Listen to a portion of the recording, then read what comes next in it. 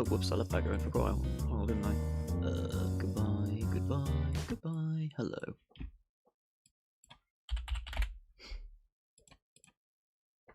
I have my Excel open still.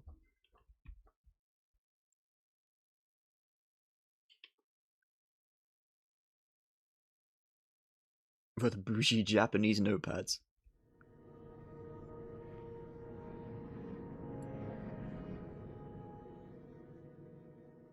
I have no idea. Ah, there he goes.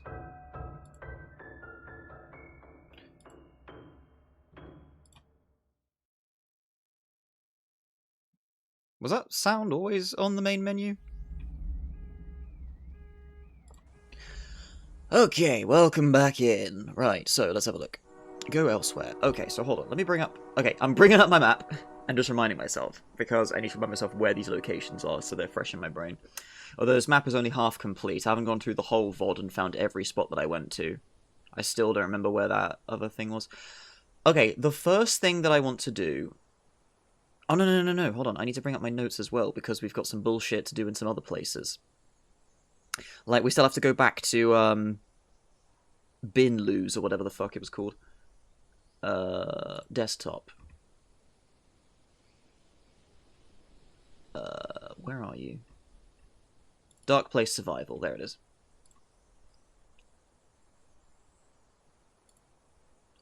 Put you there, put you there. Excellent. I'm on the wrong fucking mail, there we go. Oh wait, no, I can't have these open because then I can't see this.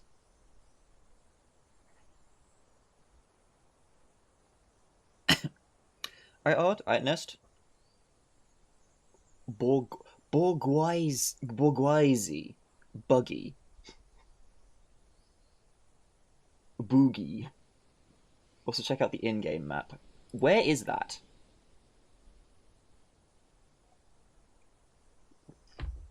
C.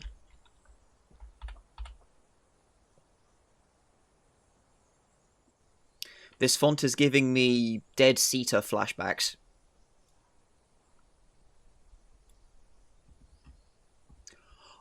Oh.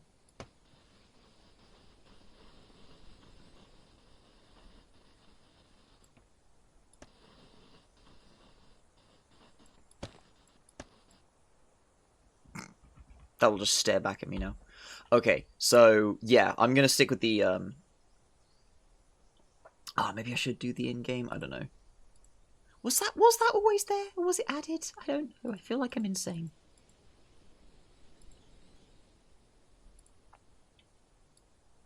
Oh my god, come back. Okay. Right, so first thing that I want to do, I want to head... You know, it's the first thing I have in mind. Let's go all the way north, go round the chasm, because Saib once again pointed out that I was being a dumbass. We go around that, and we find the library. It's to the north. It's on the north side of the chasm. That's as much as we know. So, let's just head there. Hang on, I'll put that there. I can put this here. My Dark Place notes can also sit over here. And then I can still see the stream. There we go. Right. Excellent. Right. Let's go. Right. To the north. Hey, yo, what up? Hey, yo, what up? Alright, DK. Welcome in. And the mates. Alright, so we're at the stream. So now I should be there. So we go north again. There's the chasm. We go west. That's the wrong way. We go east. And now we can go north. Look at that. Magic. I can go around the chasm. That's something I really didn't think would be a thing. And then somewhere along here is, like, the circus guy, but I'm not dealing with that. So rainforest is up here, I see. Giving you the men back, fair enough. I hear something in the leaves above my head. It looks like a crude figure made out of some sort of woven thread-like material hanging from the branches of a tree. My string is loose, it mumbles. Do you need help? Help? No, anything but that. You sure? I'll fix it myself, or I'll slam the door, or I'll close it gently. But I'll be the only one to know about it, at least as long as I'm here.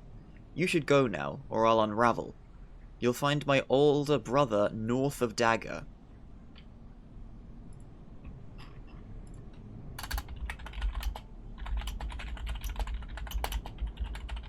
There we go. Alright, fair enough. So keep going west.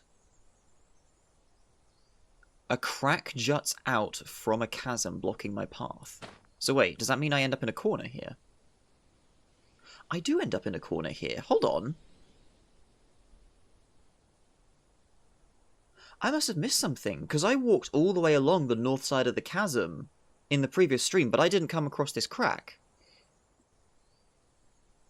Huh. I'll have to revalue my map. Just all my opening statements, by the way, which triggers the "are you sure" regardless of allow or not, so it serves its purpose even if unseen. That's not me doing that. I don't know who's doing that. Who keeps allowing that?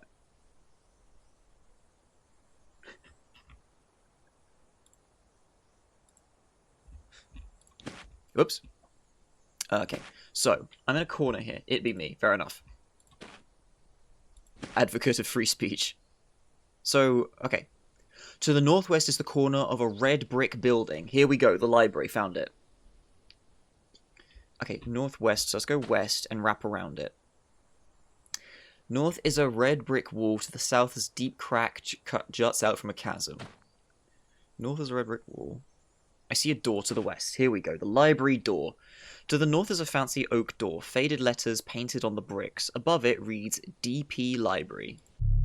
Someone grabs my shoulder. Flinch away.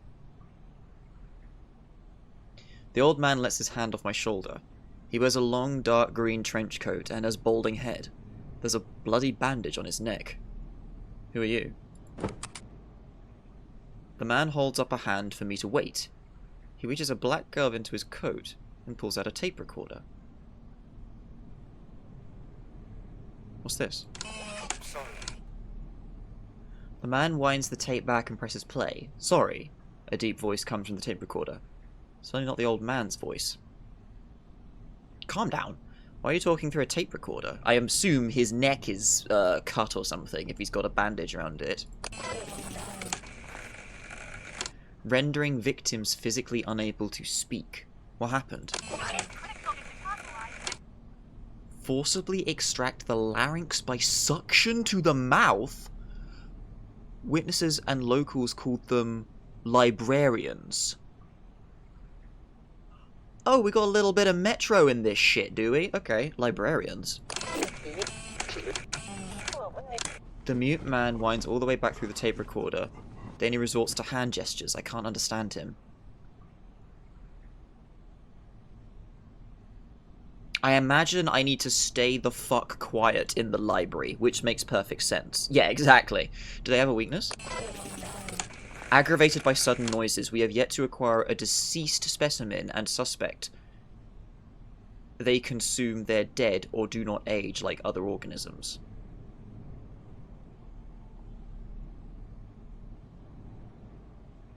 The mute man struggles to find anything. What was my notes about the library? Didn't it just say go there? 8-minute travel time. Cross the chasm for the red brick library.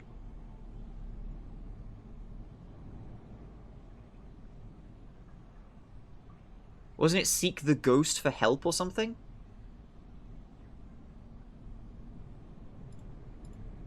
Shit, I can't remember what it said.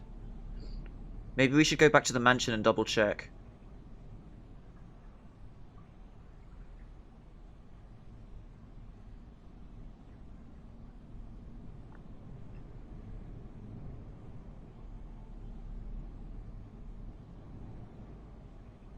Oh yeah, we got something to do at the office building too.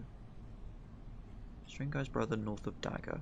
Cross the chasm for red brick library. Stay the fuck quiet.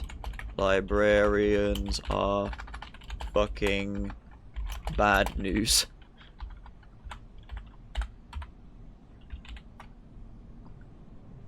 I am not a frog. Twitch is weird. Indeed.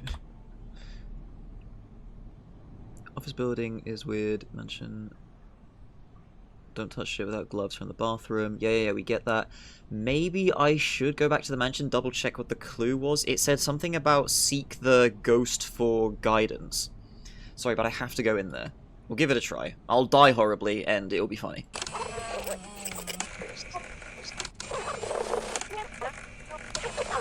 Our experts presume suffocation is what bodies of victims never found. Survivors suffer from severe mental trauma. Fucking bad news, I said.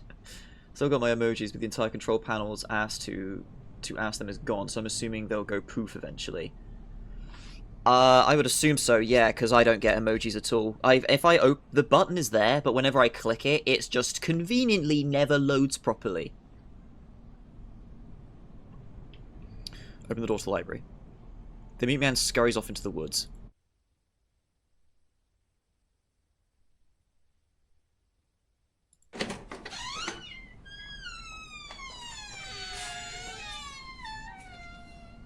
The door creaks open.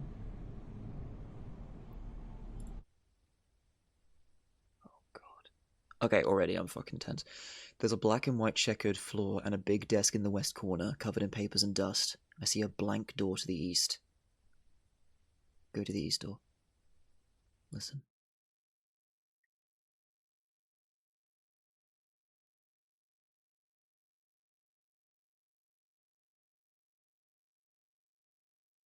Okay, that's not in the game. That's just children screaming in the neighborhood as they do. Open the door.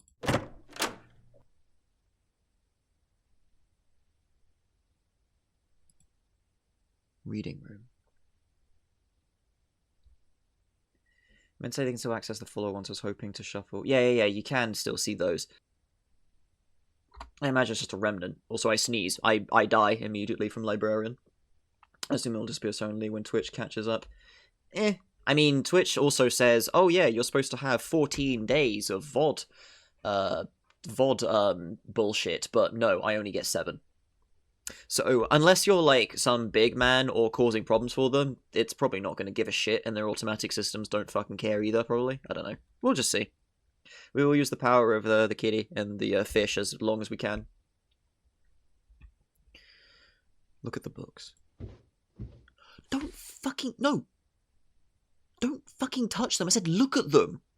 Rub the dust off some books on this shelf and read their names. Investigation of Dusk, Music Silence... Sudden noises, okay. Go through the pages. There's a children's book about a boy carrying a magic hourglass with his soul trapped inside. It's a book researching a barren land called Dusk that surrounds the dark place. Dusk has strange effects on space-time. Time seems to move continually slower the further away you are from the dark place. The research team carried a telephone pole into Dusk to test the effects of the distortion.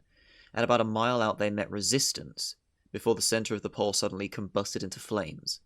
They theorized it was caused by an intense pressure from the two opposite sides of the pole pushing inward. Interesting. Also, yeah, the description of Dusk says we see loads of still figures, so I assume they've just been suspended in time. 14 is for non-regular users, if I think. Well, it should fucking say then.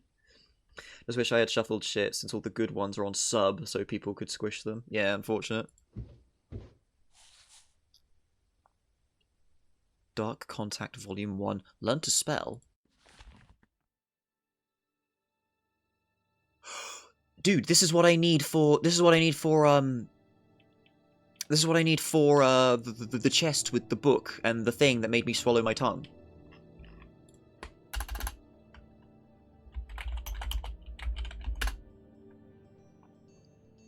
To unaffiliate, you have to contact them. After spending half a lifetime searching an option in all the fucking menus. Kinda makes sense. Catch me up on whatever the fuck this game is. So, primarily text-based adventure, as you can see, which makes it a little bit unnerving when it suddenly goes to 3D. We were on a road, we carjacked somebody. The guy kind of just smiled at us. He got out the car, we got in the car, we drove down the road, started thinking about some things. Then we saw a deer, we stopped, we went up to it. I can't remember exactly what I did. His head exploded. I ran away. The car went boom. Went down the hill. Found an old guy. He said, "You better not go in the woods." So I went back up. Carjacked another person. I can't exactly remember what happened. Then suddenly I was falling. I wake up. Hello, I'm in the dark place. Stole the car or got a ride in exchange for a hand job? Stole the car. I had a gun. But it's not loaded. I still have the gun, and it's still not loaded. We've done... So basically, it's a case of exploring the map, experiencing different events, piecing clues together, trying to figure out what to do. We have the 6 rules of the Dark Place. Actually, I will quickly put the 6 rules and pin them in chat again quickly, because it's pretty cool to have those. So where are the 6 rules of the Dark Place? Here we go. Copy.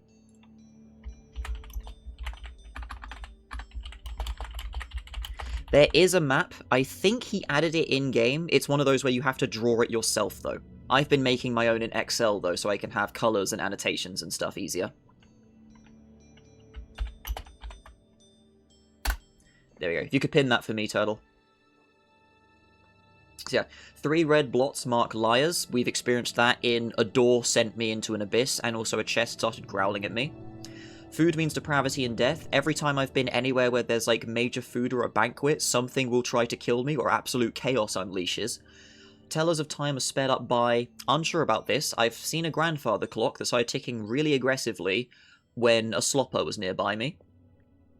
Holes in suspicious places may lead to the undergoing. The main example of that is there's a big old tree, you reach your arm through it and suddenly you can feel something breathing. You keep your arm through it, you lose your arm and it eats it. It goes on tile. Yeah, it's grid-based. Don't listen to the wolf. I've met the wolf once. He talked some cryptic bullshit and I left. The train is the only escape. Yeah, we had a furry banquet. Ended as you'd expect. With animal control, which is not really how those are supposed to go, but fair enough.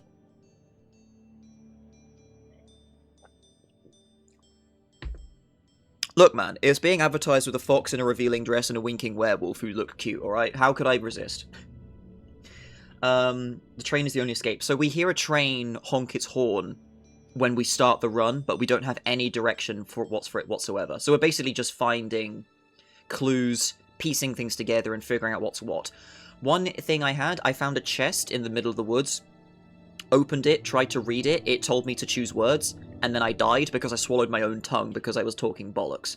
So this book might actually give me information about that. Rainforest spirits, Arctic spirits, desert spirits. Desert spirits tend to be powerful and resolute, yet unpredictable in their judgment on creatures. They often require physical items such as candles alongside certain shapes of stones to summon. Examples given include stones resembling man-made tools or utensils.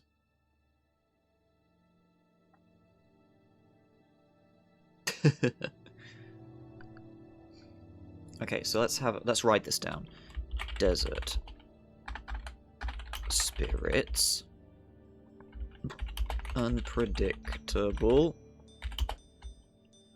want physical offerings such as candles and stones in the shapes of man-made tools or utensils. Can't say I've come across any of that. Rainforest spirits are obtuse beast-like and may seem mischievous. They're summoned with commands written in a certain ink and then spoken. They are defined by their specific rhythm, syllables, and repetitions. Example spells are given. Rainforest spirit. Turn a heel and kick and run. I think I could spell that. Or throw 1 stone to kill 2 birds. So sayings, potentially. If we spell out a saying, maybe. Arctic spirits are gentle but stubborn and rarely choose to interfere with nature's course. No method of summoning is known. They appear on their own to meek souls in need, and often those who are freezing in the cold.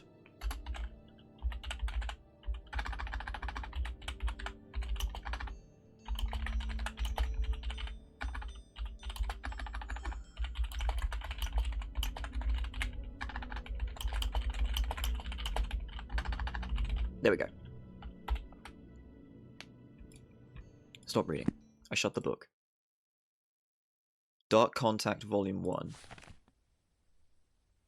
Turn the cover with intrigue, only to find that it's a phone book for the residents of the dark place. Go to the first shelf. Go to the other shelf. Okay, so it's just that. Go elsewhere. Go to the other door. Door has the word office written on it.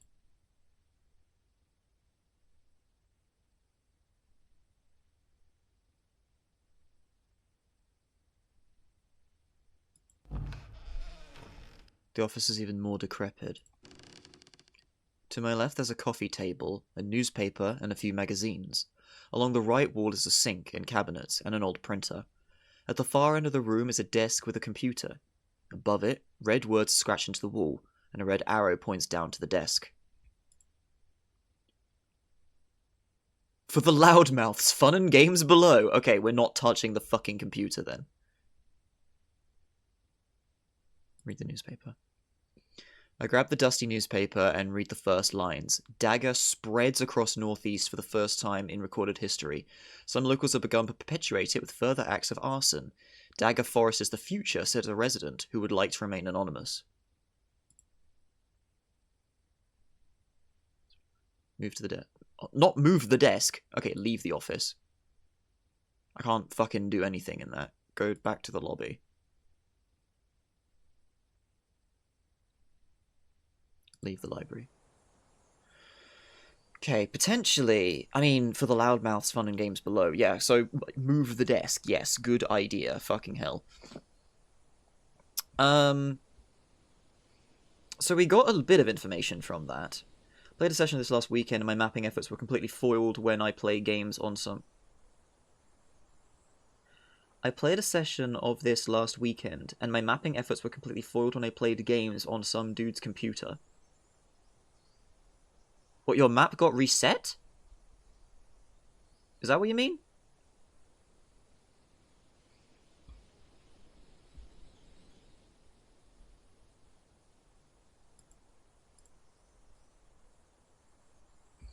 Right, anyway, so, I'm to the north of the chasm at the moment. Wait, do you not know what I'm even referring to? Does the game involve you making a map in the game? Played a session of something. My mapping efforts are completely foiled when I played games on some dude's computer. Tower shenanigans.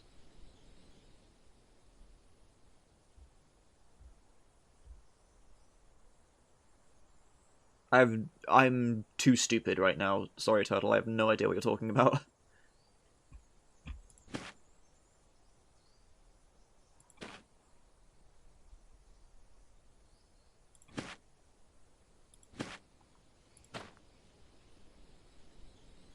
Maybe you'll re-encounter. I want to be vague for Chad experiencing this game.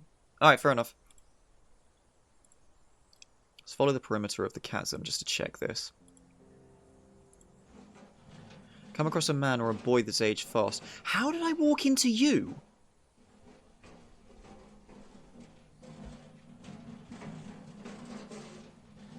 But then again, I haven't found this circus yet, so maybe I should talk to him.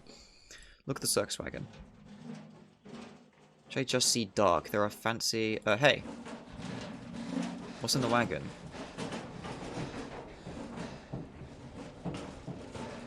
Finally noticing me, his eyes flicker between his wagon and my general direction. He stutters a broken reply. See something. Is something we don't have to see, right? He keeps moving. Where are you going? He's shaking. He turns to look at me, but looking at me is only a formality. All he really sees is the wagon. No, I don't know. Just...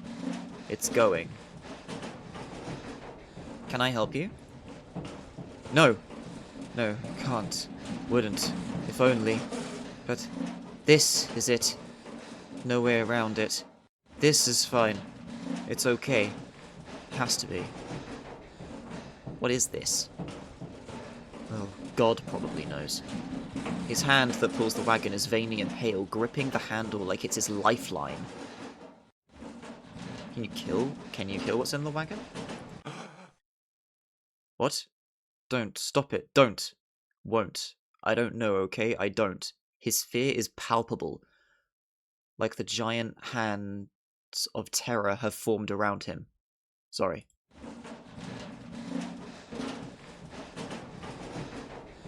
So he starts again. He's quicker now, as if to make up for the few seconds he wasn't moving. Leave him alone. I feel like I'm inviting disaster if I keep fucking with that. Wait, east? Wait, what the fuck?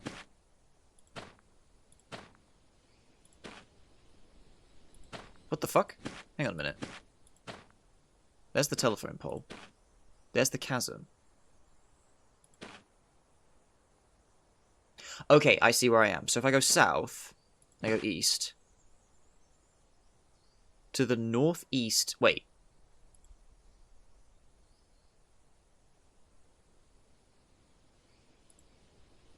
How the fuck did that... I don't know, man. I watched the VOD of last stream up to a point, but may have gotten mixed up in some details. Yeah, that's why I haven't put any squares in unless I'm 100% confident. Okay, the map is being weird to me again. The northeast, I see the edge of a chasm. So if I go east, I can't go north anymore. Okay, so somehow... I don't know, I think talking to that guy while he's moving, like, nudges me around somewhat.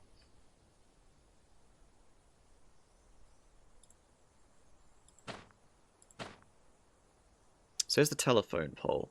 Okay, so now that we've been to the library, I'm going to follow the telephone pole, and we're going to go visit the office building, try and fuck about with that to do something at the church. This was one about always one tile. For the most part, it is, yeah, just sometimes I get a little turned around. I just struggle to keep my head around it sometimes. 1, 2, 3 might all go north to the same square. Some have shortcuts to others that aren't directly adjacent. It can hard fuck your map. Yeah. Thing that can happen and can be confusing. One thing I'll say is play these games. So, 1, 2, 3 might all go north to the same square.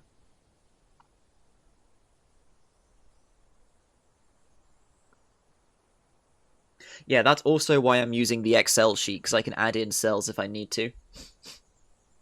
I'll sort it out proper and I'll like share it after the stream maybe so people can like have a look. Anyway, so I'm at the telephone pole, so let's follow the pole south. Fucking Fingy's garden and not fucking with that again. Better out writing location names and connecting them with a string.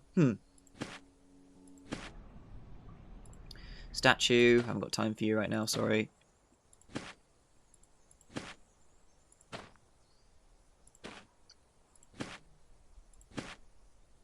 Empty grave. Do not touch that until I know how to deal with it. It is very obvious. So the empty grave is like, there's no name on it, and it said, here lies the grave digger. So it's like, oh, if I pick up that shovel, I become the grave digger, and I fucking die probably. I ran away, whoops. East. Right, so this could get me to the church. There's the church. You know, I'll quickly grab the coin. Tar. Right, continue east.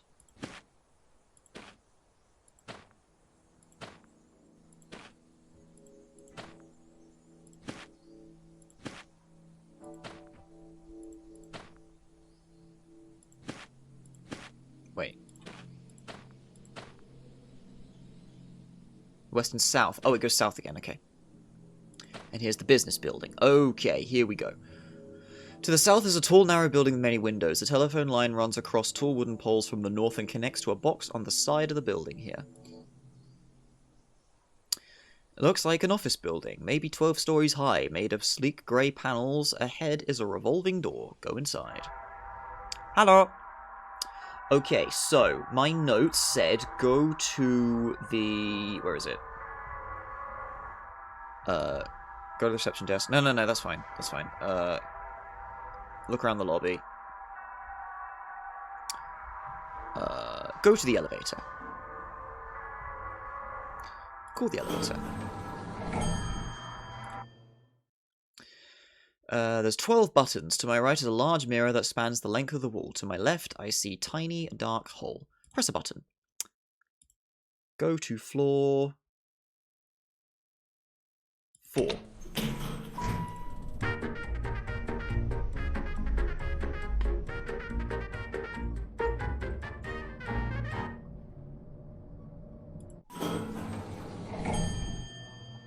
The elevator doors slide open. I'm on floor 4. It's a long hallway with white tile flooring and dizzyingly bright panel ceiling lights. This is the hospital from hell. So we push the button, and now we go to floor 3, and we be very fucking careful because this place is bad news apparently. I press the button, wait for the 3rd floor. The elevator doors slide shut.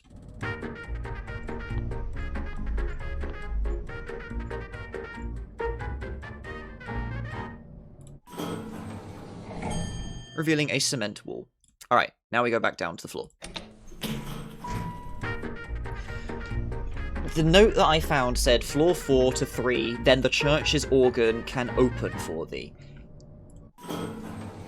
So, leave the elevator, leave the building. So now, we go back to the north. Now we follow this back to the church. Potentially, just doing that will make something happen at the church organ. We'll see. Church. Go to the entrance.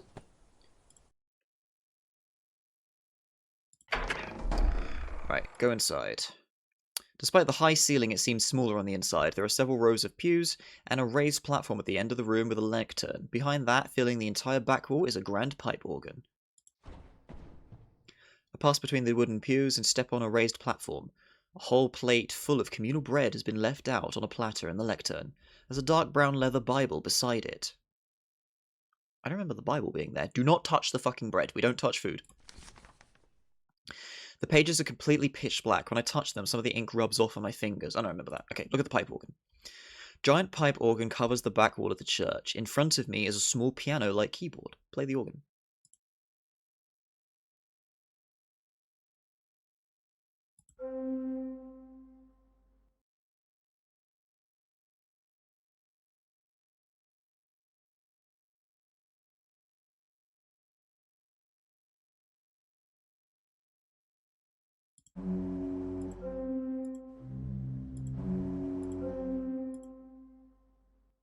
No. Okay, so that's not that.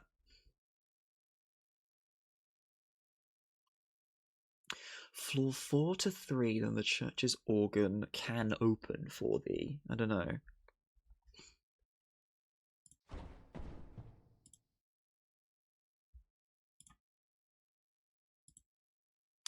No, so I need some sort of code here. I was thinking maybe the elevators jive, maybe?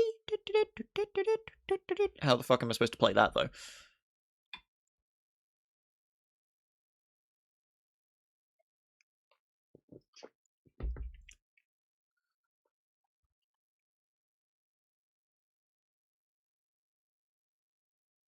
Yeah, there's no way. I can't do that. Uncertain then.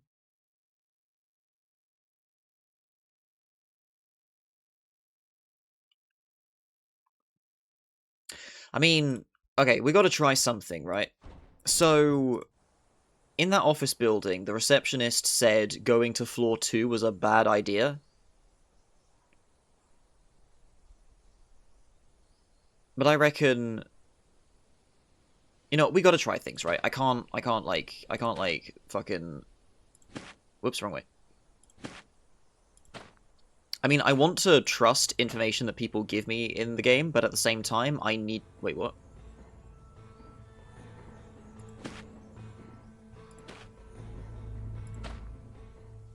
I've gone the wrong way.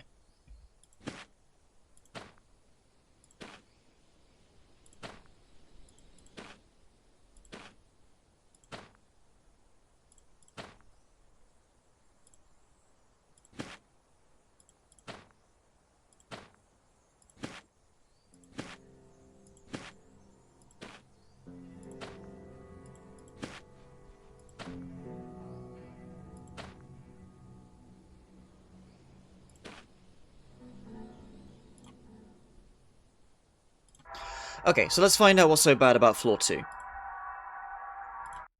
Because it's an early run, I don't have, like, any items or anything, so let's fuck about.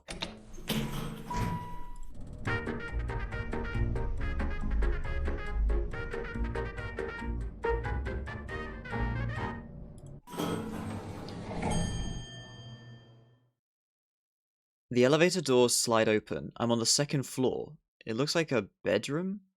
I see a bunk bed and a big spinning ceiling fan.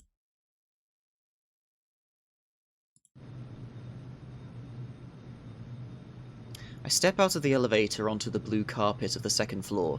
Seems like the entire second floor is just a small colourful bedroom.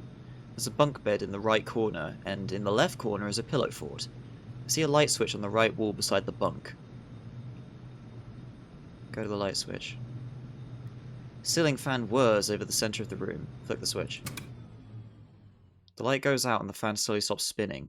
It's dark. The only light comes from the elevator.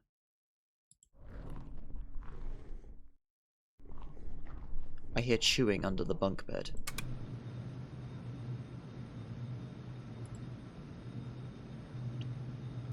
Look at the pillow fort. It's a small pillow fort built on the corner of the room, made of a few couch cushions and a blanket. The entrance is covered with pillows. I can't see inside. Hello? There's no answer. I'm not gonna fuck with the bunk. Okay. Look at the bunk bed. It's a neatly made wooden bunk bed with several layers of blankets. It's almost tall enough to see over the top bunk, but not quite. I'm almost tall enough to see over the top of the bunk, but not quite. Sure, look under the bed. There's about a foot of space under the bottom bunk. I get low enough to see underneath. There's a lot of boxes. Don't crawl under. Move the... Wait. A foot of space under the bottom bunk. I get low enough to see underneath. There's a lot of boxes. Move the boxes. I try to pull out the boxes, but they're heavy and so big that they're getting caught on the springs of the mattress. I can't get them out. Okay, we're not going under there. Climb up to the top bunk? Climb up a few steps on the ladder to see the top bunk. It's the same as the bottom bunk. Okay, look elsewhere. Let's look at the pillow fort. Don't get stuck with your arse conveniently poking out, yeah. Entrance is covered with pillows. Move the pillows. Inside the pillow fort, there's a bucket full of red paint with no lid. I try to take the paint bucket, but I find it's been fastened to the floor somehow. No matter how hard I pull, the bucket remains in place. Reach into the bucket. I stick my hand into the bucket of red paint. I feel around at the bottom and find an object. I pull it out. It's a big brass key.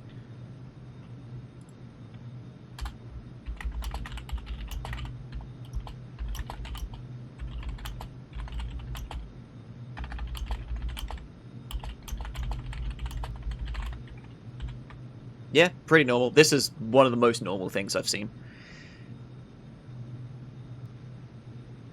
Go to the light switch. Let me just see. Flick the switch.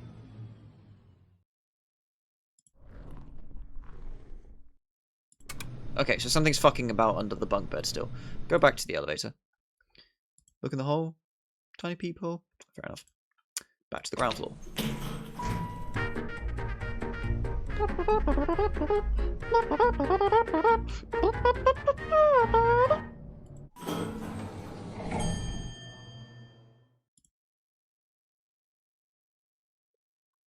Not some fucking weirdo having to stick his hand in every fucking spittoon he comes across.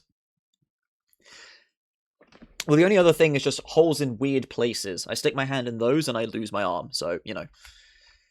The underside is kind of weird. Go to reception desk. Ding the bell.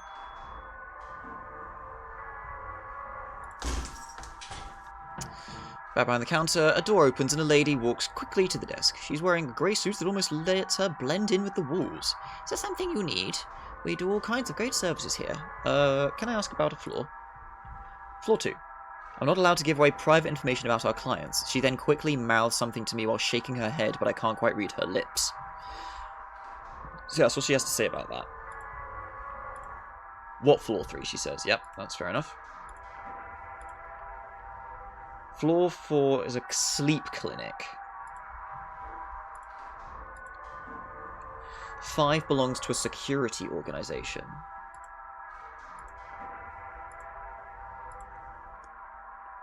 Floor 7 is our inn. It's booked right now. 8 is currently under maintenance. So where's floor 6 then?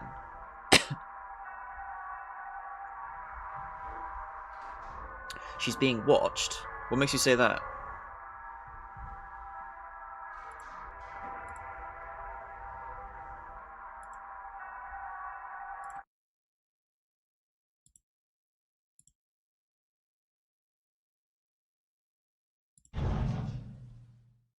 Oh yeah, floor 5 doesn't work. And then 6 doesn't work either. 8 doesn't work. 7 doesn't work. The head shake and mouthing thing while saying company policy. Right. I'm not allowed to tell you shit about that. Yeah, there's something weird about floor 2, which is just some bedroom. Or being super weird. Right, okay, that's what you mean. Yeah, fair enough. I was coming to the conclusion that, yeah, she's like... Yeah, sorry, I didn't connect, like, her being watched, but yeah, like, something about that, she's not allowed to say it. And she's all like, don't go there. Because if you ask her again, she just sort of, like, does a gesture around her neck. Like, don't go there, you'll die. Being watched or listened in on, yeah.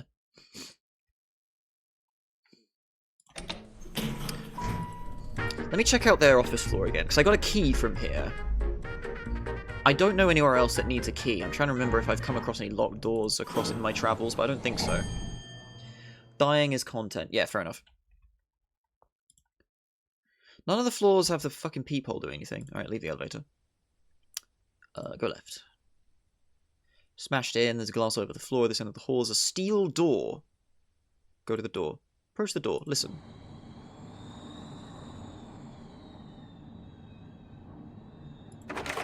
It's locked, but there's no keyhole.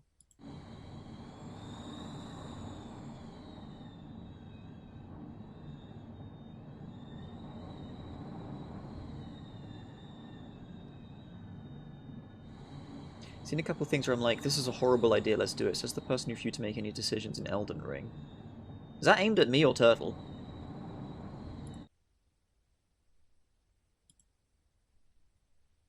Computer hasn't been destroyed. Turtle. Reach by in the back of the computer, tower switch on, but it doesn't come to life. Read the note. Get these lights back on, I was the one who cleaned up. Read more. Do that. I'll go to floor 6, but you have to tell me what you saw in the old mansion. There's nothing under the dining table. I told you already, I saw nothing. There's your answer. If you won't tell me, I won't go up to fix the power. Does it scare you that much? Well, I'm going back to the old mansion to see it for myself. Don't touch anything on the dining table without gloves, not even plates or spoons or keys. They sense your fingerprints. Yeah, we get that. Now, what on earth are you saying? Doesn't seem to be a response. End of the hall is a steel door. Just check the door again. Locked, there's no keyhole. Okay, return to the elevator. Go in elevator, press a button. I'm going to insist on going to floor 6.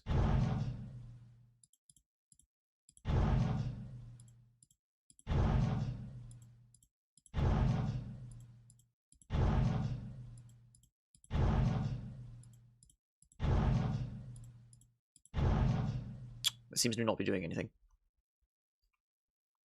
Elden Ring is you tell someone they look nice and they get binned and the quest is filled until you do New Game Plus. This appears to fully reset, so the stakes are low. Yeah, exactly.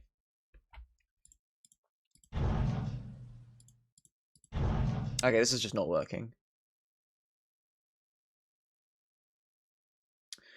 There was a pill I can get from... There was a pill I can get from the sleep clinic. So I haven't found the hospital then.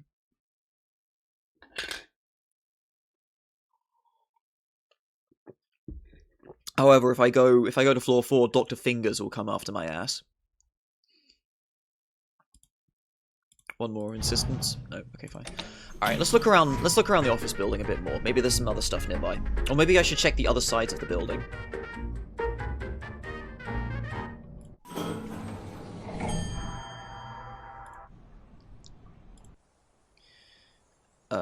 Yeah, let's check around the building. This is a tall, narrow building with many windows. Office building. Oh, okay. This building's acting a bit strange. Where I always end up with the building to my south.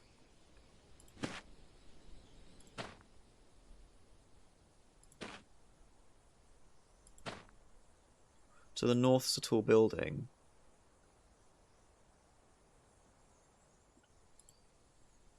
Only some floors have windows. I noticed the outline of what might be a door on the wall of the first floor, painted in the same grey as the rest of the wall.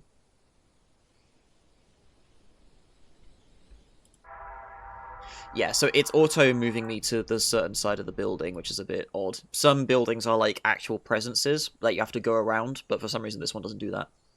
So this tower is just completely on its own here, then.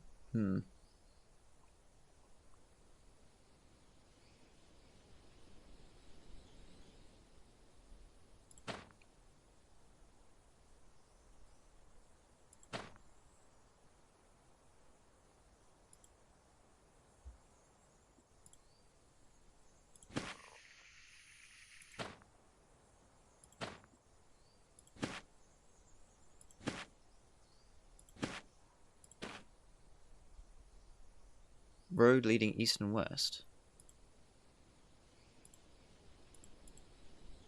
Tall building. A narrow asphalt road leads into its tiny parking lot from the trees to the east. Let's follow the road.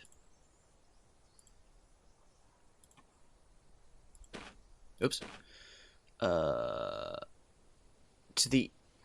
It's a narrow road leading west. To the east, the road ends abruptly. Road splitting west, east, and south. If I follow this, am I going to find the waste plant again? North and south.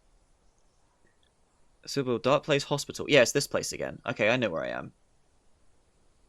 Now opening in Dagger Forest on Colt Lane. But we can't get in Dagger Forest because it's on fire.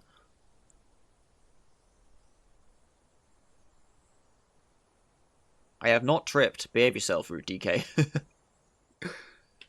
So, hang on. So I'm currently... Where's my map? So I'm currently here. So means the office building is there. Okay. If I go east once and then all the way north, I'll end up back at the center of the map.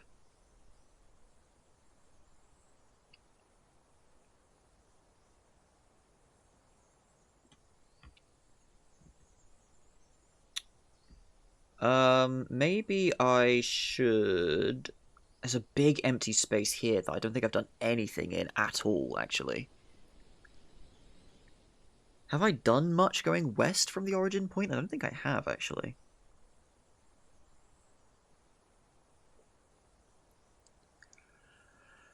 We'll save that spot for later. I'm going to go...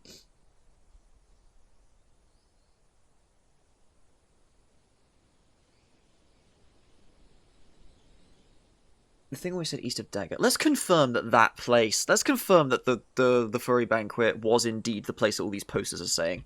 So if I go all the way north... Hold on, let me go east once. That's where the road ends abruptly. Yeah, fair enough. So I go all the way north. Tree sap. Crows fly from the east.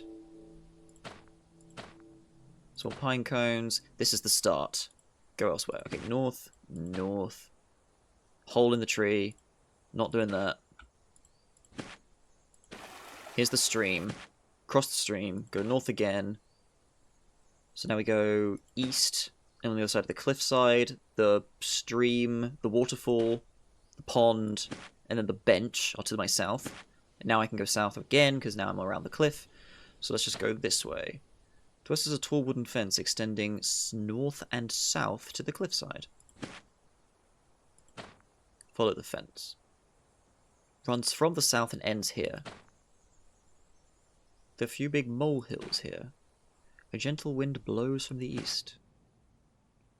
West side of the trees are splashed with red paint. There's a putrid smell. Nope. No. I remember that. That's the minefield.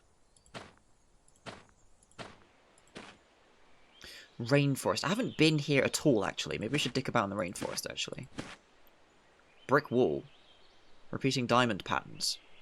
To the east, I see a big gate. This is it. Okay, we'll deal with this later. Northwest is a corner of a brick wall with repeating diamond pattern.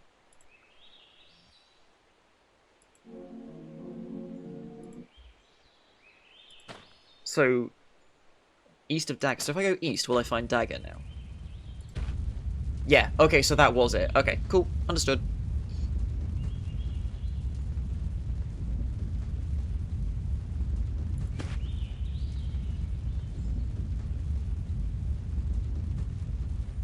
A train track running north and south. I tried following the train track. Why did I... What happened to me when I followed all the way to the train track? I can't remember how I died.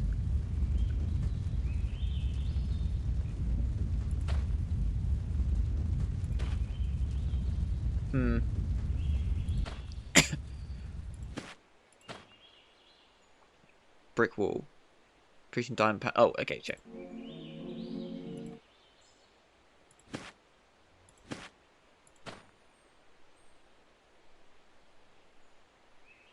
A single tree has been reduced to a massive stump. South is a slope. North leads up a steep hill. Hot wind blowing from the east. I got confused again, didn't I? Okay. West. South is that. South's a brick wall repeating diamond patterns. A paved road down to the wall from the north. A paved road leads north and south. Let's follow the road. I'll see towers. A paved road leads north and south. To the west, an animal track leads off the road through the dense bush. Sure.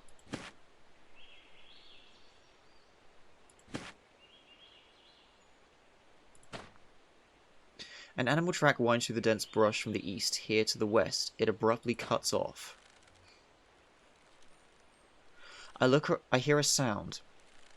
I look around for it, then I look up. There's a moose hanging by its neck in a long, sturdy rope tied to a branch up high. It sways back and forth. Okay, curious.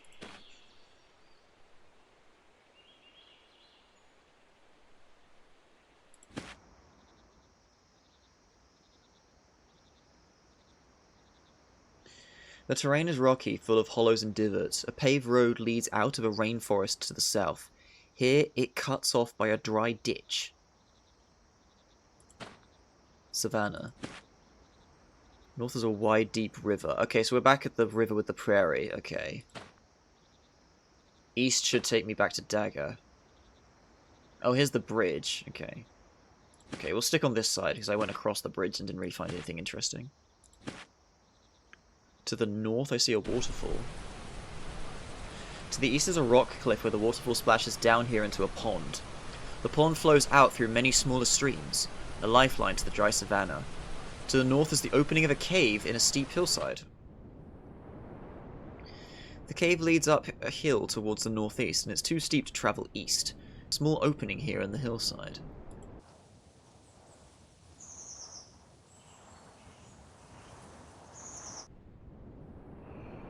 Okay.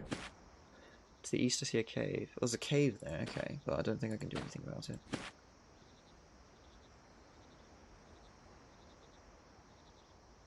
To the west I see sand dunes.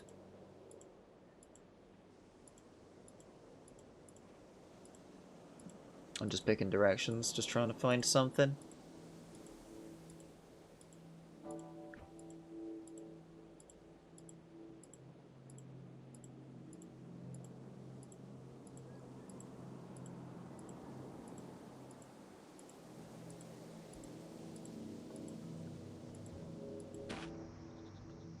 Here and there, big bush willows pop out of the sandy ground. The terrain is rocky, full of hollows and divots. To the east, I see sand dunes.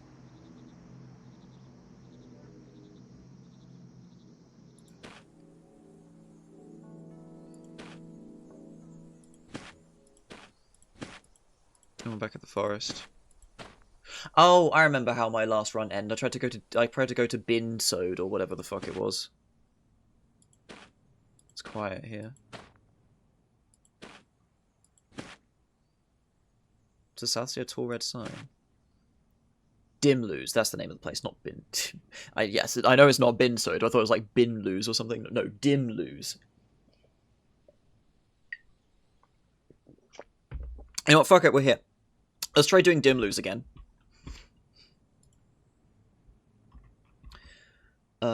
Stay the fuck out of Dimlose unless you hear ticking, then go south, north, south, west.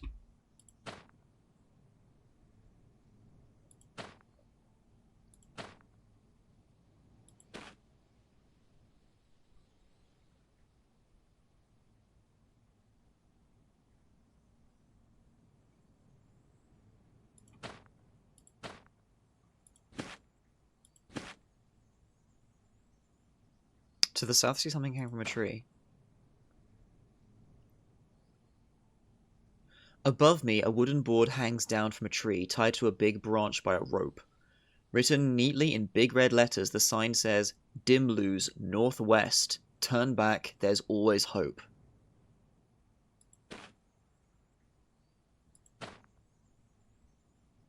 To the north, the forest gets darker. Dimlose. I realize all the trees around me have aligned in a perfect grid. They've been slowly aligning, but I didn't notice. There's a dark cloud in the sky, bringing down a murky fog between the trees.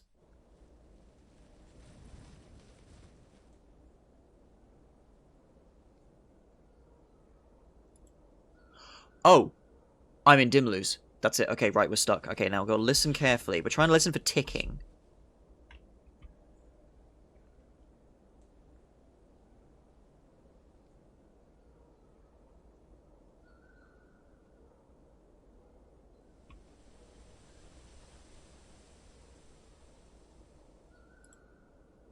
Yeah, so set foot in Dimlose and that's it. It's like that SCP I like. You step foot in the area and boom, you're gone.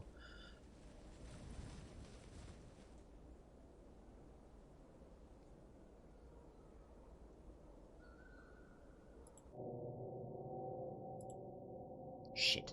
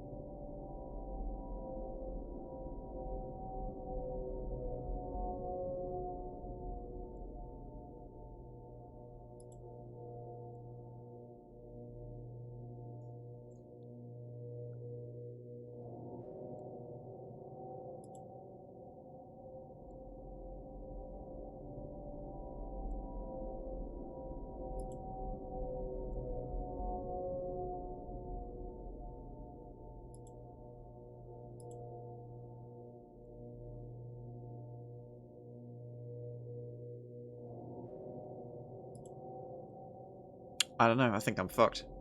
Hmm.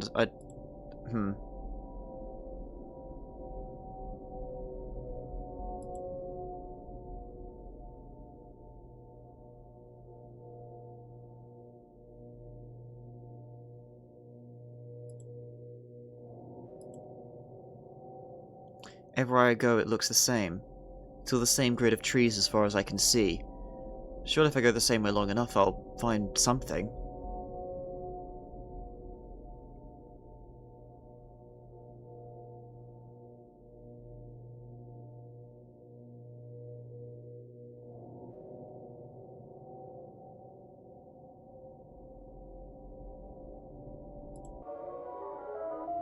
I start running.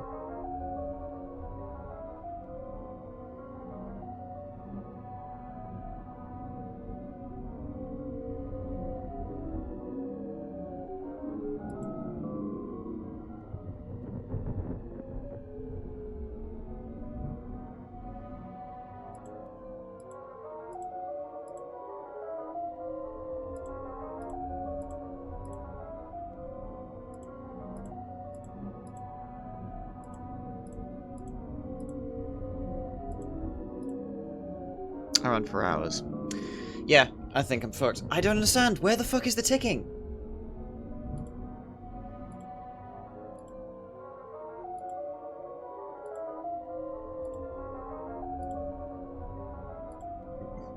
I run for days.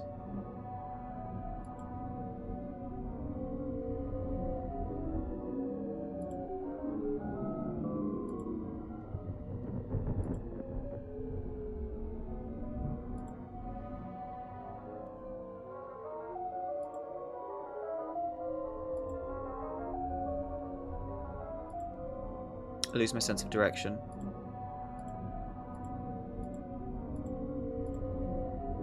Run for years. I lose track of time.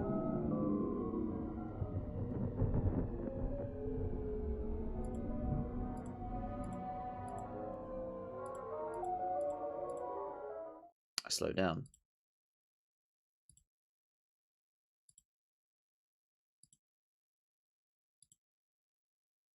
The heart I brought into Dimlose was lost, leaving something else to wander. Fuck!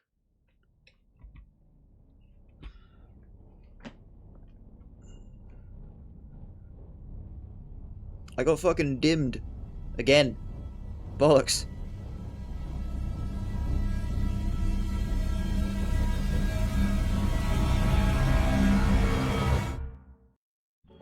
Fuck.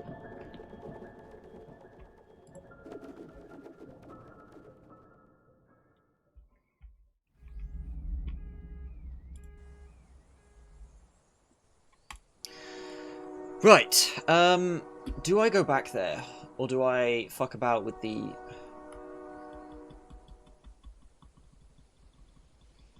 You know what? Hang on. I'm gonna double check my sources. So I'm there.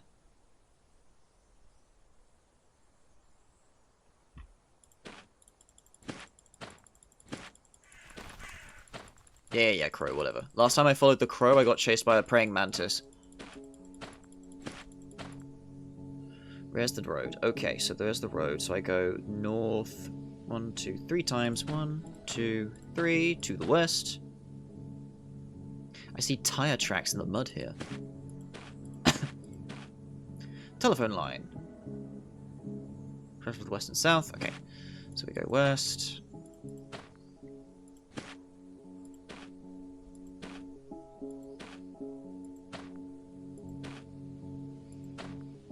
Here's the church. Go to the church. Go around the back. Look at the garbage. Get a coin. Very good. Go back. Go elsewhere. And then we continue to follow the line. I want to go back to the phone booth. Could follow the boardwalk as well. I haven't done that across the swamp yet. Haven't done much in the swamp, actually, other than see that bubbles are bad. Empty grave.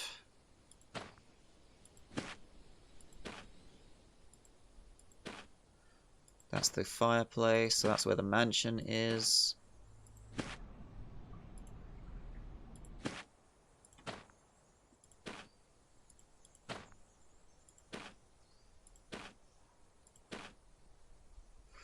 Here's the fucking Fingies garden. Not doing that.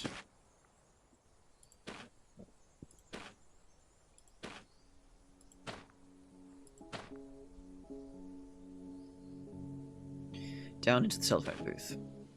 Open the phone booth. Go inside. Use the phone. Use my coin. Look at the numbers. Next note. Cool if funny. Next note. Power Co. Call the number. Remind me what this one goes? What's your name? Say my name. There's no bears on floor 10. It hangs up. Okay, look at the next note. There's a hole ripped through it. Just a number. Call the number. Okay, now don't fuck around with this man. Isn't this fun? I guess. Now I have another question. Do you know how to find the safe in Dimlose? It contains something you would like. No.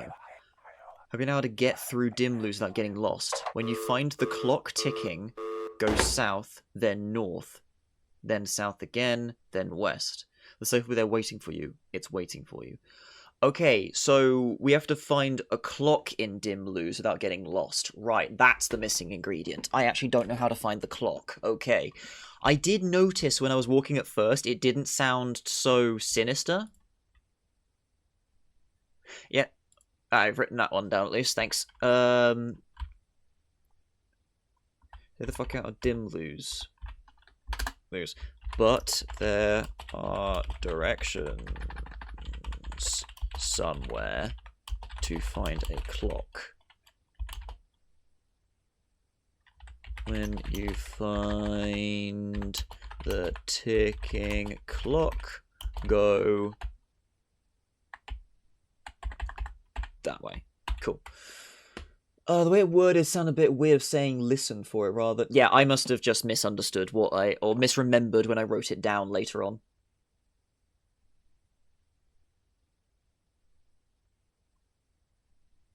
A weird way of saying listen for it. That's why I was going through a couple times. I've gone through trying to listen for the clock, but not finding it at all. So, yeah, I need to find an actual clock. When you find the clock ticking. I hope you know how to get through Dimlose without getting lost. So, there's some directions I need to find for Dimlose, basically. The thing that... Because I did notice when I was walking through it at first, I'm like, hang on a minute, I can still hear, like, ambience. It doesn't sound so bad. So there's a piece I'm missing, basically. You need to bring a clock that is not ticking. Maybe. That's alright. I've written it down word for word this time, though, about Dimlose. We're going to go hang around near there. Maybe someone near there will know more about it.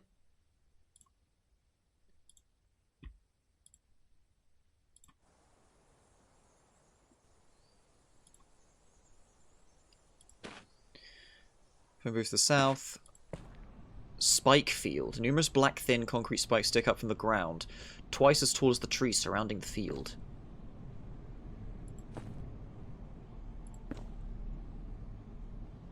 Far north I see sand dunes. Curious.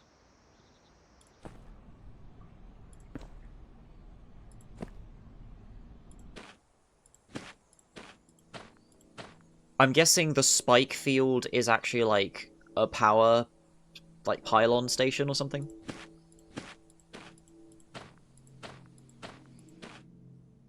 It's quiet here. To the north, see something hang from a tree. Here's the side. Dimlose northwest. Okay, so hang on. Let's not go north.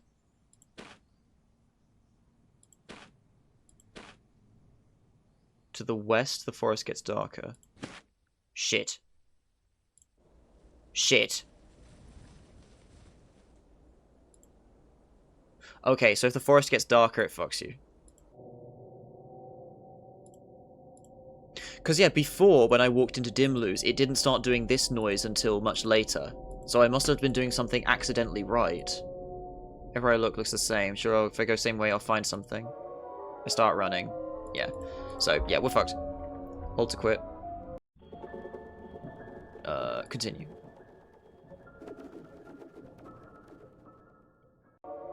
Oh, wow, fuck, it's put me in here again. Start. Sure, save data will be reset if there is any. Yes. Oh, fuck, that's like redone it entirely. Okay, my bad. Alright, we just... wait. I think you need to Dimlose. Yeah, never mind. Okay, well, in that case, okay, we'll just speed through the intro again.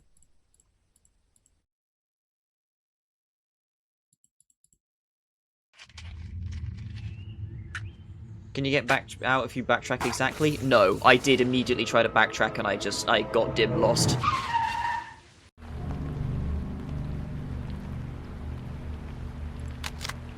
Actually, I'll read through this again. I know it might not stop. I stand my ground, pull out my pocket pistol. Dim leave. I aim at the driver as I walk around to his door. His window's already rolled down. He's a burly man who looks to be in his 30s. His eyes are darting around, then focuses on me. Tell him to get out. This ride is mine, I say. The man stares and does nothing.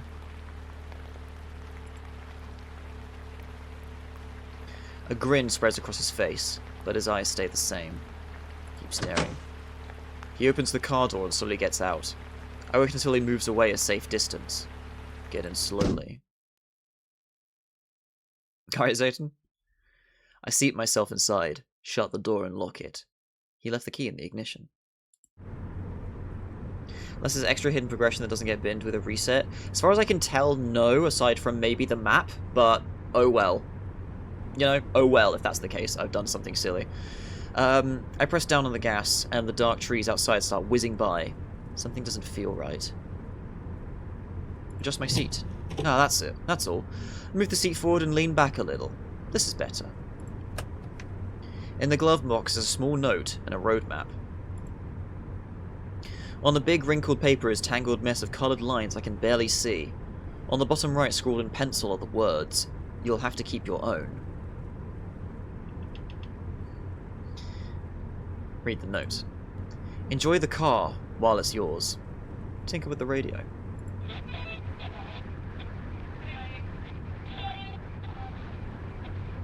We do respond to second time death potential Reich. I won't put my hand in there again. We do, but only if it happened in the same run. If I die and go back to that tree, I can still put my hand in there. So it doesn't save stuff like that. I click the radio on and twist the dial. Some opera singer. Awkward. Now some silly country music. Gross. I stop at a solemn piano. Classical music. Boring. I twist the dial again. Some experimental rock, some electronic pop. Not in the mood. I'm not in the mood for rap either. Ugh. Keep looking. Then I find pure static. Watch the road. I lean back and let go of the steering wheel. I'm just resting my foot on the pedal, watching the road with eyes half open, imagining I'm on the ocean. I can feel the bright wind and water battering my face. The shore stretches on for miles, and I'm alone. I jerk awake. What was that noise? I'm still on the road. The sky is dark and clear. I can see some stars. I listen to the static and, again, I begin to drift off in its waves. I'll go wherever the road takes me.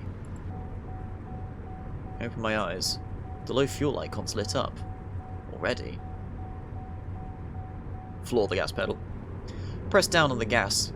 The car surges forward with the last of its fuel. I'll coast on this as long as I can. Zekas, do you know how a fuel indicator works? Because it gives you a lot of time before the car actually just gives up on life.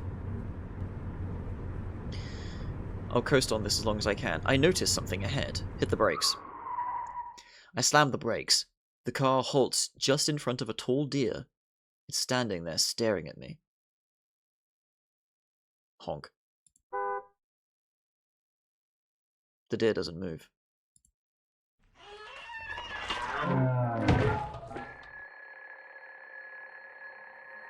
Its head turns around on a swivel, all the way around until it's facing me again. Then its head pops up on two metal beams, revealing a round, wind-up alarm clock. The clock goes off, rattling atop its severed neck.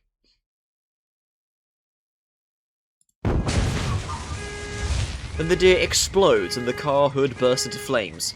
The airbag goes off. I fumble the door open and stumble away into the trees. Washed in red light, I stare at the car on fire, my mouth agape. Can't believe what just happened. The deer is gone, or it's in the fire. I take a seat in the grass down the hill while the car burns. A misty rain comes down and bursts, and I'm shivering. Eventually the fire stops. I come to the car and look it over for a second. It's black and it smells like burnt oil and rubber. The deer is gone. Where is it now? Try to start the car, sure. I don't even know where I'd put the key. Look at the side view mirror. I see a pair of lights. Get out. I jump out.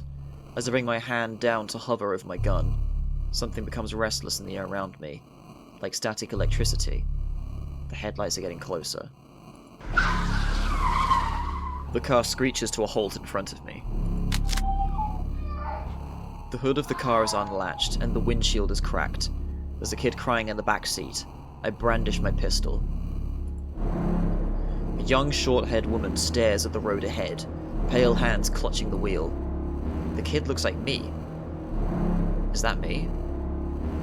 Open the door. What am I? Something strikes. The world crumbles beneath my feet and I fall into a black ravine. I'm drowning. I can't see. All once true is false in one hard blow. I'm knocked into the dark place where all the people go.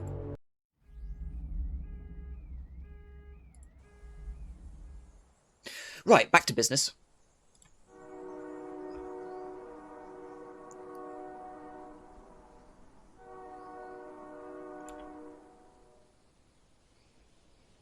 Handy. Didn't know about that. So wait, hold on. What other mystical buttons do we have? I'm going to try all the buttons quickly. Okay, so I can use WAS to fuck about with the menu. Just going to quickly try all the buttons. C is a map. This is this. Hide tutorial. Oh, I see. Okay. Well, that's okay. Nothing else. Right, so what do we do this time? So Dimlose is kind of a dead end right now. I keep on getting dim fucked. How about we try going all the way east? Because, you know, that worked out so well for me last time. Here's the Tower of Cement, which I can't do anything with currently.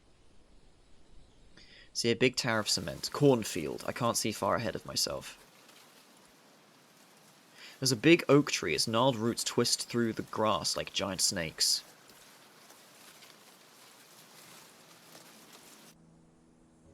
To the west is a cornfield. To the east is an arched tunnel entrance through a big cobblestone wall. On the side of the tunnel I see buildings. Yeah, we're not fucking with that.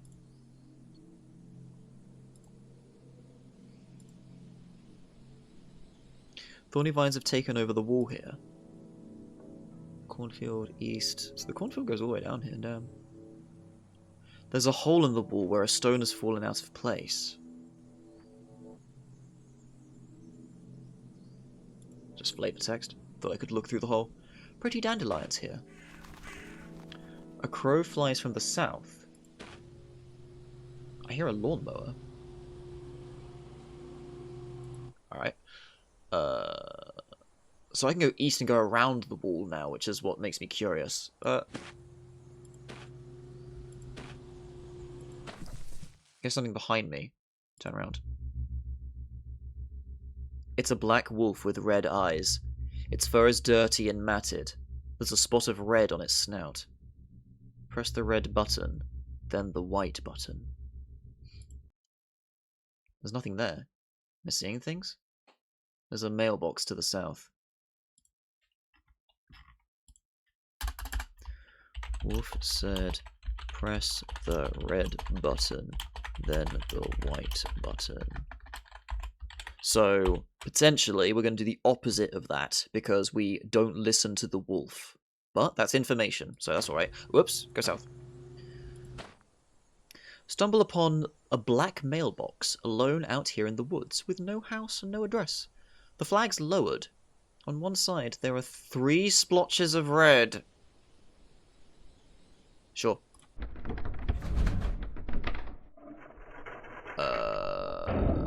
As I come closer to the mailbox, it begins to rattle violently. The flag twists up and down crazily. I wait and watch until it stops. The mailbox is silent. Mailbox starts shaking again. Mailbox is silent. I start shaking, but then I stop again, and then I fucking make a ruckus some more. Oh. It's silent. There's a bomb in the mailbox. Shut up.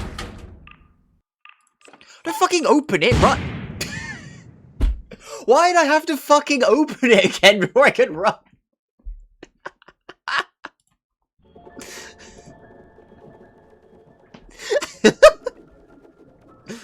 Fucking hell, man.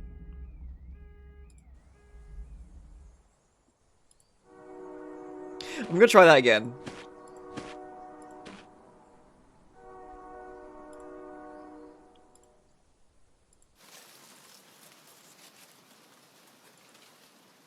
Fucking dickhead.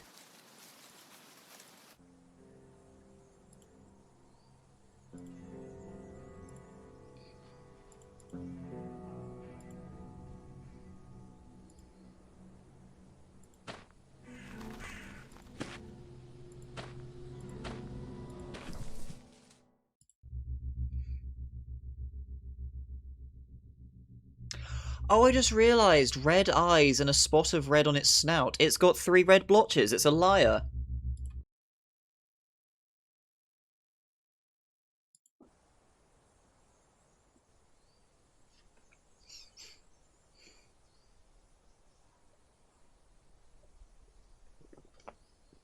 Cool. Flag is lowered. Approach the mailbox.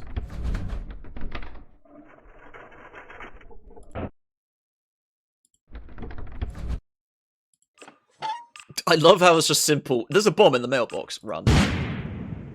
Okay, so it just detonates if I fucking run. So, well, for a moment I thought I could run and maybe something could be left behind in a crater. I'll try defusing it. We're just fucking about right now. Got nothing else to do.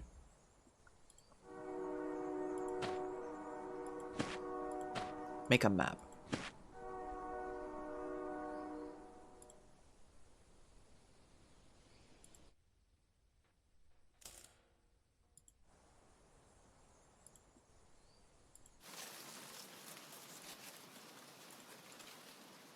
Morphonuclear surprise.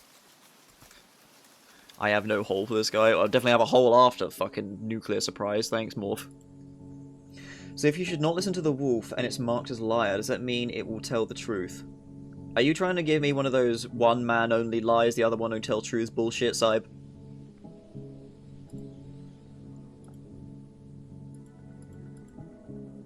I was thinking that too.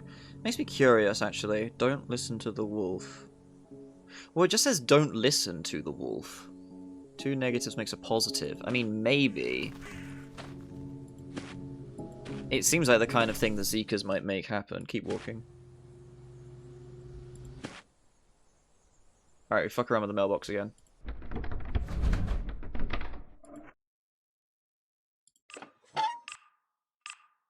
Diffuse it. I pick up the thing gently. It's a grey box with a red blinking LED light, and yellow cable wires dangling off. On the back, there's 3 coloured buttons. Press all 3 buttons at once. Okay, let's test your theory. The wolf said, press the red button, then the white button. It's time to test the theory. The beeping stops. Put down the bomb gently. The explosion blows my head clean off.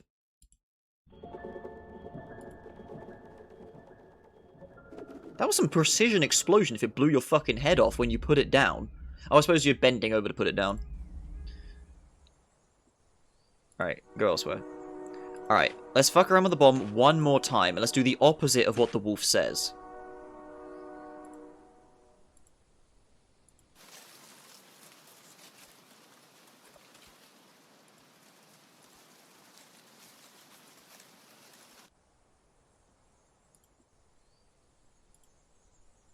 Technically, you did not push the white button next. Yeah, but it did go boom.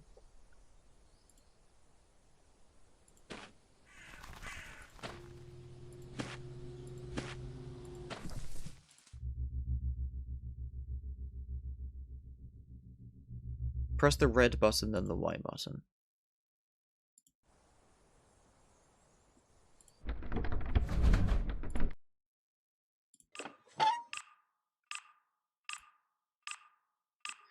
Okay, let's try pressing the white button.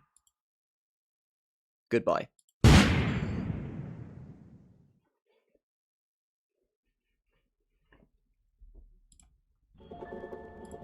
Fuck! Fucking wolves!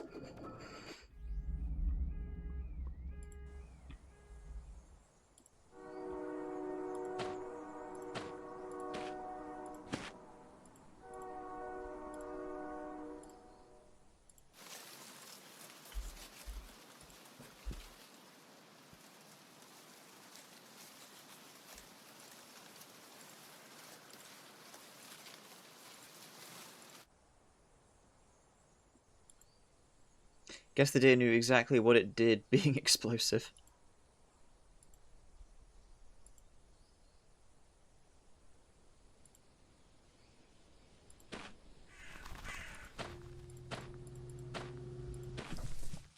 What makes me a good devil man?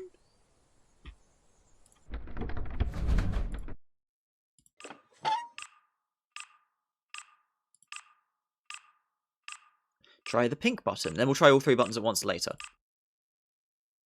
The beeping stops. Put down the bomb gently. Place the bomb back into the mailbox. Shut the mailbox. The mailbox is silent. Mailbox starts shaking again.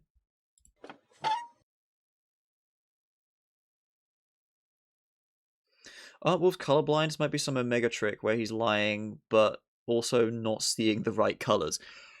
If that's the point, then the truth about not listening to the wolf because he doesn't know what the fuck he's talking about once again comes into play. And you know what? Just to entertain my curiosity. Oh. I grab the door and pull it open. Inside there's a mechanism. A glass tube with prongs. In the center, it looks like a miniature diorama of circuitry. How could anyone make that? Take the vacuum tube? I found a vacuum tube, and I get victory music for this. I shut the mailbox, it's silent. There's a bomb.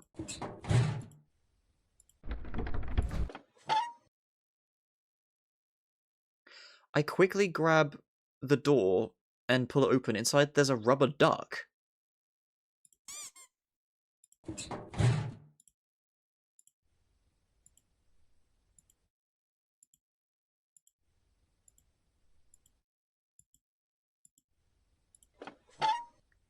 Huh.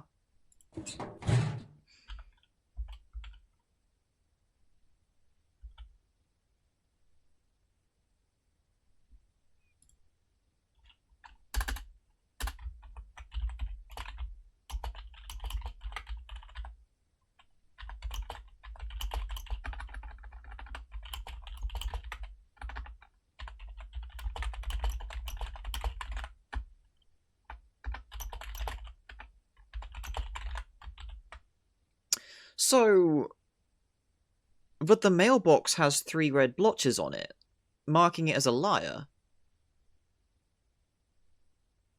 So what the fuck am I supposed to take from that, then? Now I'm curious about that chest back in the mansion. Will it not have actually binned me? I think that's worth an investigation later on. There's nothing else left in the mailbox. Mailbox does not contain mail, I guess. But at the same time, I think the idea is the mailbox is lying when...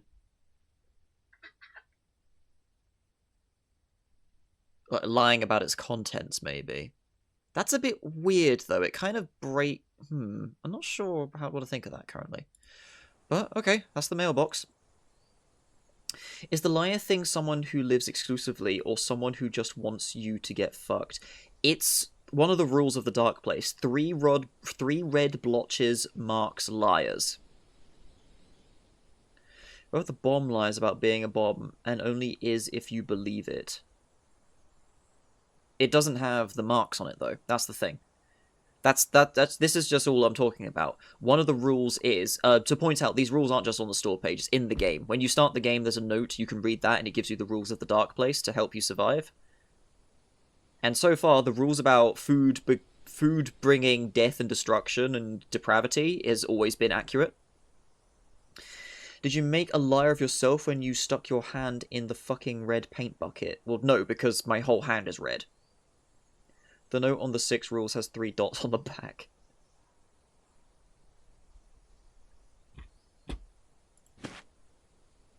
A dirt path leads to the south. Sure.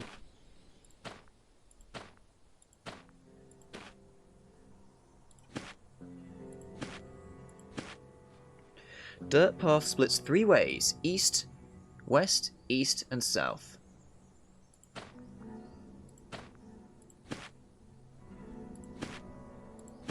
Whoops.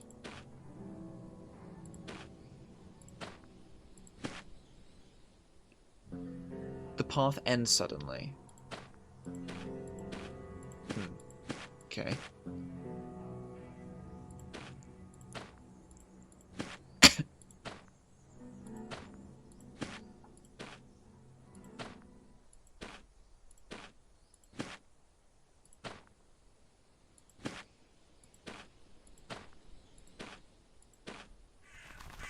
Dirt path splits 3 ways, north, south, west, and south. A crow flies from the east. Well, I'm gonna follow the crows.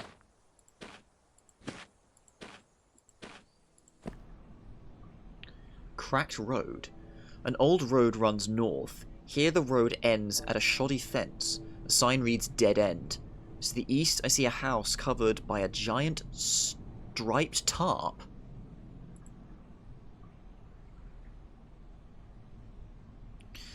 It's completely covered by a giant candy-coloured striped tarp, as if dressed up for a carnival. Here at the front of the house there's a tear in the colourful tarp. I walk around behind the tarp. Back here there's a shiny barrel-sized green canister connected to an aluminum foil pipe that enters through the tarp. There's a logo and label on this side of it, along with a valve and meter. Read the label. Synext Co. pesticide fumigant container, flammable. Use not permitted without licenses. Look at the meter. The meter's at 0. Okay.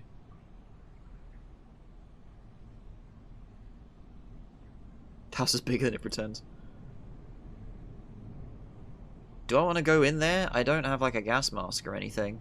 This seems like a dumb idea, but it's an early run. Fuck it. I enter through a large tear which seems like it was cut open by a person. Under the tarp, the house is completely dark, but I can see the front door ahead, left ajar.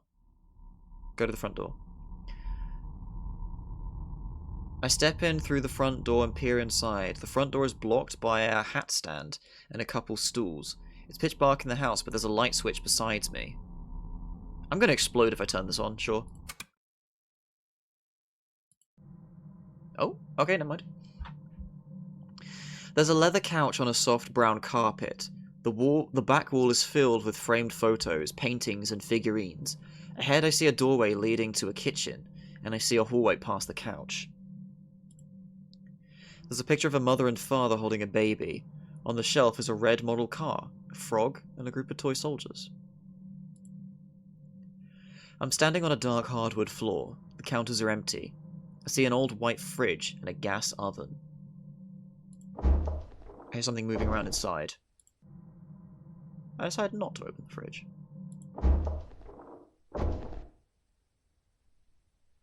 Oh, fuck it, sure.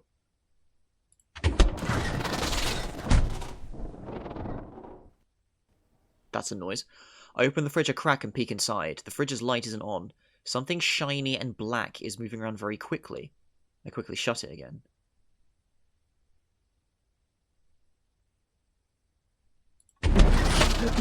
Goodbye. It's a scorpion. I swing the fridge door open and look. It's a massive scorpion. In a split second, it bursts out of the fridge and spears me through the neck with its tail. Alright, I'm gonna start listening to my instincts again. Rather than doing dumb shit, I'm gonna listen to my instincts. But then I wouldn't have discovered that the mailbox is bullshit. Whatever. Let me check something, actually. Hold on. I need to go back to the concrete tower. Investigate. West side. Go to the north side.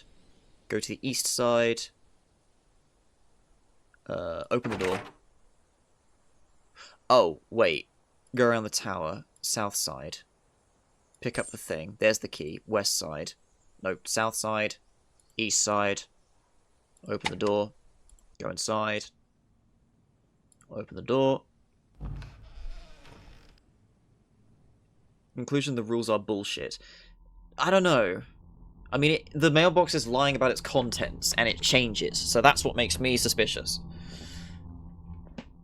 The light is off, but in the dark I can see something big that has a black tarp. Okay, switch on the light. Uncover it. Large mechanical contraption, which, with what seems to be a big black nylon wings on both sides. Looks like the bare metal endoskeleton of a giant bird. It's clearly in disrepair. Look at the computer. This might get loud, by the way, heads up. Dragon schematics. Vacuum tube. Yes, the vacuum tube is something that's needed for this. Okay, hold on. We have 2 pieces of that found now. Cool. 2 out of 8.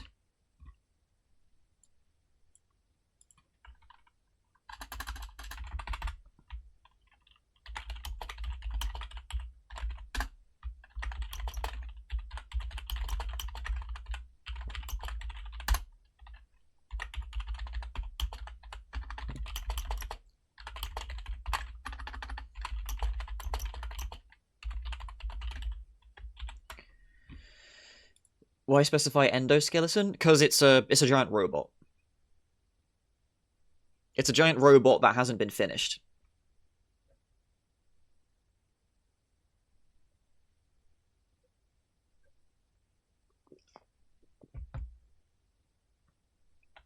Because, like, look, if I initiate here...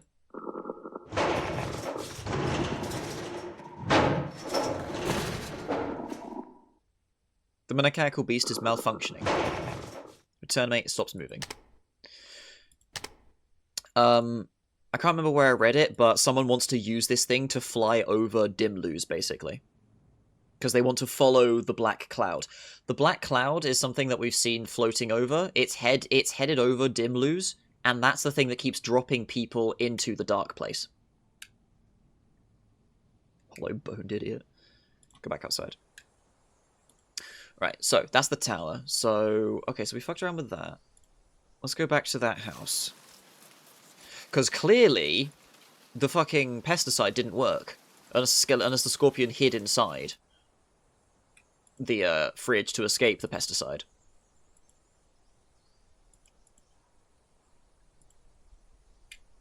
Good luck with lies and shit. Alright, Ty. IGN on account of... Arasavs. Fair enough. Yeah, thanks, Wolf. Okay, so we're not going to fuck with this, because I don't know where the other stuff is, but we will remember that. South...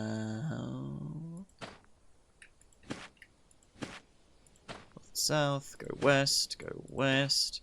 3 ways, go south, go south, go south, go east, go east, go east, east, east. 3 ways, north, west, and south. A crow flies from the east. So let's try north this time. Let's have a look at the... let's just see the dirt path to the ends.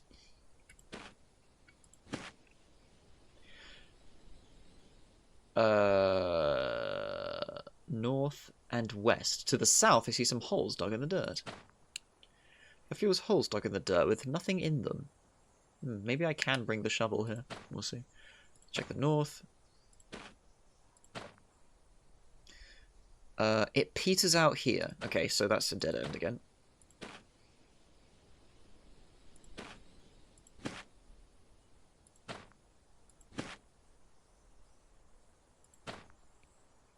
North and south, west and north. Dirt path leads to the east. It cuts off abruptly here at a large bush. There's a shallow, empty grave that looks half dug. I see some bullets scattered on the ground. The bullets won't fit my gun. They might be for a revolver. Oops. Grave. Curious.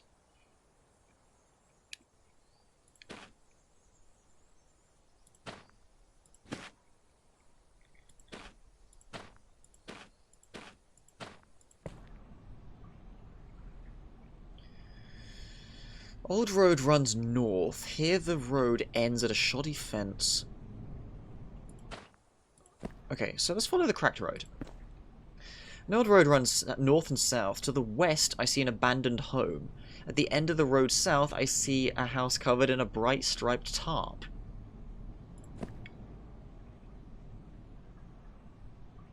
To the east, I see a normal house.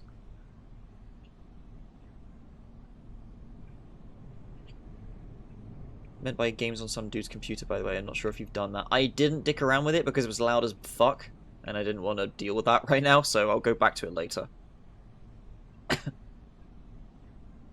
We tactically deploy the Kiki. I miss Kiki. I miss Kiki. I would enjoy a Kiki bobblehead, actually, thinking about that. Like, just, like, from the legs, just bop him and he just wiggles about. That'd be fun. Anyway. Down the south, I see a small neighborhood. We'll check those houses in a minute. East is a faceless brick building. This cracked road splits off north, south, and east. To the west is a simple post office. Across the road southeast, there's a faceless brick building. The old asphalt road runs east and west. Between the road and a parking lot north, the grass is dead and there's no trees. There's a faceless brick building to the south. I'm at the corner of an old road to the southwest and a parking lot up north. A road runs around me to the west and south. The grass strip between the asphalt's dead, and there's no trees. A harsh wind blows at me from the east. There's an old road to the west, a harsh wind blows from the east. To the north I see the side of a restaurant building with a giant inflatable burger on top, flapping around in the high wind. The diner. It's a big, garish building with loud red and green colours. An inflatable burger flaps and flutters on a pole above the roof. The front parking is empty. There are boards nailed to the front door, and I can't see through the windows. Around the side. As I walk around the corner, the wind hits me from the vast, empty parking space. There's a 3-lane drive-through here with 3 windows. Nearby is a menu board with a speaker mounted. The menu board is crammed with options. Burgers and fries, chicken, burritos, cake, steak, noodles, and even seafood. Take the speaker. The speaker is part of the pole holding up the menu board. There's no way I can separate it. Go to the windows. First driver window is boarded up. The second is boarded up. The third is half open, but it's pitch dark in there. Anyone in there?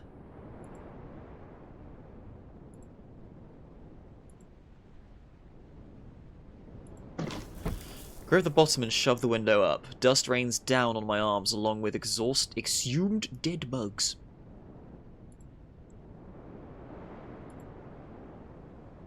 Alright, in I go. Tried out the dust caked on the windowsill, but it just sticks to my arms. I pull myself in and fall on my hands in the dark. There's a suffocating stench of mold and must. It's dark, but I see the steel counters glinting off a greenish light. I step further into the kitchen. There's a single dim light over the empty grill, and a young man is hovering a spatula over it. He makes a scooping motion with the spatula, then tilts it over. You okay? His eyes are spaced out.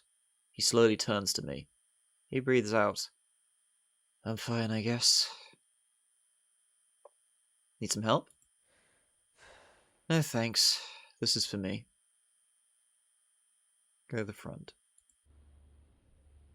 SpongeBob not doing well these days, yeah.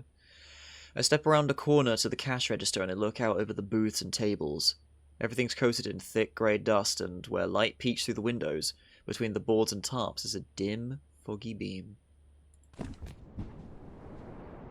look around the diner some more but find nothing of interest, so I feel my way back to the drive-thru window and climb outside. Huh. Wait, I'm not done with that. Go to the front. I step under the big red awning to the glass doors. It's a dark building. Inside of the windows are covered with long black tarps. The glass doors are blocked with big wood boards and yellow tape on the inside and out.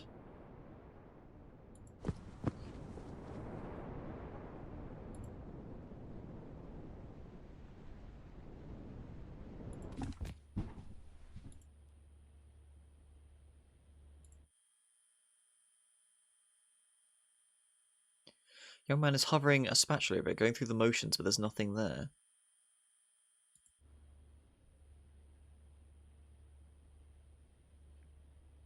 Yeah, it's just nothing. Maybe I can get him a steak. Maybe I can get him a patty. Maybe I can remind him that how to make a Couple Krabby Patty on the works. Maybe I can remind him that he has to put a patty on a bun with lettuce, cheese, tomatoes, onions, ketchup, mustard, pickle, and top bun together in that order.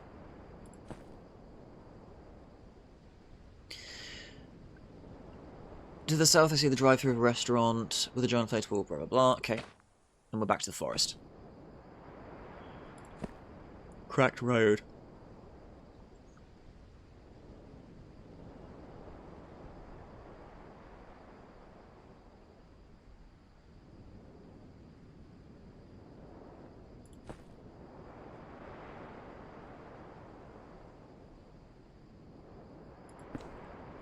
I'm on the north edge of a vast empty parking lot. Harsh wind blows from the east.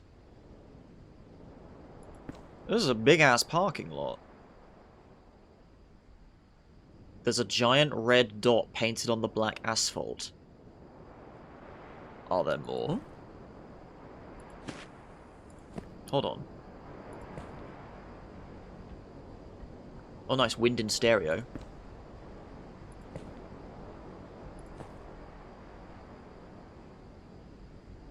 Vast black asphalt surrounds me for a mile. I'm at the south edge of the vast empty parking lot. Southwest edge.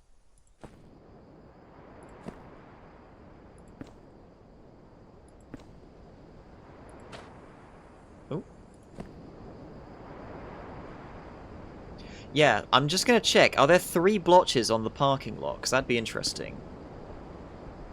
There's a giant red blotch painted here.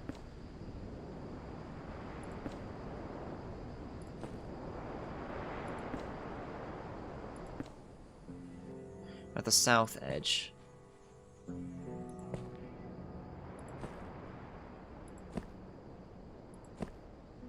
I'm on the north edge.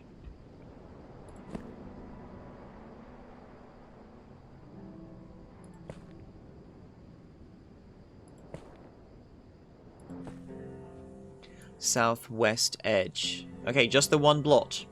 Just the one blotch. Southwest edge. So if I go east, and I'm back here. Okay. I'm at the corner of an old road to the southwest and the parking lot up north. The grass is dead and there's no trees.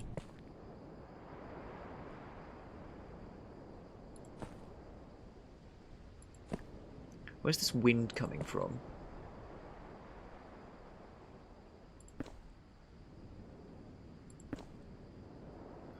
I'm at the south edge of a... Wait. I'm at the southeast edge.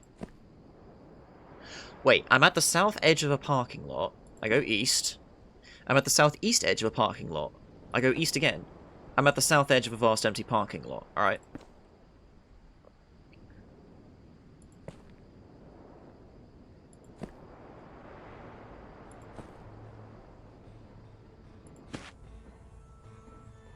To the east I see train tracks. To the west I see a big parking lot. Harsh wind blows at me from the east. The wind kind of just stops here.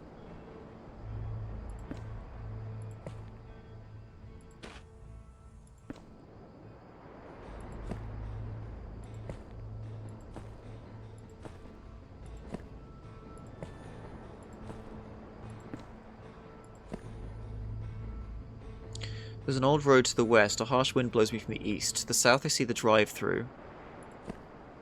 Okay, so I'm back at the diner. Okay, never mind.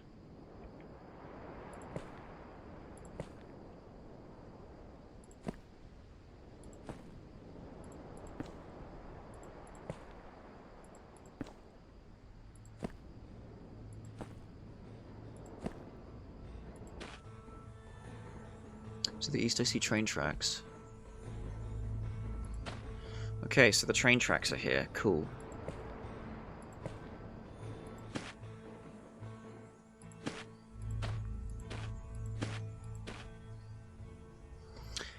Sidewalk to the south and the parking lot to the north. Old road runs east and west.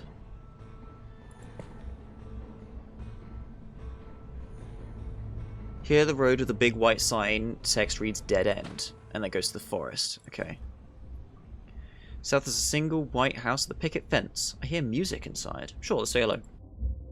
Party house. It's a small white house with a black, nearly flat roof. The grass of the lawn is tall, tangling over the path leading to the front door. An overgrown hedge guards the front window, and Halloween decorations are strung up everywhere. It's a chaotic scene. Go to the front door. Above the chocolate red door, there's a plank nailed to the wall with letters painted in a rainbow. The party at the end of meaning. Possible to hear anything through that music. It's shaking the walls. Sure. As I reach for the doorknob, the plank snaps off the wall and lands on the doormat. It's locked. Go through the front window. I peek between the overgrown hedge and the front window. It's a living room with a low ceiling and dirty carpet. I see a doorway to the kitchen behind the sofa. So there's no one in there?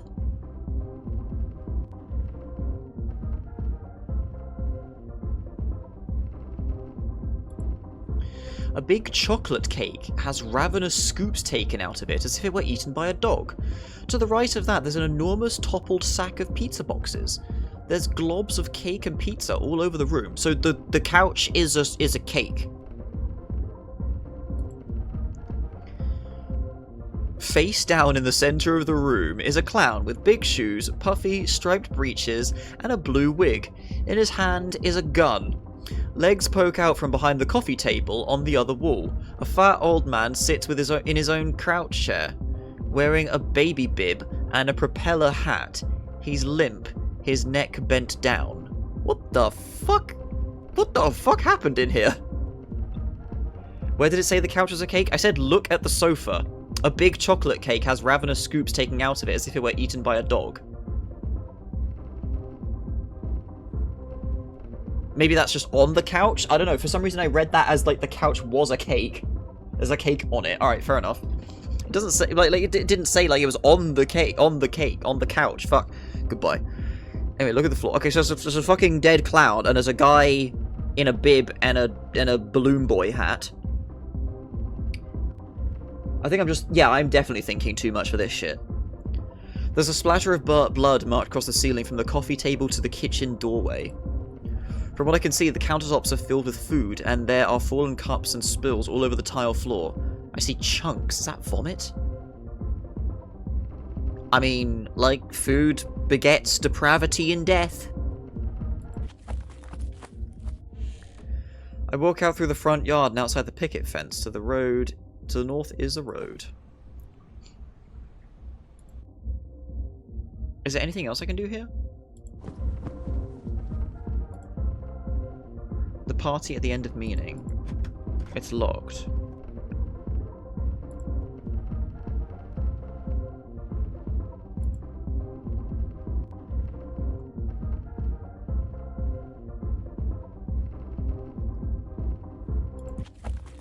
Okay, I think I've seen what I need to.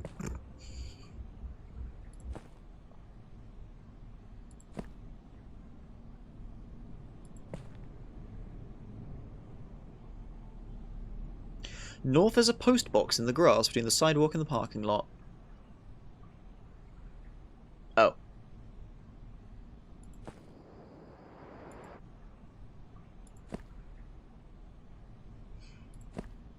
Manhole. There's an open manhole in the middle of the road. Sure. The ladder is cold and wet. There's a warm light below me. I get to the bottom. Museum room. There's a giant fossilized dinosaur hanging from the ceiling and a rusty cannon in a glass box. I see a door to the east and south. To the west is a ladder leading up through the ceiling, with a puddle around the base of it.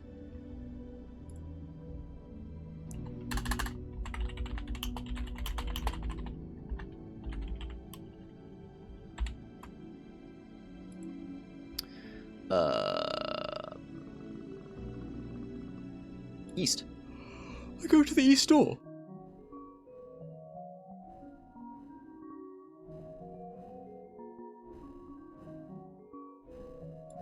Not just yet.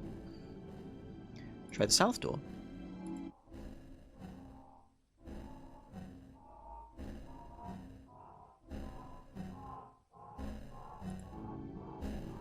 Oh shit! Oh shit! Climb the ladder! Climb to the top. I just realized what was happening.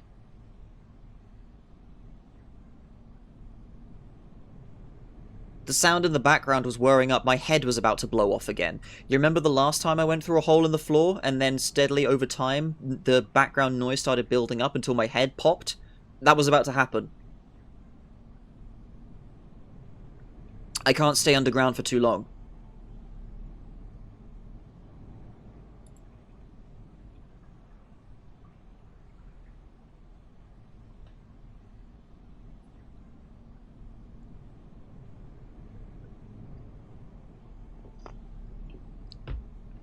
At first I thought that noise was me listening through the doors, but then I realized no, it's persistent and it was getting faster. Gotta go fast. I feel like there must be something I can do to be able to fuck around underground. But I don't know. But no, I can't stay down there for long. I'll keep exploring this town for the time being. Faceless brick building to the south.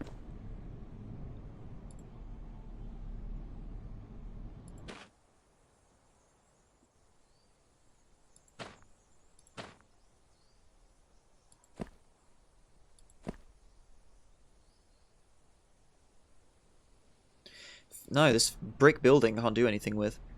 T intersection.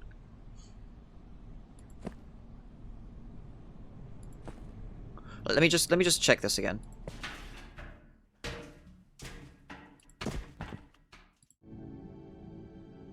So listen.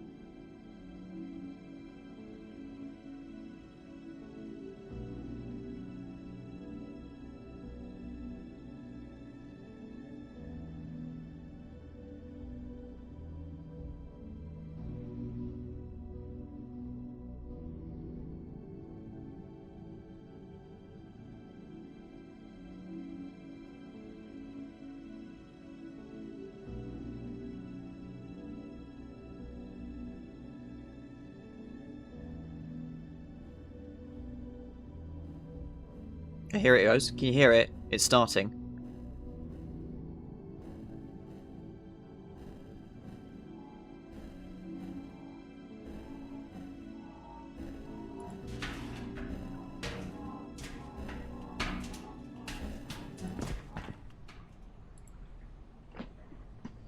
Yeah, there's a static sort of rumble and a sort of whine that starts getting faster and faster.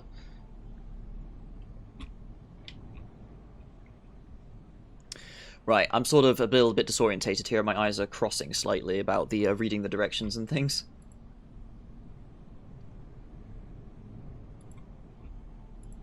Right, anyway.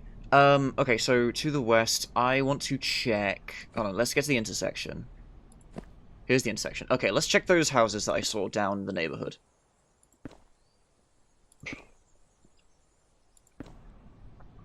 Okay, a normal house, far down to the end of the road south. Let's check the weird one at the very end first.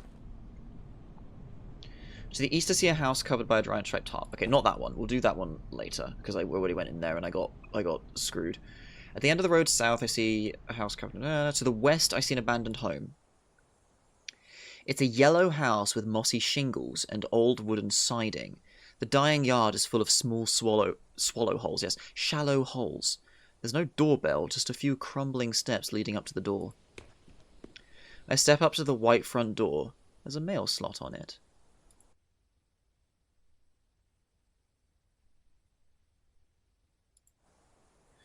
Around the side of the house is a small gate and a stone pathway. There's no trees in the back. The ground is littered with mounds of dirt and small holes, and I see a rusty shovel lying nearby. The back door of the house feels like the door of an RV with a small square window.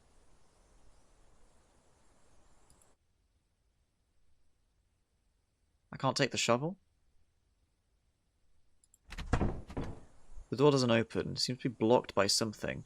I cut my hands around my eyes and press my face to the window, but it's too dark to see anything in there.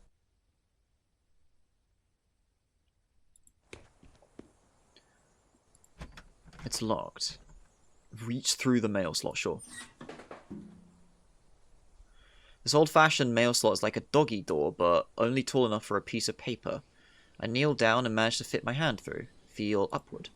I feel the doorknob. Feel for the lock. Oh, a cold hand clasps around mine. A mail thief! I thought the house was empty.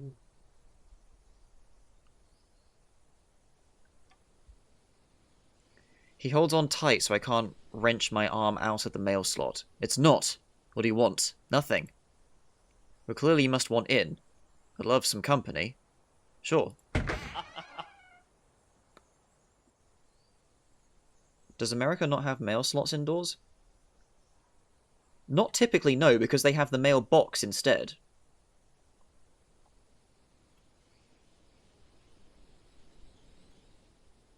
That was a weird way to describe one. No, thinking about it, no, a mailbox is a normal thing in America, isn't it? I'm trying to think, actually. I'm trying to remember. I don't think Blush's house had a mail slot. Laughs in British. Average RPG protagonist. I mean, I just handled it in a situation of, yeah, I was just exploring, sorry, I didn't know no one was in here. So I'm like trying to de-escalate the situation, not make him think I'm trying to steal anything, because that's not what I want to do. I'm literally just trying to explore and find answers. So, okay, so he lets go of my hand. Ah, great, he says. I stand up and the door opens. It's a lanky guy in a wrinkled white plaid dress shirt and black shorts. I think he cut his own hair. Come on in, looks hot out there. Sure. Follow him through a carpeted hallway. There are shopping bags all over the floor and empty takeout food boxes. There's almost nowhere to step.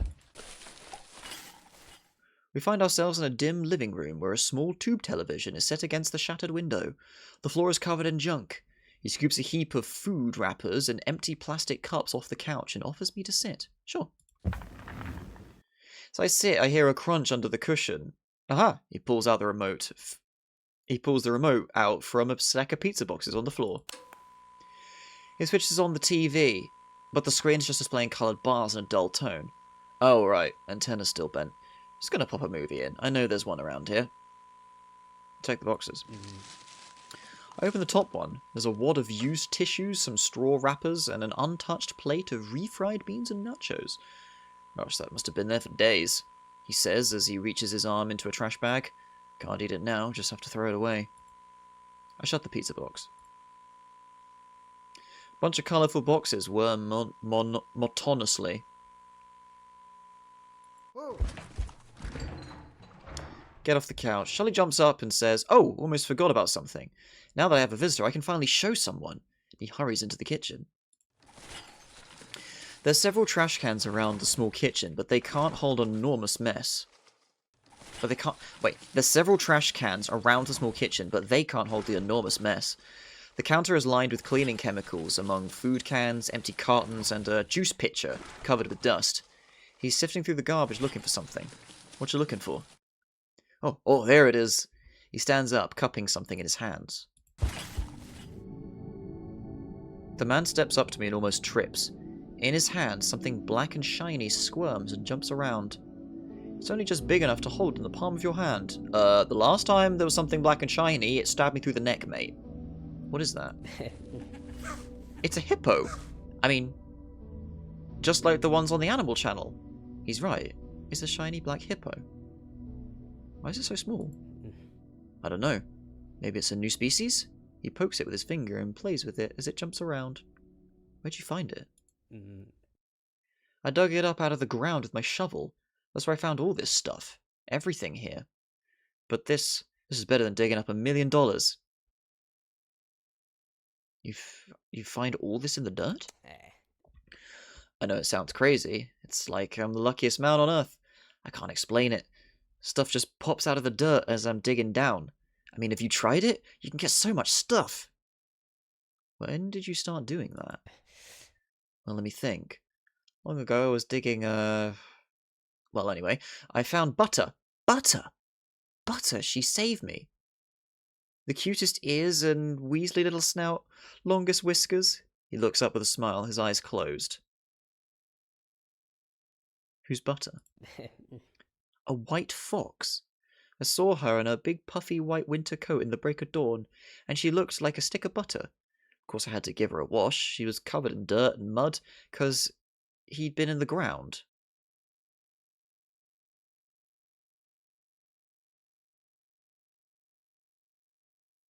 Wait, I thought you were saying she for the fox, and now suddenly he.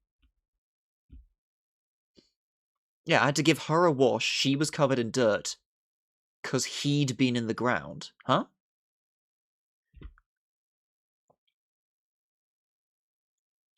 What will you name the hippo?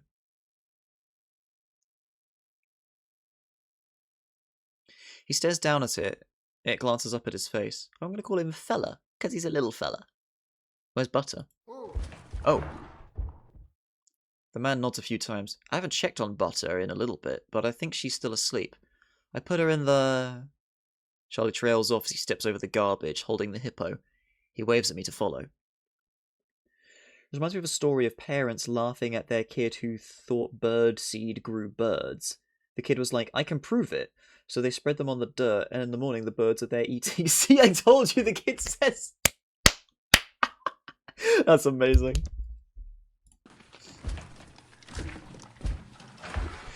We move back through the living room and down the long hallway. The trash is piled up so deep back here that we're wading through it like mud. Now that I think about it, I gotta set up a bed for this little guy, and maybe some water and something for him to play with. Keep following. Some light seeps through the blinds of the window at the end of the hall. He stops at a door here, holding the hippo as it tries to climb out of his hand. Ah, can you open it? My hands are full and I don't want to drop the little fella. What's in there? That's where I keep all my little friends. I got a big cage and squishy toys and feeders. Just open it up. Alright. I twist the knob and push the door open as it scrapes over the carpet. It hits something halfway and stops. Charlie slips in through the crack of the door. It's dark in there. I slide my way in, standing beside him. The air is stuffy. In front of us is a wall of big barred cages on the floor. Big barred cages on the floor, waist high, swallowing up the whole room. There's barely any space to stand. It's too dark to see the opposite wall, and the cages are covered with blankets. At least the floor is clean.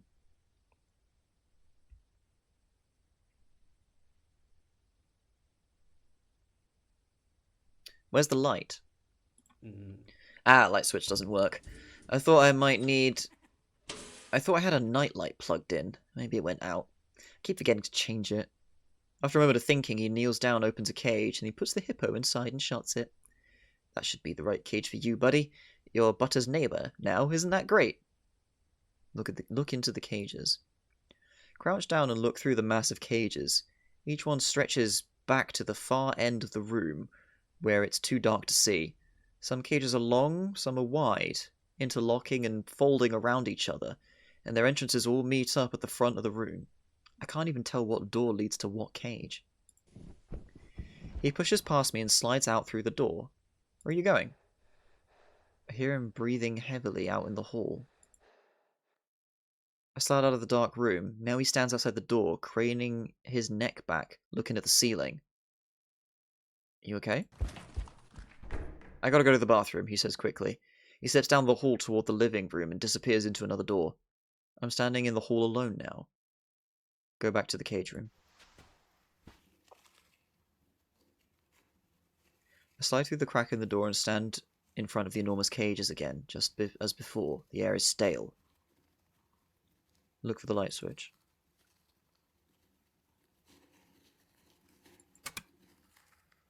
I flinch as the light switch is on.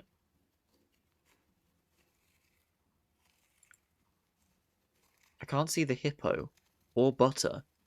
There are tiny holes through the walls of every cage, where something gnawed at the bars. I can't see the hippo or Butter. There are tiny holes through the walls of every cage, where something gnawed at the bars. At the back of one of the cages is a bed of white fur and bones. In another cage, I see a small pink collar with the name Molly on it. But there is one thing alive. At the back of the room, it's facing me. Like a fat, bloated, cancerous lump with 2 yellow teeth. It's a hamster. An oversized hamster, stained with blood, standing on its hind legs. It's certainly looking at me. There's nothing else alive in any of the cages. Turn the light back off. Leave the room. I slide out and shut the door.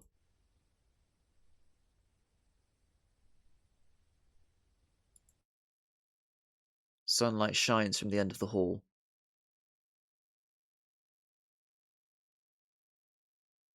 Go back to the living room. Go to the kitchen.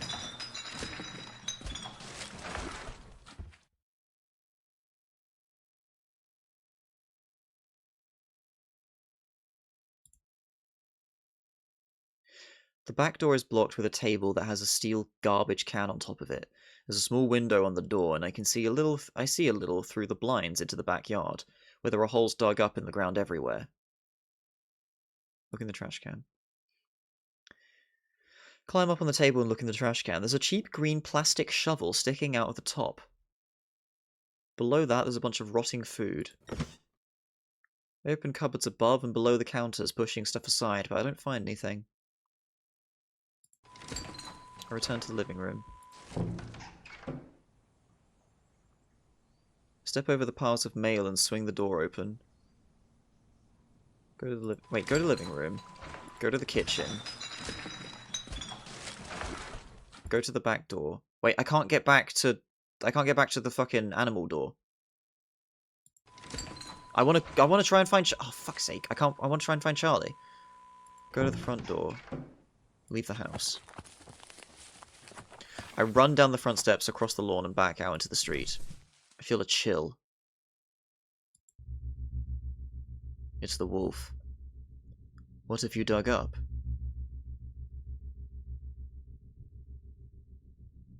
Is Charlie okay?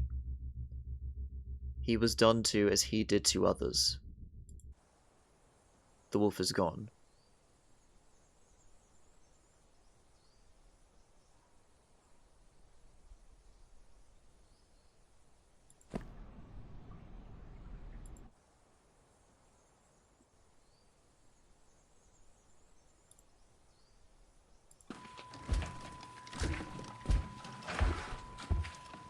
He was done to as he did to others. What's that supposed to mean?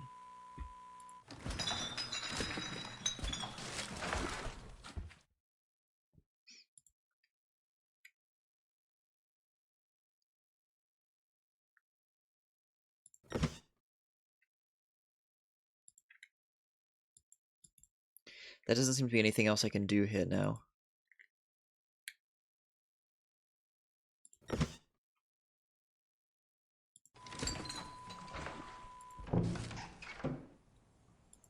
Yeah, there's nothing else I can do here now.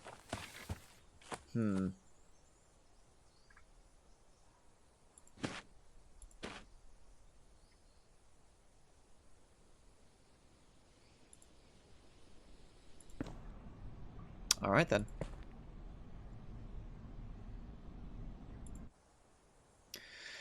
Normal home. I'm sure it's perfectly normal. It's a bright blue painted house. The yard is well kept. There's no doorbell, just a few steps leading up to the door. There was a soft bump. Knock on the door.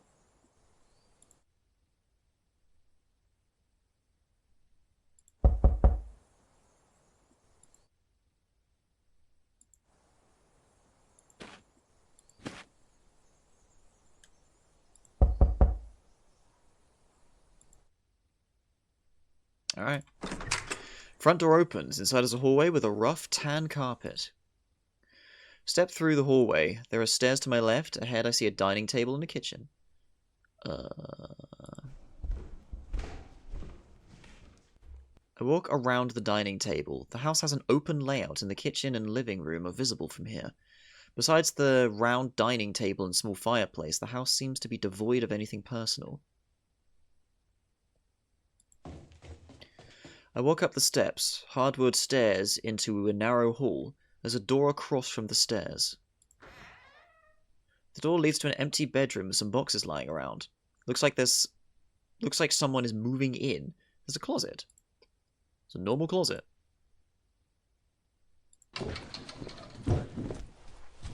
I open the closet and see nothing, but I hear someone struggling. On the floor is a man with a ripped-up bright red shirt and small brown shorts, wiggling on the ground. He's tangled up in his own arms and legs, contorted into a ball. Can I help you?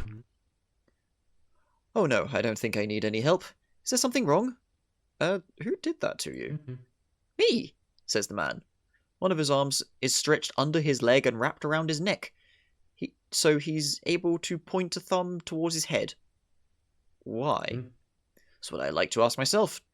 To pass the time. Do you have any hints? No? Weird question. Oh, okay, bye. Oh, says the man. Have a nice day, the man says in the closet. Sure. Whatever you fucking say, game. Leave the house. What the fuck ever. Whoops, wrong way. Abandoned home. Go elsewhere. Go west. South. Let's try the top house again. And I will listen to my instincts this time. Okay, go through the front door. Pitch black in the house, turn on the light, switch on the light, where around the foot, look around. There's a leather couch on a soft brown carpet. The back wall is filled with framed photos, paintings and figurines. Let's go down the hall. I go around the couch and down the hall, which is darker at the end, lit only by the light in the living room. There are 2 brown doors here on my left and right. Start with left. Go to the door on the left.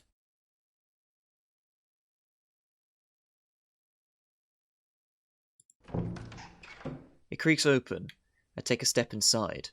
The room is dark, but I can see that the walls are painted bright blue and yellow stars. There's a light switch beside me. Listen to the room. Turn on the light. The baby room. There's a closed closet on the left corner and a large dresser beside it on the same wall. Across the room, a mobile hangs from the ceiling with colourful animals and rocket ships, but there's no crib beneath it. It's a tall dresser with 3 big drawers. Over the top drawer, there's a pile of folded blue pajamas and a crumpled note. Dear, I know you're not a fool or a coward.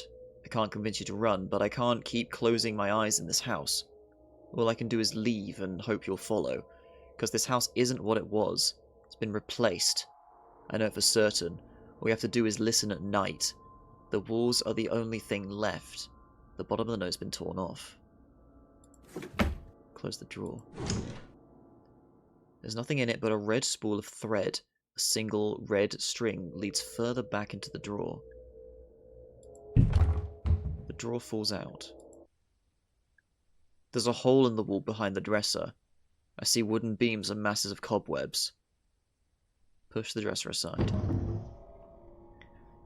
I push the dresser over to the left. The hole in the wall is just big enough that it was hidden behind the dresser. Inside, the lush blue carpet ends, revealing uneven, dusty planks and wooden beams jutting out from the walls. Okay, listen carefully, because I may die if I go in here again. Because this may be the underside, or whatever the fuck it's called. And my head keeps on inflating in there.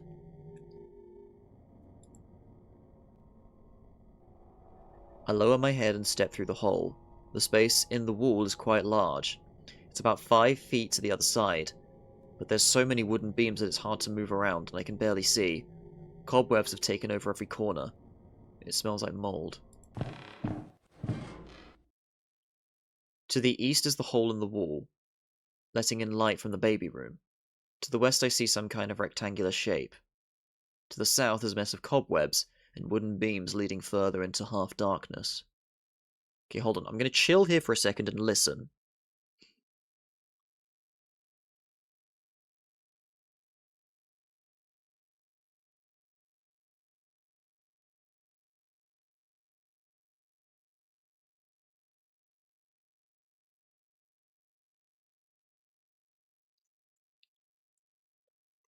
It takes a little while for it to start up, but I want to be sure.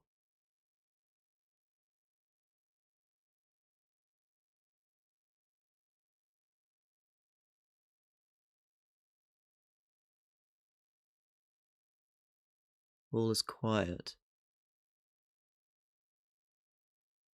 Okay, so, yeah, rather than random holes, rather than the underside, or whatever it's called, it's being underground makes my head inflate. Okay.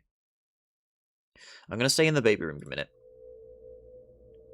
Return to the hole in the wall and step back into the colourful baby room. Okay. Alright, give me just a minute. I'm back in just a second.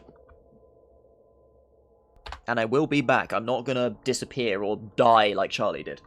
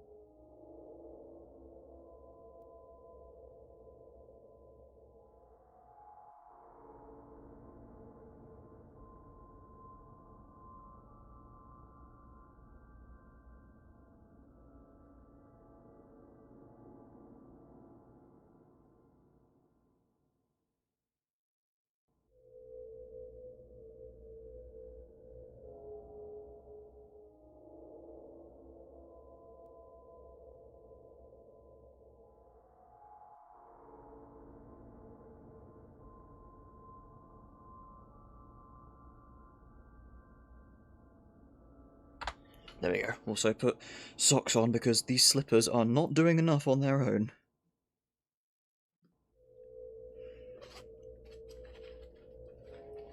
Whew, okay, right, so. Hold on. Before we go fuck around with the hole in the wall, check the closet. The closet is cracked open slightly, but it's too dark to see inside. I open it up. There's tiny shirts and coats hung up on the racks. I think I can hear something behind them. In the back of the closet.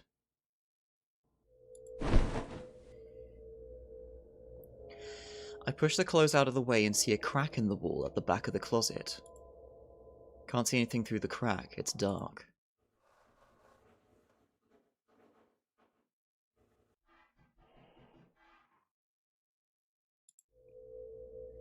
Okay.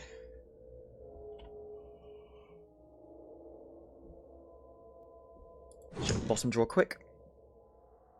Pile of dusty socks, yes. Tiny socks and a children's book. Look at the book. It's a book about a magical wardrobe that leads to a secret world. Yeah, I wonder what that is. Okay, so look at the hole in the wall. Alright, let's go in. Okay, so east is out. To the west, I see some kind of rectangular shape.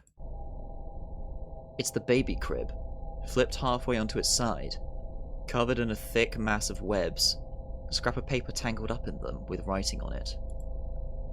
Dear, sometimes you have to leave the place that used to keep you safe. I know it sounds impossible.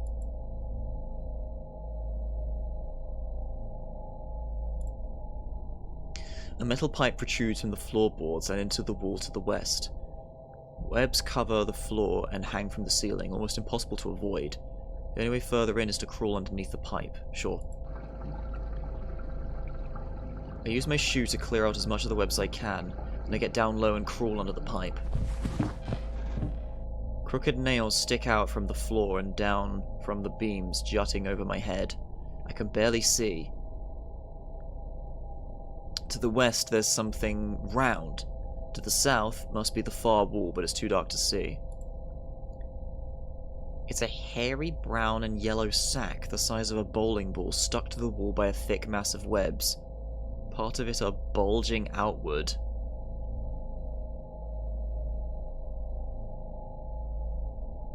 That sounds like a spider egg sac. I'll leave that be for the time being. South. The cobwebs seem to grow larger and more numerous. I finally reach the south wall. To the east I see a crack in the wall. To the west is a dark corner covered in webs. There's a key on the ground here. Bring me up to the crack. I'm looking through the closet. I can see the baby room.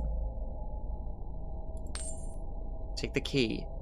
Engraved in the steel key are the letters basement. Crawl back under the pipe and make my way back to the hole in the wall, stepping out to the colourful baby room. Okay.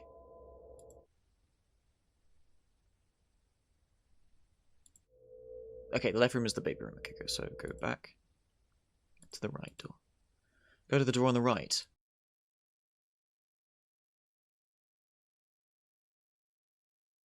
Wait a minute.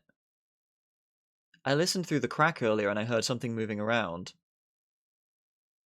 But then I just ended up on the other side of the crack and there was nothing there. Spooky. Open the door and take a step inside. The room's completely dark. There's a light switch to my side. Switch on the light. The room's empty. The tan carpet's been rolled up onto the left side of the room. It's barren.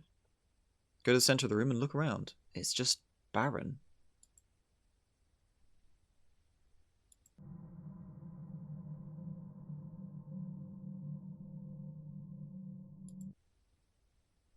Okay, so that's just nothing. Alright, so go to the kitchen. Open the oven. Open the oven, it's empty. Open the fridge. Here's something moving around inside. Do not open the fridge. Go elsewhere. To my left is a short hallway with green walls leading to 2 doors. To the left is a hallway. To the left of the hallway is a white door.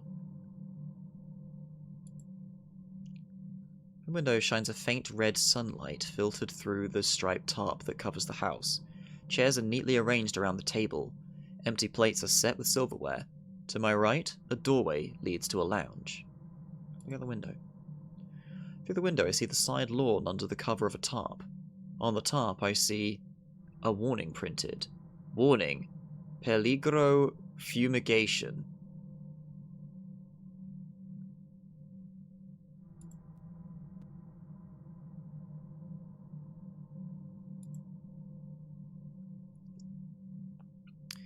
Go down the green hallway. The walls are painted a swampy green colour. On the left is a grey steel door, and on the right, an open door leads to a laundry room. Across one wall is a shelf full of clothes, filled baskets, and cleaning chemicals. On the opposite wall is a large washing machine and a dryer machine. Behind me is the hallway. It's a clunky white front-load washing machine, empty inside. Is there any dark inside? I can't see all the way in the back. Do not climb in the fucking washing machine, you absolute deviant. I pull open the door. A pile of clothes falls out onto the floor. I hear a clink. I spot a bright blue car key among the mess of clothes. Sure.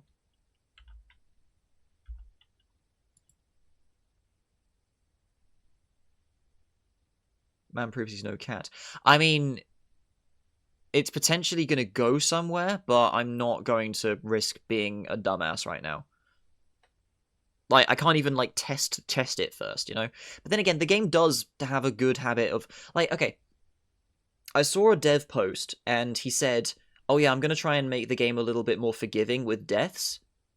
But I don't know, I felt the game has been really generous and very clear when it's warning you, you're going to fucking die if you keep doing this, mate.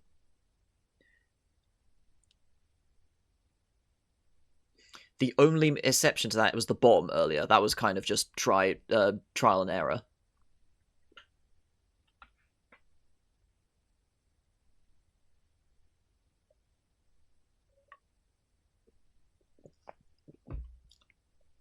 But then again, fucking with the thingamajig. Oh!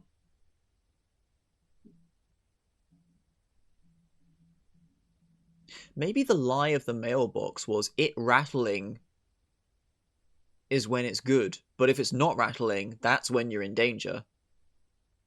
Maybe that was the lie. Anyway, okay, we're not gonna fuck about with that. I have a key right now. I want to do something with that. On the left. Under the grey door, the hardwood floor ends and is replaced by concrete. I push it open. It's a garage. Center of the cramped, messy garage is a white car facing the garage door. On the left wall is a shelf full of tools and a small button. Go to the button. In this corner is a square grey button on the wall. Hey! The heavy steel garage door slowly lifts up. A flood of dull red and yellow light flows into the garage, filtered through the colourful tarp that covers the house. Get in the car. I go to the driver's side of the car and wipe the dust from the window. It's so dirty I can barely see inside. It's unlocked. The car door opens. The seats are covered in crumbs and old stains. The floor of the car, even under the driver's seat, is piled with garbage, old food wrappers, clothes and magazines. There's a terrible smell of trash fixed with the smell of something else. Honey? Steering wheel is covered in some kind of crust. I have a car key. I might die doing this. I put the key in the ignition. I might die doing this. Because the fumigation is flammable.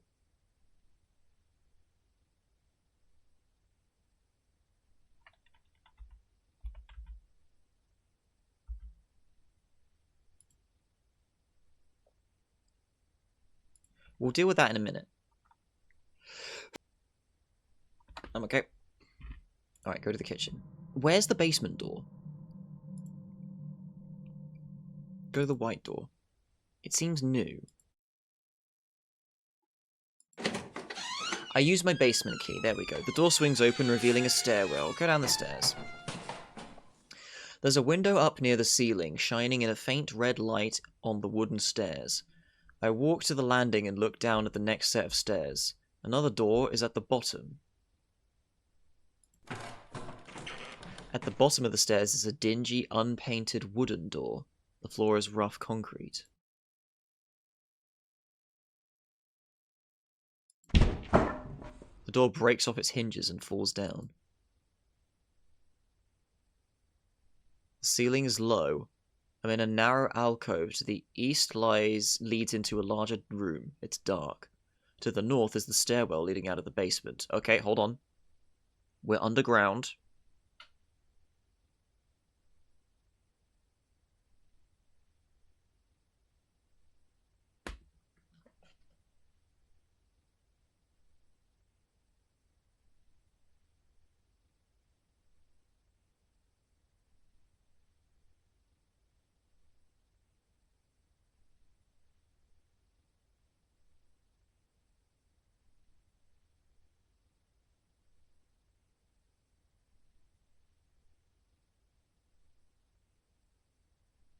Okay, nothing. A stack of several large mattresses blocks my path to the east. To the west is a narrow alcove leading upstairs.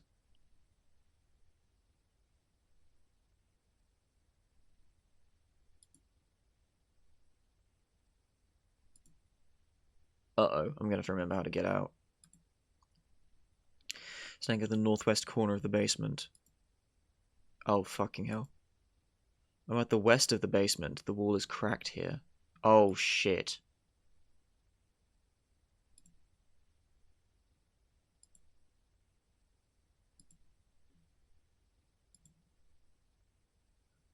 I'm at the north wall of the basement. A leaking pipe juts out from the cracked cement. A stack of several large mattresses blocks my path to the south. A pile of colourful plastic baskets and cardboard boxes blocks my path to the east. I'm at the north wall of the basement. To the east I see something on the ground. Several large boxes. Okay. Something on the ground is covered by a red and white striped picnic blanket. I see black shoes sticking out from underneath. Pull away the blanket.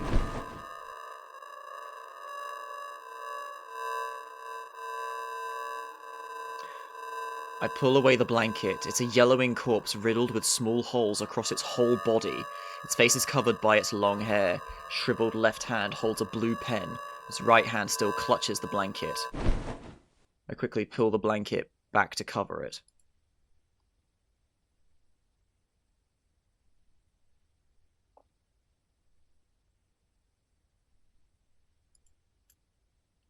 To the north, I see something on the ground at the east.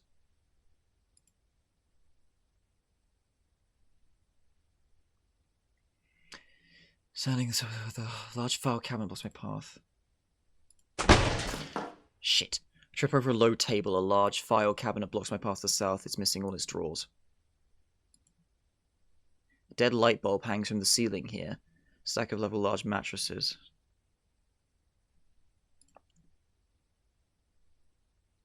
I'm at the west wall of the basement. It's cracked here. To the west is the narrow alcove. Standing in the southwest corner.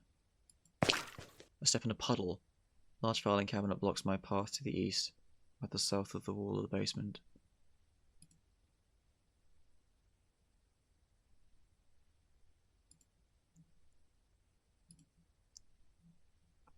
To the east I see something on the ground.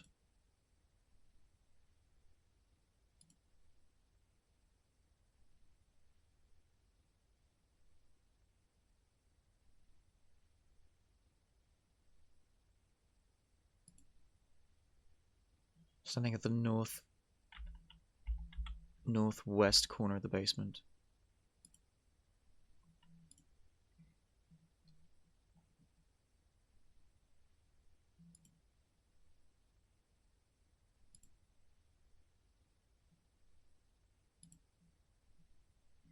To the north I see a large shelf. A large pile of colourful plastic baskets and cardboard boxes block my path to the west.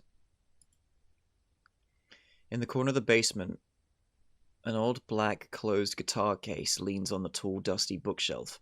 On the bottom shelf I see a note written on a scrap of paper. There's something else up on the top of the shelf, but I can't see it clearly. What if I put a colourful tent on the whole world instead? I kneel down to look at the black guitar case. The leather is worn.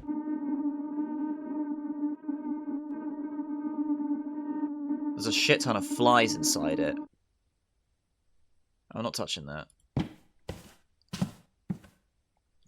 Climb up the bookshelf and reach the top shelf. There's a pair of red dice with black dots, with an icon of a ladybug replacing the number 6. I take the ladybug dice. That's 3 different die that I found in the world now.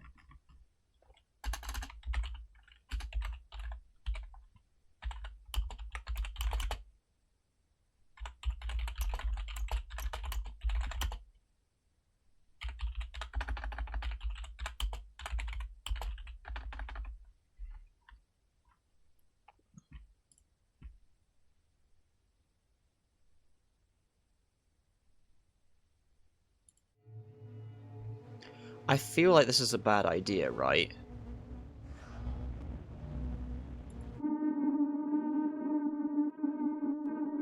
That sounds like a shit ton of bugs, right? I'm trusting my instincts. I'm not going to touch it right now.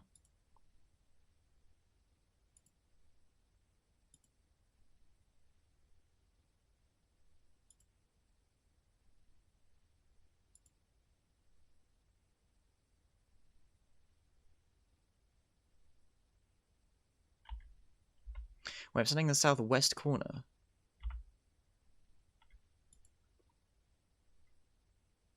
South is a wall.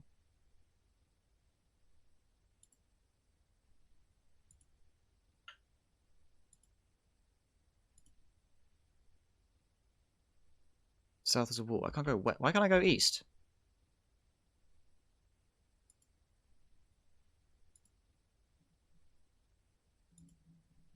Also something on the ground. What? To the south is a wall. North. East. East. I think the game might be leading to the wrong square down here at the moment. It might be going the wrong way. I thought in the Dimlose navigation, what if the compass in our inventory changes direction? I was curious about that, actually.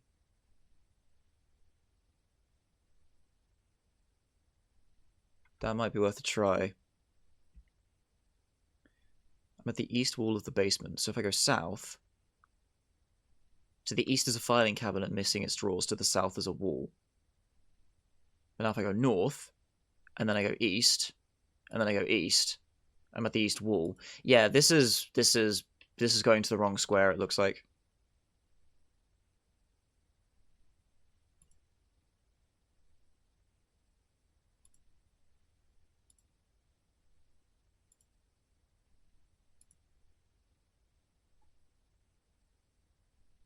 Why is it still so quiet?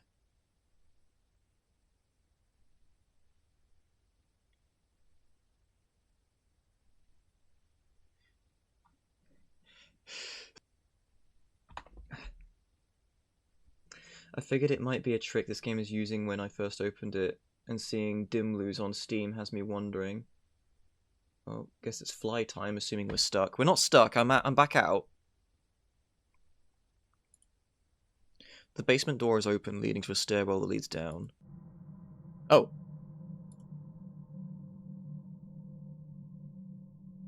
Okay, the description changed, weird. Oh god, if we go to the white door, go down the stairs.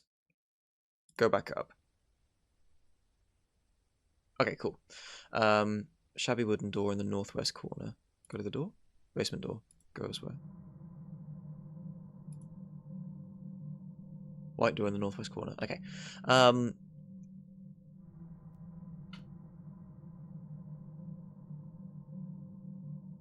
You know what, let's try the car. Let's try the car.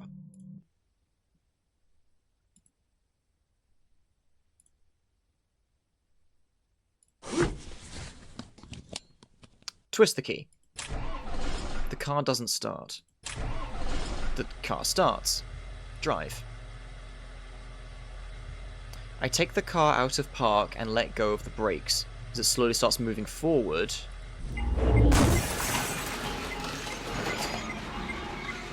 The garage door malfunctions and slams down through the top of the windshield, sending a bit of glass flying into my face and threatening to crush my legs. Reverse the car. The garage door continues to crush through the front of the car as I set it into reverse and stomp on the gas. It's no use. Undo my seatbelt. I fumble with the seatbelt. It's stuck. I hear a buzzing noise inside the car. Bees erupt from the air conditioning unit and slowly begin to fill the car as I struggle to escape. They swarm me, crawling onto my clothes and invading my nose and eyes. Then the garage door crushes down through the car and into my legs. Not the way I thought it was going to go, but understandable. Damn it! Well, at least I studied the place. I don't know what I learned from all that, though. I didn't really learn anything. I mean, I figured it wouldn't let me have a car, but I didn't think it was going to fucking kill me like that. That death is a bit unfair, I think. That's certified wasp behavior. Yeah, exactly. Like, it's annoying, because bees is easier to say, but bees get so much bad rep in video games.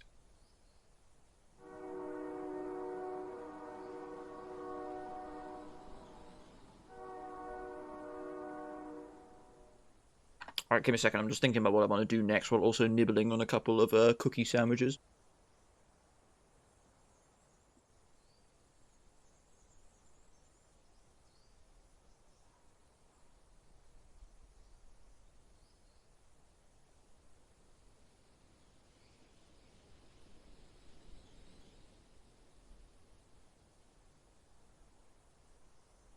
Let's test Turtle's theory. Let's go to Dimlose and fuck about.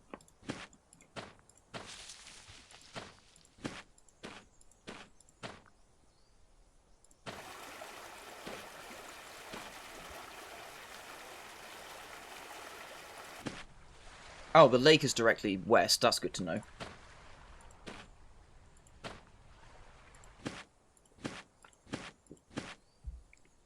There's the chasm.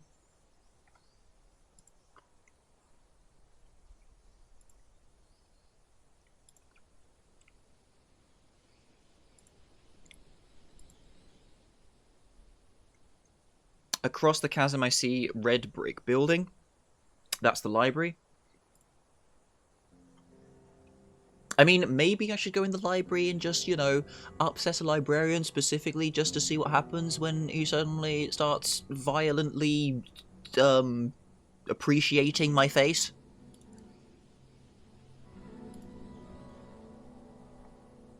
To the east is a chasm which comes to a sudden end here. Oh, that's this guy. But you're there?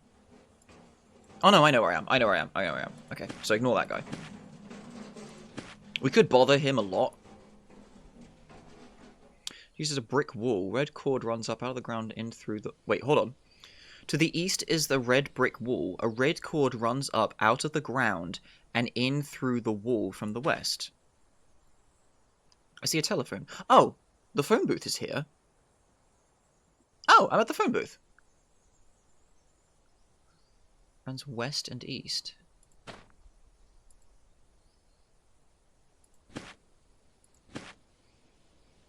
Ah, so the phone booth also goes to the library.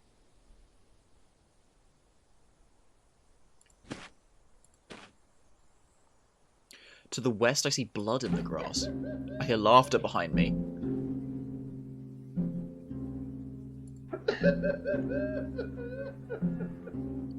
That laugh sounds familiar. What have I heard that in before?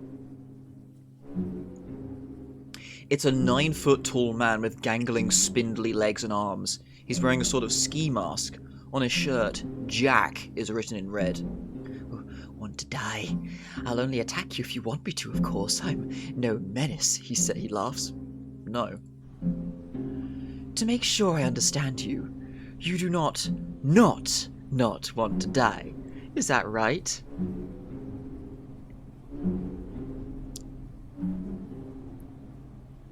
I do not.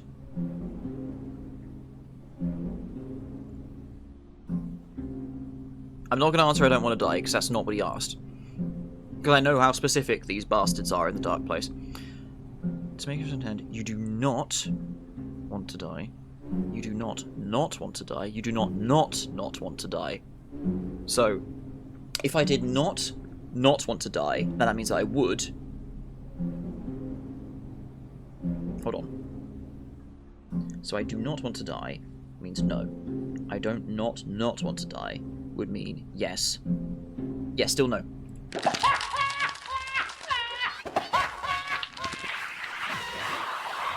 I think I'm getting scammed. He reaches his arm out as it extends from his body, 5, 10, 15 feet towards my head. With an open hand, he laughs through his ski mask. The answer was yes, but if it's not want to, then it would be no. But if it was not, then surely it would be no again, right? Well, whatever, run. I turn to run, something grabs around my neck and lifts me off the ground, high into the air. Then it slams my head back down to the dirt and everything goes black. Goodbye. Motherfucker! He asked if that statement was correct. By saying no to a double negative is a third negative. But there were 3 negatives, though. Whatever, I'm going back. I'm going to meet that. I'm going to meet him again.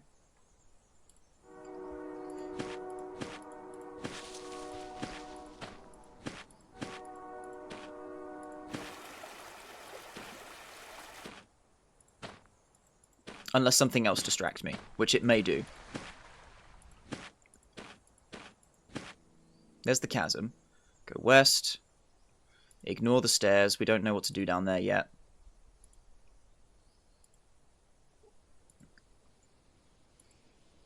See, I've made a lot of connections and I've done a lot of interesting things, but I haven't really figured anything out yet.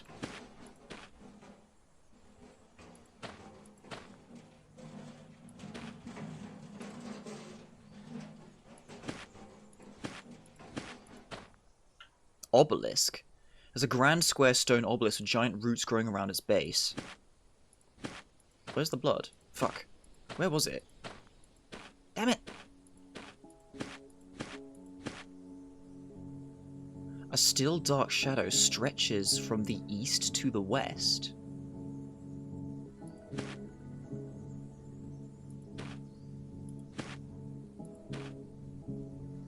A still dark shadow stretches across it from the east to the west. What the? Lighthouse.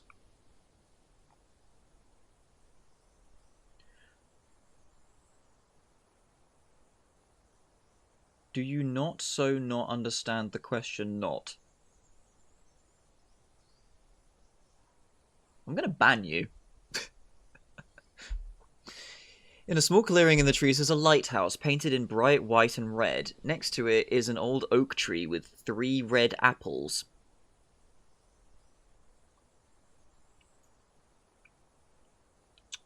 I don't like the tree. Go to the lighthouse. As I approach the lighthouse, I hear some rustling sound. Stand still. I freeze. Look around slowly. I think that the tree is closer to me now than it was before. Oh god. Let's sprint towards the lighthouse. Run and find out!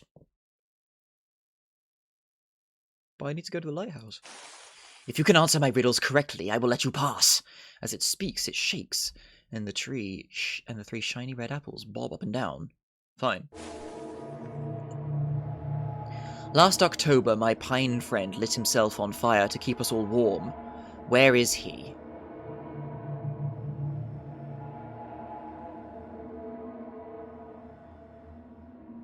Outside a mansion by a swing set near a cave.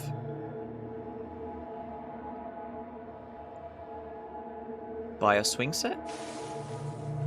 My little brother grew up in Dimlose forest. Is it possible to burn it down? No. How many red apples do I have? 3. Was I right? Before I tell you, I will give you a chance to run, or you can stand your ground and discover your fate.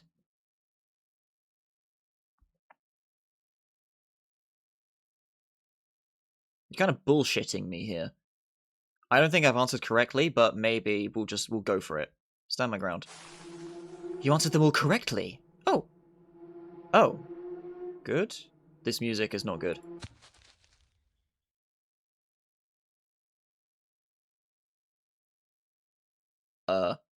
One of the 3 bright red apples falls off the tree, leaving only 2 red blots in its leaves. Uh-oh.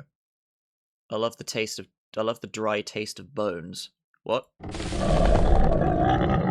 I gaping hole opens up in the base of the tree. A mouth. The tree's roots reach out towards me like spindly arms. I'm fucking leaving. Goodbye. Root grabs onto my leg like a tentacle, pulls me into the tree's mouth. The world escapes it. Yeah, so the tree's fucking lying because it had three thingamajigs, and then it dropped the thing and said, "I love the taste of bones," because now it's telling the truth because it's not got 3 blotches. Son of a bitch.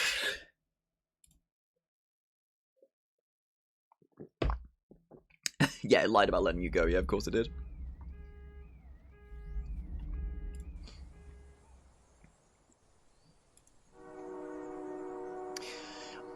Okay,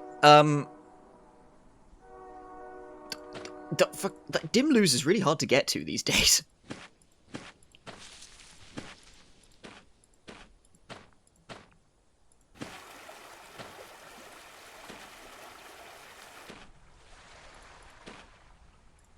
It's faster if I go out to the forest rather than read the text of the thingamajig all the time. Oops, west rather. If I just go west until I find the telephone line now. There it is. I see a lighthouse to the west, or the lighthouse can fuck off. Wait a minute. Is that the correct one? Lighthouse left. Yeah, go elsewhere. Fuck you. What? Oh. To the north I see blood in the grass. Okay, there's this guy again. Alright, fine. We'll do this again. Turn around.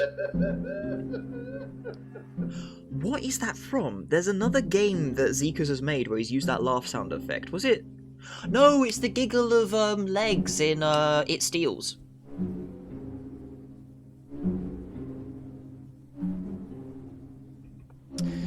I'm no menace, he laughs. I'll only attack you if you want me to, of course. No. To make sure I understand you, you do not want to die, right? Yes.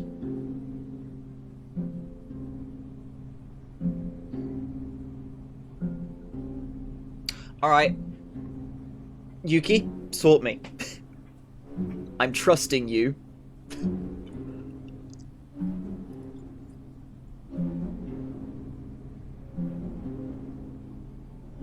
Okay, give me a moment. I'm also gonna say, so, I do not want to die. I think this is a yes again. It's odd, so it's positive. Just go yes, no. Okay, so we go yes. Very well then, I'll leave you alone. He runs away into the trees at an alarming speed. I sigh in relief. Yeah, eat shit, mate.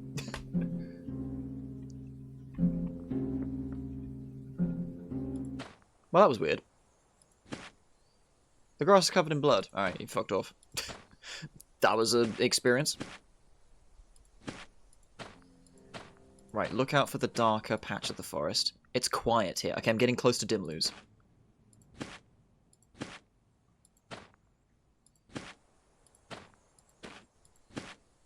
To the west I see a train track. It's quiet here.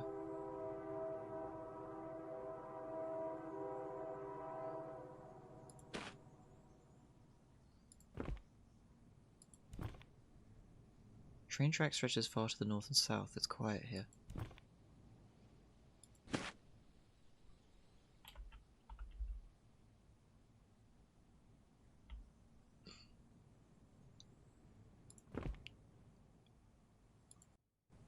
Oh!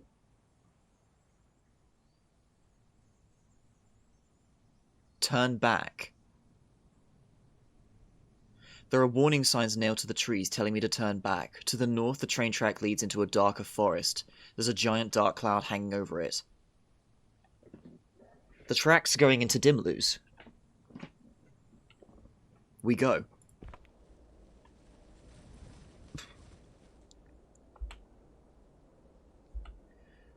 On both sides of the train track, the trees have aligned in a perfect grid pattern. The track stretches north and south. We'll follow the train tracks.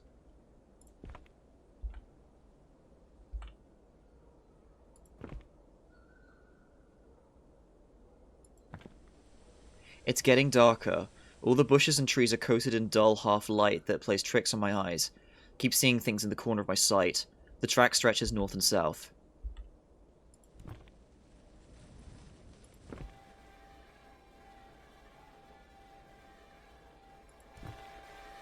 I hear noise to the north.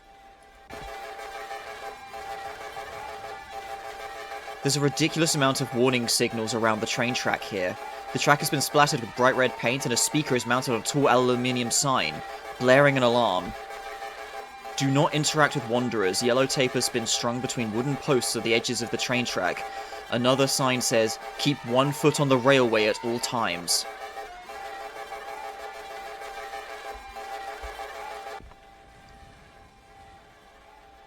North and south. North and south. North and south. North and south. North and south. North and south. North and south. North and south. North and south. Dark cloud looming above makes it seem like nightfall. North and south. Okay.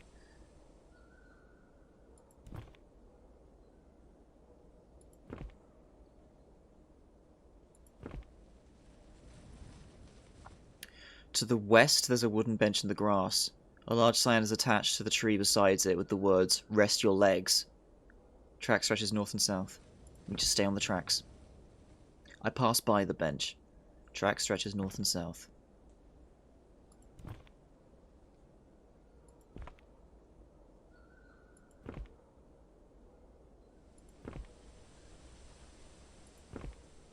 I'm sorry, I'm saying north and south every time because I'm reading it carefully, trying to make sure I don't catch it trying to turn somewhere, and I accidentally step off of it.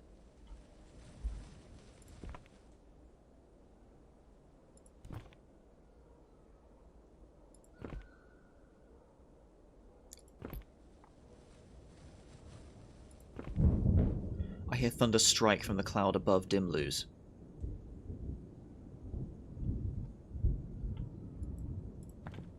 North and south. North and south. Okay, just making sure that I wasn't going to get screwed over. I'm still on the track.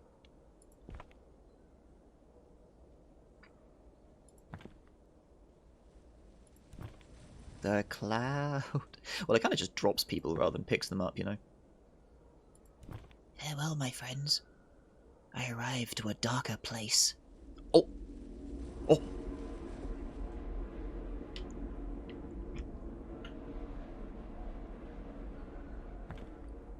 It's completely dark. Lampposts now line the sides of the train track. The track stretches north and south.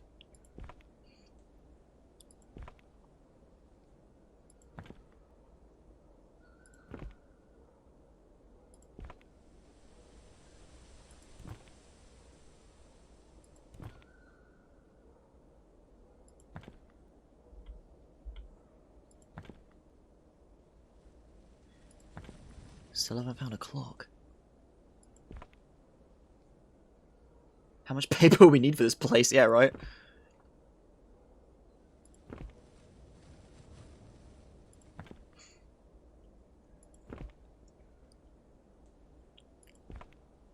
Okay, I gotta take a moment to be a little nerd here. Why is following a train track through a grid-based formation forest and just constantly saying go north one of the coolest fucking things I've ever done in a video game in my life?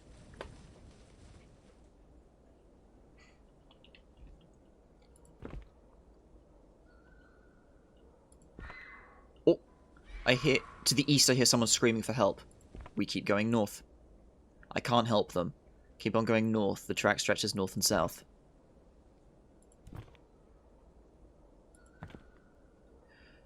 The track veers sharply to the west. To the north is a shoddy picket fence.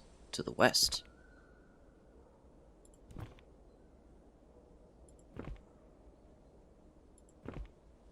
Like, I find this really interesting because it's like, all I'm doing is just clicking north, south, east, or west.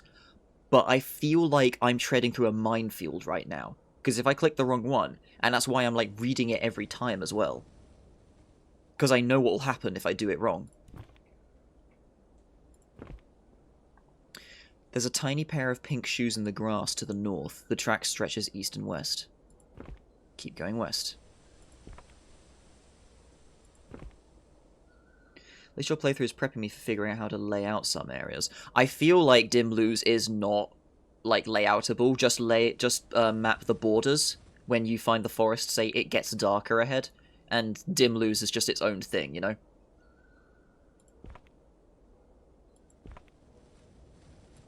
Because we're going far west. Like, we're definitely beyond the dusk even at this point. I feel like I'm being watched.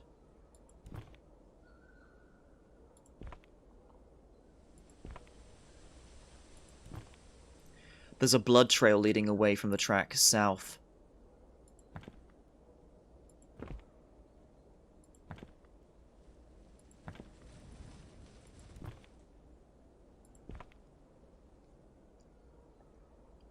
To the west is a large tree. Okay, I see what Zekas is doing here. He's like taking out the option so you don't just mindlessly click. That's kind of nice, but at the same time also it kind of takes a little bit away. But nah, that's fair enough. Okay, to the west is a large tree. Track veers north.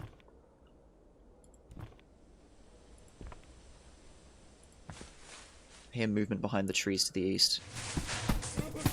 Man stumbles out from the east and runs onto the train track. He's not wearing shoes. Don't interact. Help, help.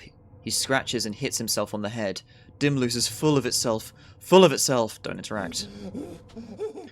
He turns all around, looking up and down at the trees in the ground, but he doesn't seem to notice the train track he's standing on, almost as if it doesn't exist. His eyes are bloodshot. Don't interact. The man stumbles off the train track to the west and runs into a tree, holding onto it as if the ground was rippling underneath his feet. Then he stumbles to another, moving further and further out into the pitch darkness. Don't interact. I can't see him anymore. Okay, so because I'm a little immersive gamer, I'm imagining a situation where that guy comes out, I just stop and I just stare. I just fix my eyes on a single point and stare as if I can't see him. Or just keep walking and just, like, look through him anytime he tries to get in the way or something. North and south. North. North. I hear a clock ticking somewhere in the dark.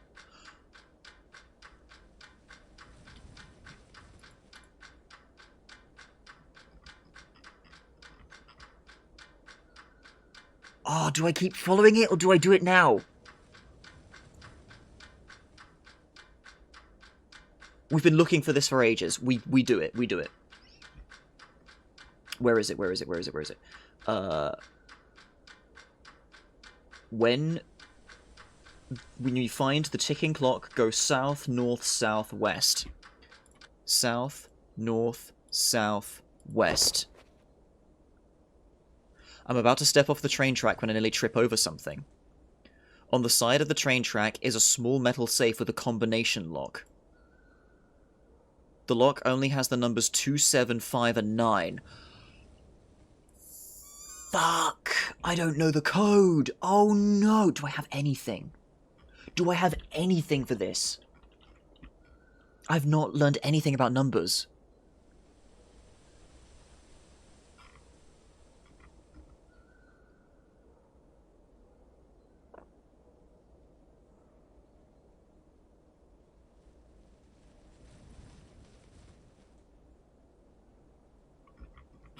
I don't have anything. No. Ah, crap.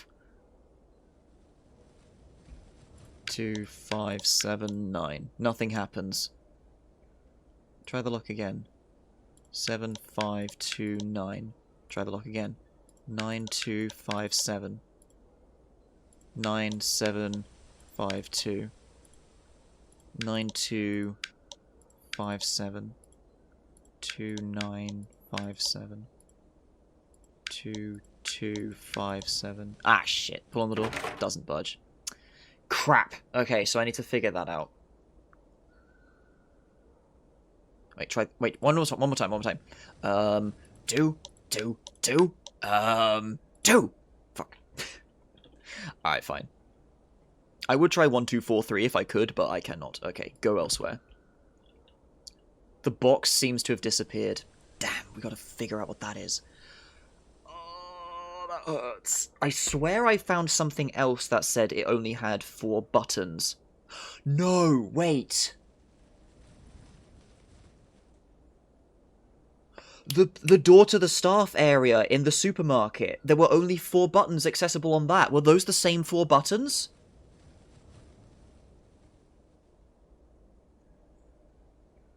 Oh, I need to go check that. Alright, well, let's see where the train tracks lead at least, shall we? I hear ticking somewhere.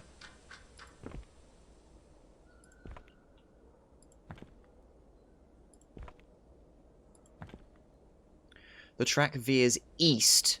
To the west is a tall chain link fence. Okay, so here it tries to trick you. Nice. The track veers east.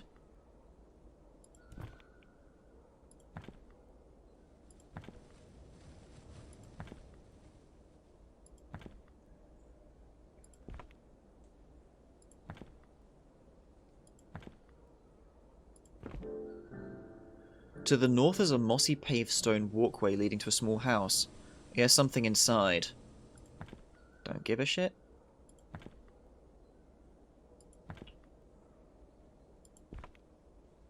The track leads uphill before leveling out again. Stretches west and east.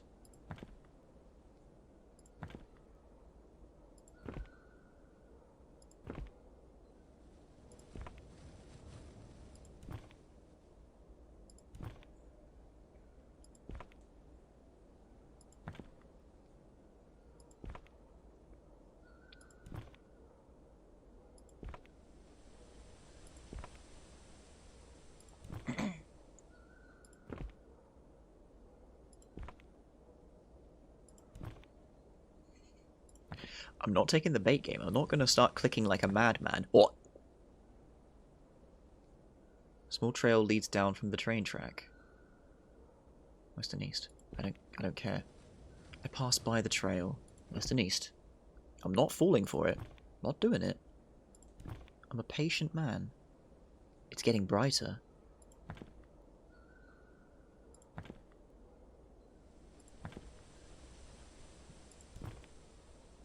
I'm a patient and persistent man. It is sending me back east. Wait a minute, are you going to spit me out on the other side of the dusk to the north? Because I remember it saying there was...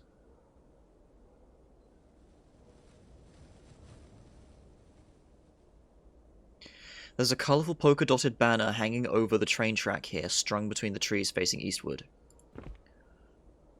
Welcome to Dimlose. It reads in bright red and pink, bubbly letters. Below that is smaller text reading, "Say hello to our lovely residents. Follow the winding creeks and trails." I will not. If you want me to believe your sign, you have to put 10,000 siren alarms and make it sound like Chernobyl's about to detonate. Otherwise, I will not listen.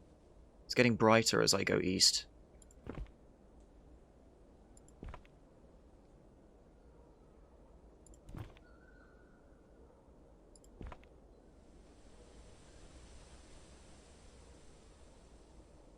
That may have come out wrong. I was thinking about an emission happening in Stalker.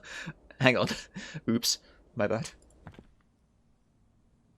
The trees are no longer aligned. To the east, the trees seem brighter. To the west, the tracks lead into a dark forest. The track stretches far to the west and east. It's quiet here. I see it probably put to the south. Warning, Dimlose contains infinitesimal space. Approach at your own risk. Alright, so I went through Dimlose.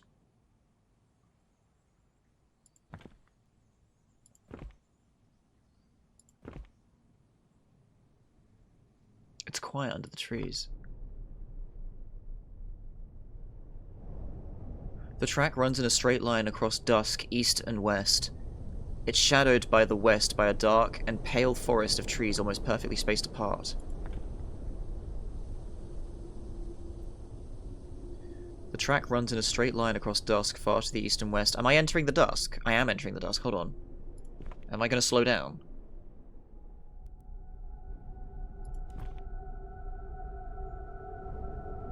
The track runs in a straight line across dusk, far to the east and west.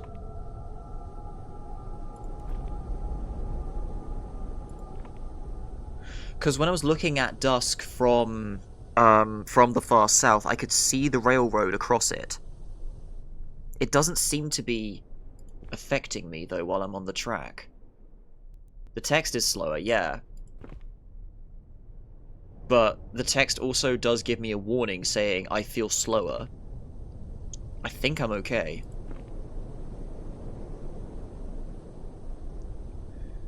The track runs in a straight line across dusk, far to the east and west. Off the track, to the north, there are crowds of people moving slowly towards the horizon.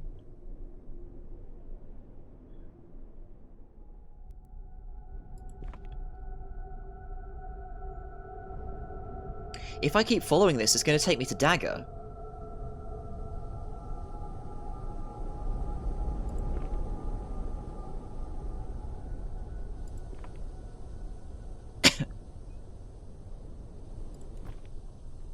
Yeah, very safe train.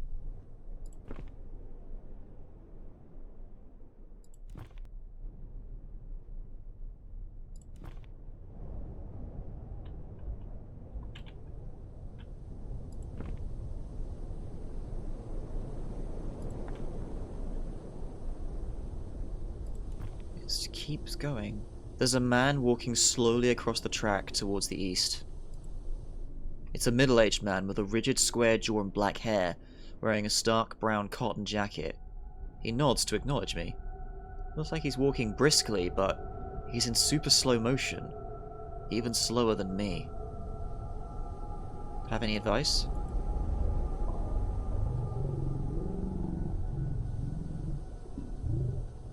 You can get around a lot quicker than that. How? Got a tape recorder? No.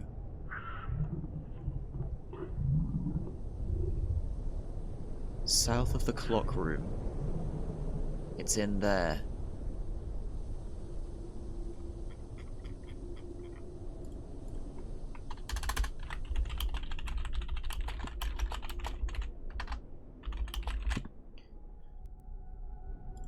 How do I get in? Gotta be quick. Gotta be planned, he says. Then he keeps walking.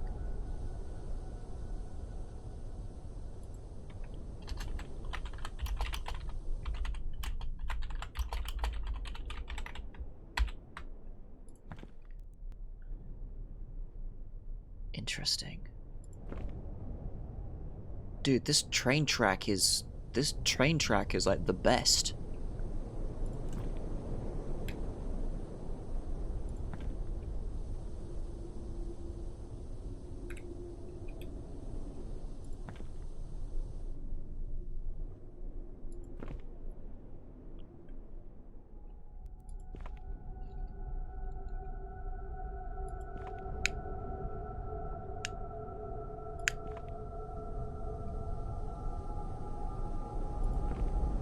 I think that might be an indication that I am slowly screwing myself here if I keep on doing this.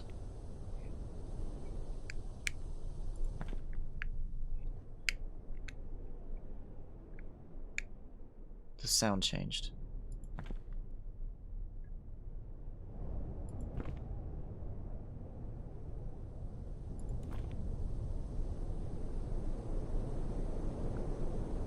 All around the track, water seeps through the cracks in the rocks, flowing south.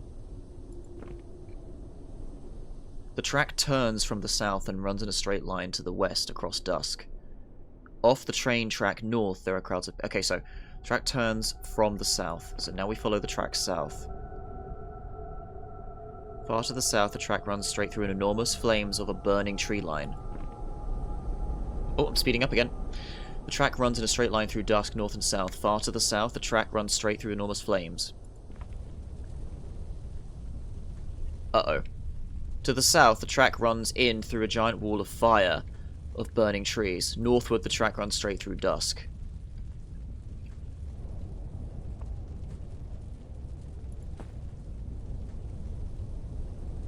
Every tree is on fire.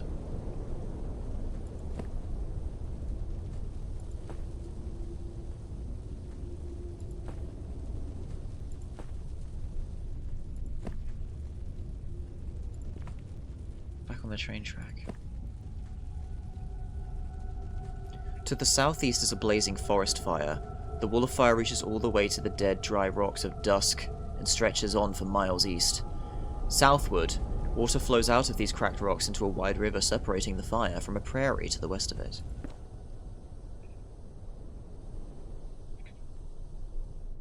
To the south is a short fence, and across it I see a lush green prairie.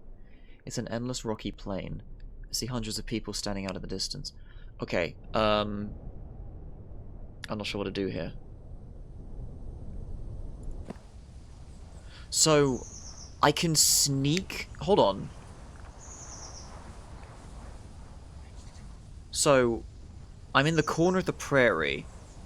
There's a wide river to the east protecting the deep green grass of the prairie from a raging, towering fire. I can feel the heat even from where I stand. To the north is a short fence. The grass ends at a vast plain of rock. So, if I go here, then I go east, I can dip into the dusk and then follow the train tracks and I'm still okay. Northward.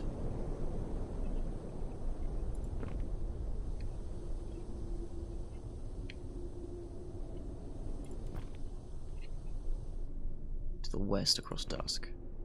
Okay, now the reason why I'm doing this is I want to go all the way back to the little bit of forest that was between dusk and Dimlose. So bear with me, I'm going to have to spam west for a minute. Apologies. This is a really interesting visual though, because I kind of thinking recently about how some of my favourite spots when wandering the zone in Stalker is whenever I come across a train track and just following that, you know? There's something very nice and sort of signature about just a train track in a sort of wasteland or like an overgrown location, you know what I mean? There's a nice visual to it.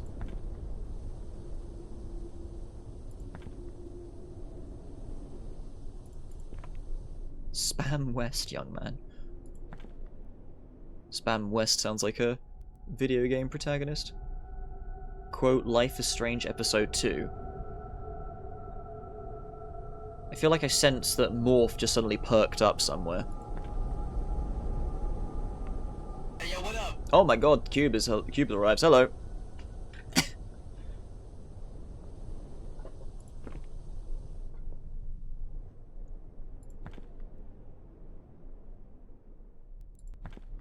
Interesting things, while also not a lot has happened in your absence.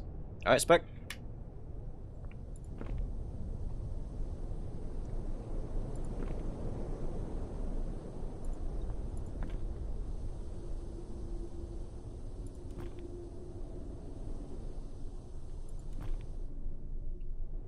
Far to the east and west, people move slowly. Okay, it'll take me a minute to get through all this.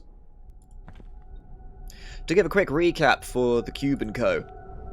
We found a way to get through Dimlose without getting lost. We followed the train tracks. It was very, very adamant about us making sure we stay on the train tracks and keep a foot on there at all times and not interact with any kind of wanderer that comes across us. We found the ticking, and we found the safe. However, I don't know the code to open the safe with. I have one theory, and I need to go test something in order to find out. Otherwise, I also followed the train track across dusk, and I'm perfectly fine. So something about this train track is magical and keeps me alive. And we went all the way through Dimlose and came out into a little forest area. So I'm going back there now after following the train tracks all the way round to Dagger, which is still perfectly on fire. Here we go. Train track runs straight across the dusk. Okay, we're back. Straight on through dusk. The far west I see a dark and pale forest of trees, mostly aligned in a perfect grid, so we're back at Dimlose.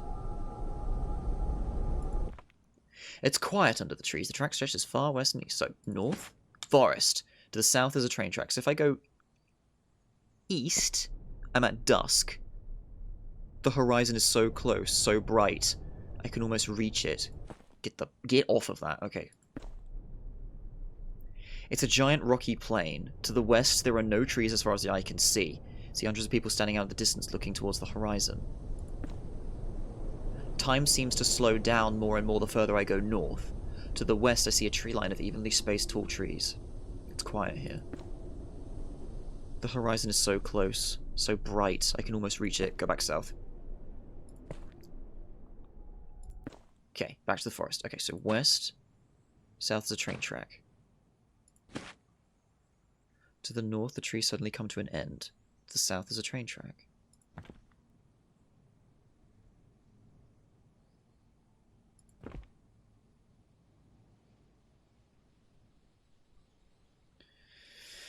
It's quiet here. To the west, the train track leads into a darker forest. There's a giant dark cloud hanging over it. So if I go west, I'm now in Dimlose. So if I go east, I'm back here. Cool. So if I go north, to the west, the forest gets darker. Okay, let's just make sure. So don't go west. Don't click west.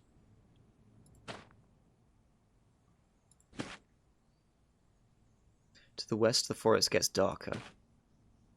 I see a signpost to the east. Dimlose west, turn back. It's quiet here. Okay. The forest gets darker. Forest gets darker. To the east, I see a tall red sign. Dimlose. Is this really just the border all the way up on the corner?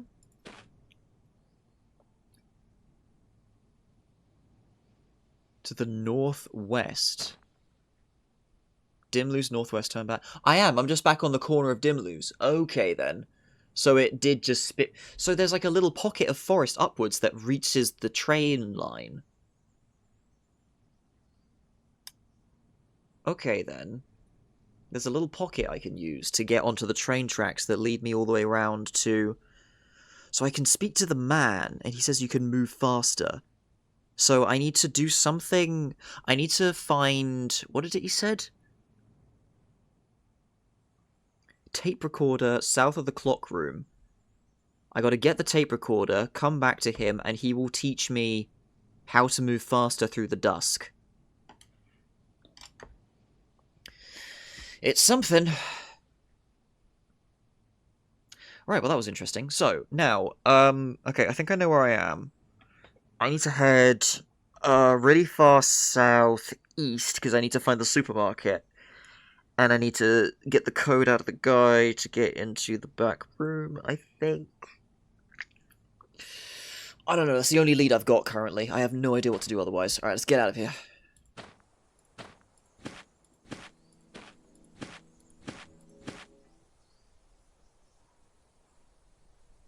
There's a telephone pole with a missing poster on it. Around the pole, layers upon layers of crumpled, dirt-covered paper cover the ground.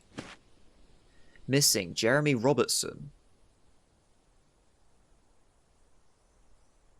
Grey jeans, unbuttoned green jacket, brown eyes, pale skin and blonde. Last seen walking the train tracks southward from Dagger. I've met that guy. Yeah, I met that guy. Oh, I'm trying to remember what he told me. He taught me some rules about Dimlose, I'm pretty sure.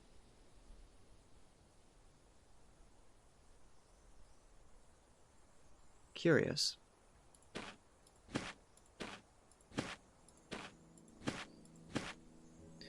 Still dark shadows stretch.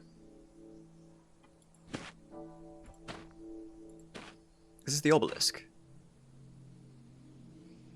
Dirt path leads north and south. Small pond here filled with lily pads. To the west I see a train track. Dark shadow. To the west the forest ends suddenly. A still dark shadow stretches from the east to the west. And here's the dusk again.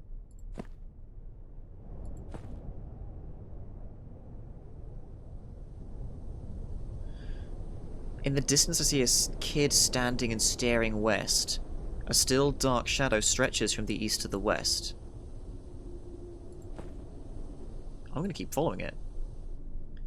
Stretches all the way out to the horizon. I see endless sea of people like me facing out towards the horizon, seemingly frozen. Go to the kid. Sure. As I come closer, something seems off about the kid's appearance. The kid's head is balding in some places. I begin to wonder if it's a kid at all. The kid turns to look up at me. His skin is full of stitches all over his body. One of his arms is longer than the other. Each corner of his face has a different complexion. One of his eyes is blue, the other is brown. The kid looks sewn and patched together. Are you okay? I'm okay. Have you come to take a piece? What? A piece of me. People like to replace me, improve me. Have you come to take a piece? Sure. Oh. Do you want me to have a fresher view? He points to his bright blue eye.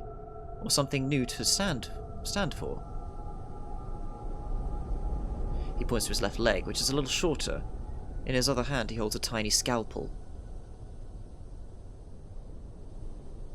Let's just go along with it. Yes, give me your eye. You'll have to give me a replacement. That's how I stay alive all these years.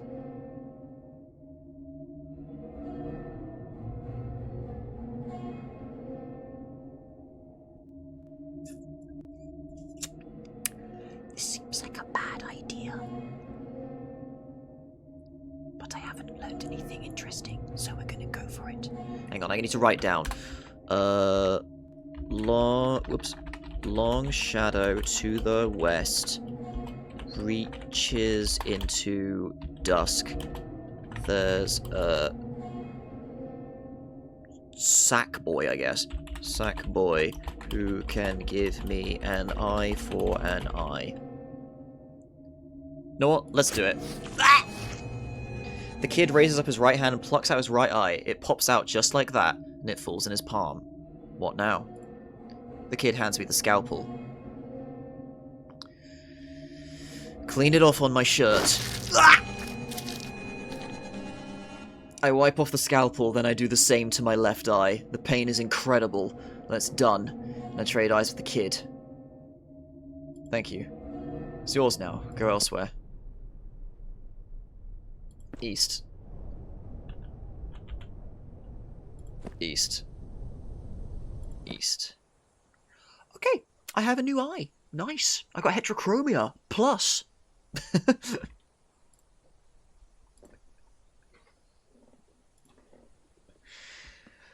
Oh dear. Very Inscription. At least I was a bit more surgical rather than just taking a dagger and go ow, ow, ow until it happens, you know? Okay, so the Still Dark Shadow. Let's follow it to the east now, see where it ends. There's the train track, my beloved. So I wonder if my new eye is going to let me see things.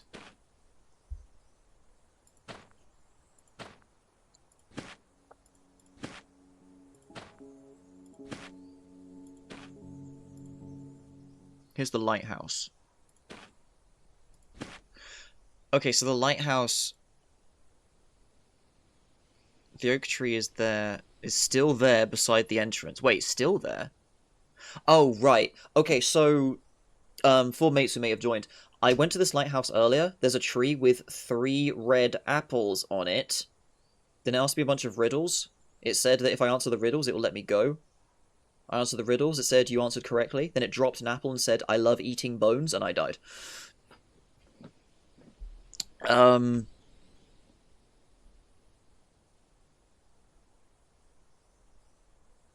I want to try messing about with this again? I don't have... I mean, I haven't got anything interesting. I've got a new eye, but it's not in my inventories. But I suppose it's because it's in my face rather than in my inventory. This tiny handgun, I still wonder what this is all about. What? Oh, I can move it. You know, let's give it a shot. I hear some rustling sounds. Keep moving towards the light. Stand still. I freeze. Stay still.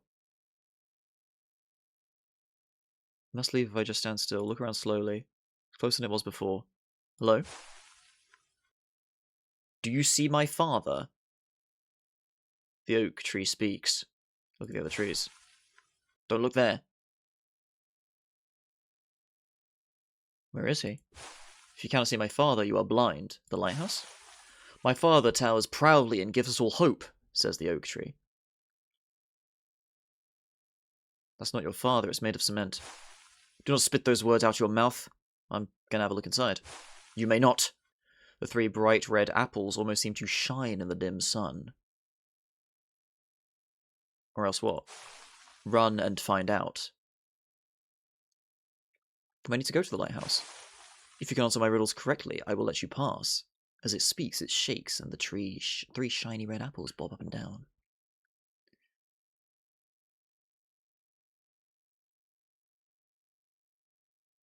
Sprint. Goodbye. I figured. I thought I'd give it a try, because it's lying. You know, it's a lying bastard, so... We'll try that again later, or maybe I'll find some more information elsewhere. Okay, right, so I want to go to Dimlose supermarket. Where the hell was the supermarket, though? It was somewhere south. Wait. Oh, crap, where was it? I never ended up putting it on my map because I didn't see that part of the stream.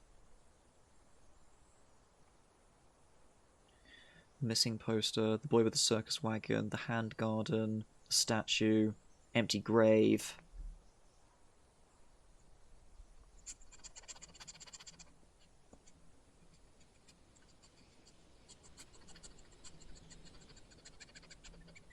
Sorry, I'm thinking. I just realised that the mic is picking that up. Oh crap, where was the supermarket? Was it west of the swamp? Or was it east of the... Or was it east of the stone maze?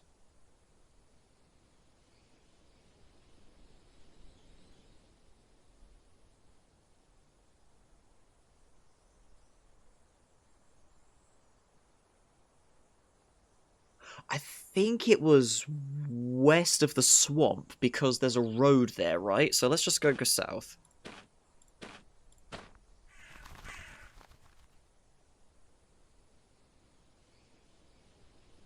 That's the crow trying to lead me towards the chair. Actually, I'm going to try something with the chair. There's a small wooden chair in a clearing in the trees. Sit down.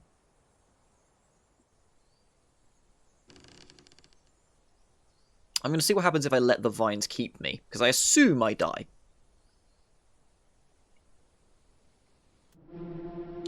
I'm rested and ready to get up, but without me noticing, thick vines have grown up over my arms and legs. Now they tighten. I can't get off the chair. I scream, because I'm a fool. I try to scream, but vines cover my mouth and face. I can't see. Give up. Oh boy! Oh boy! Ooh, ooh, ooh, ooh, that's very in my ears. Goodbye. I can't move. The vines slowly snake through one ear and then out the other as I go limp, eternally tied to the forest floor. Well, that was very dark, Wood.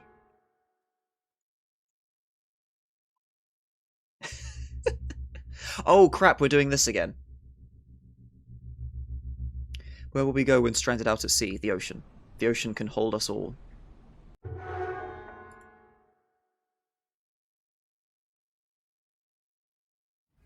Alright. Go elsewhere. Alright, so ignore that. So, do crows just want me to die? Do they just lead me to death? I think they do. Because the crow also led me to the bomb in the mailbox.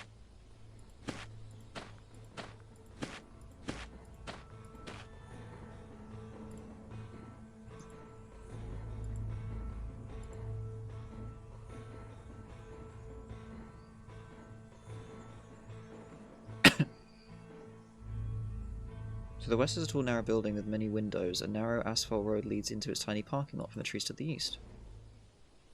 Head is a revolving door. Oh, this is the office building. No, no, no. We don't want this one. We don't want this one right now.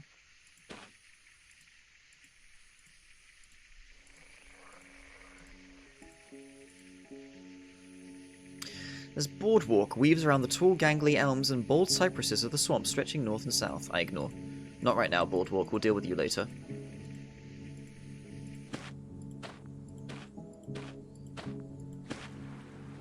I'm on a muddy and sandy shore leading down into the water west. To the south I see the stringy, gangly old trees of a swamp. This is a different lake. Unless the lake is really long. To the west is a steep bluff overlooking the lake. I am under a few trees where a hammock hangs. Across the far side I can see a train track running north and south. Over the top of the hill east I see a fence. Sure. The hill leads down a wide lake west. From right here, the sunlight glistens off the water, shining into my eyes, and there's a cold wind blowing across it and up the hill. There's a tall fence up to the east. Sure. A tall wooden fence blocks my path to the east. A wind rushes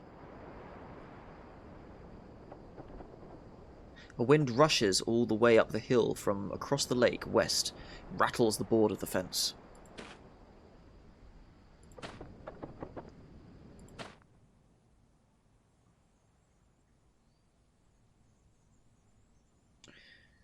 Tall fence blocks my... To the west I see a big weeping willow tree guarding me from the wind. A grassy hill leads down west towards the lake. I'm under a tall weeping willow which grips the hillside with its roots. Its long hanging leaves swing in the wind. It's like a fuzzy beaded curtain. There's a tall fence line to the east. Okay, it's just a tree. Nice. Fancy fence blocks my path to the east. A dirt path leads from the north down to the corner of this wooden fence, which is to the southeast. Let's find out what's inside this fence.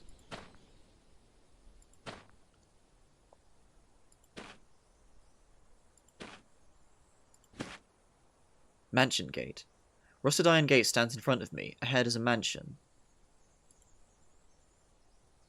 The mansion seems beautiful, but the base is warped.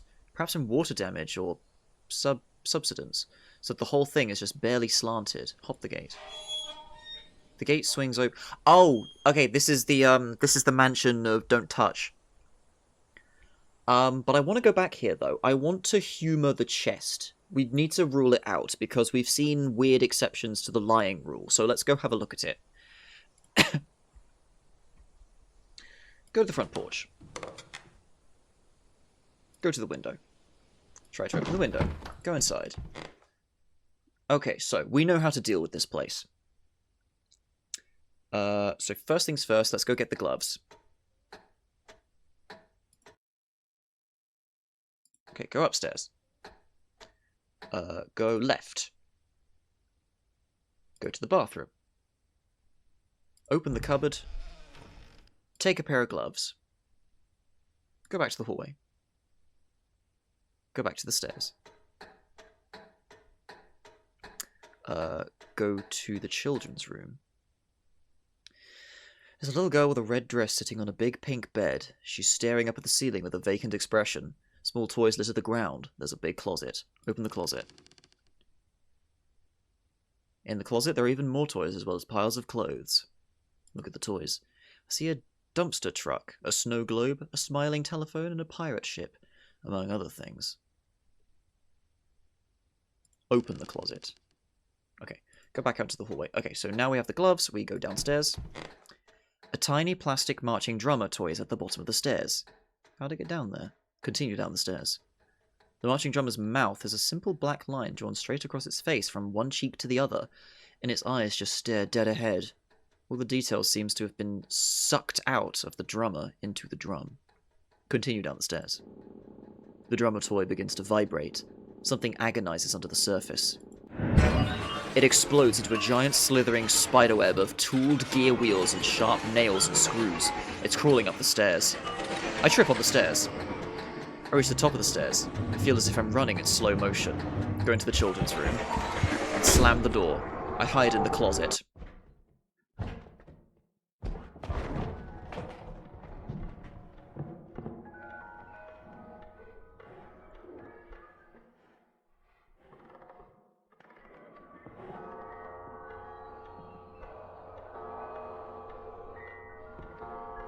clock is ringing.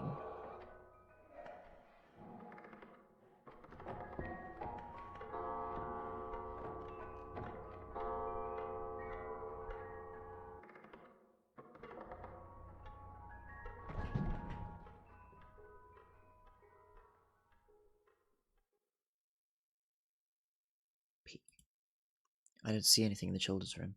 Get out. The door is busted off its hinges.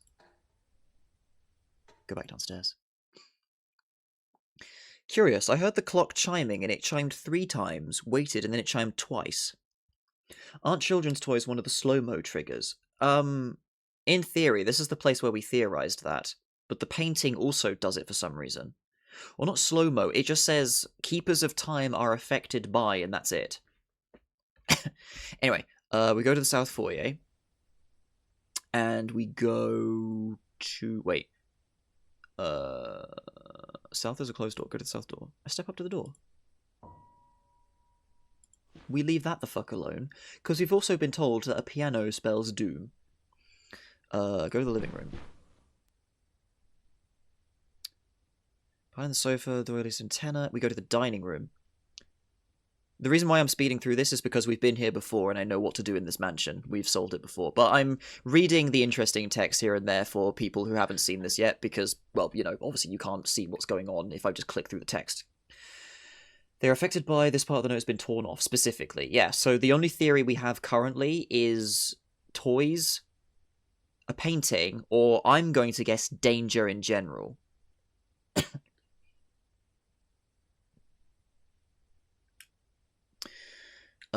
The huge dining table is set up for a banquet, full of delicious food laid out over a nice ornamental cover, but there's a horrible stench that makes me want to retch.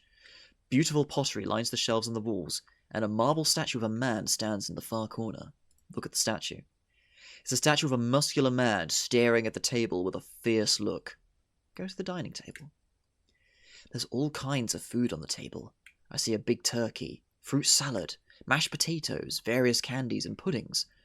Amidst it all, I still also see a shiny golden key. Take the key. I take the shiny golden key with my gloves.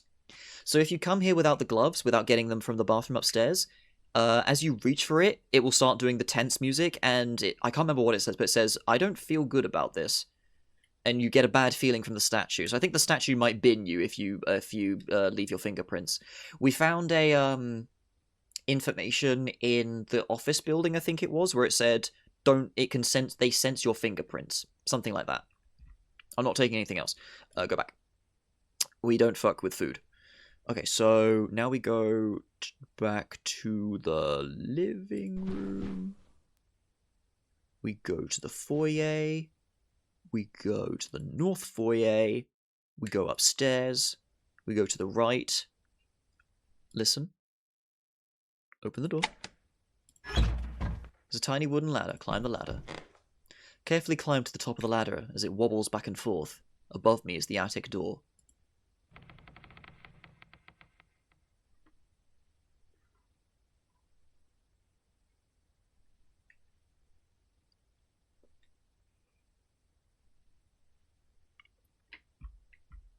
Right. The attic is lit by a tiny bulb. I see an old dresser in the corner. A box in the far corner is marked with 3 red dots. We'll do the dresser first. It's a dusty dresser. Search it.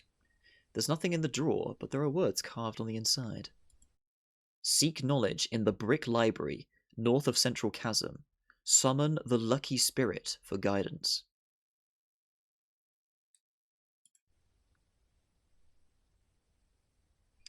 So the lucky spirit... I think that's pointing to the library that we went to, and then I think the information we got from the library is pointing to the chest with the text on it that we need to look at. Now this is why I've come back. Go to the box marked with 3 red dots.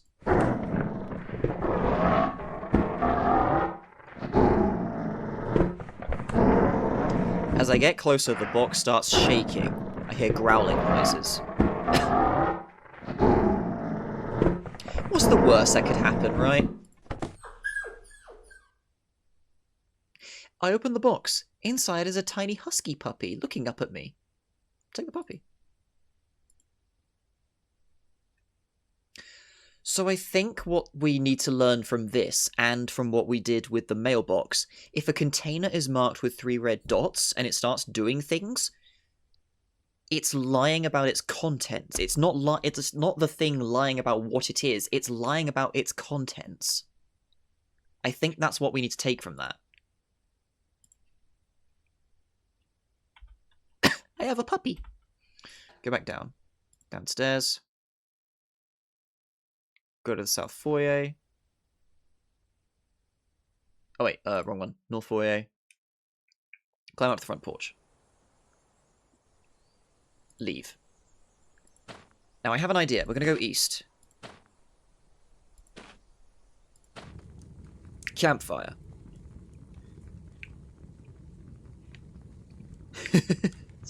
Quiet, you.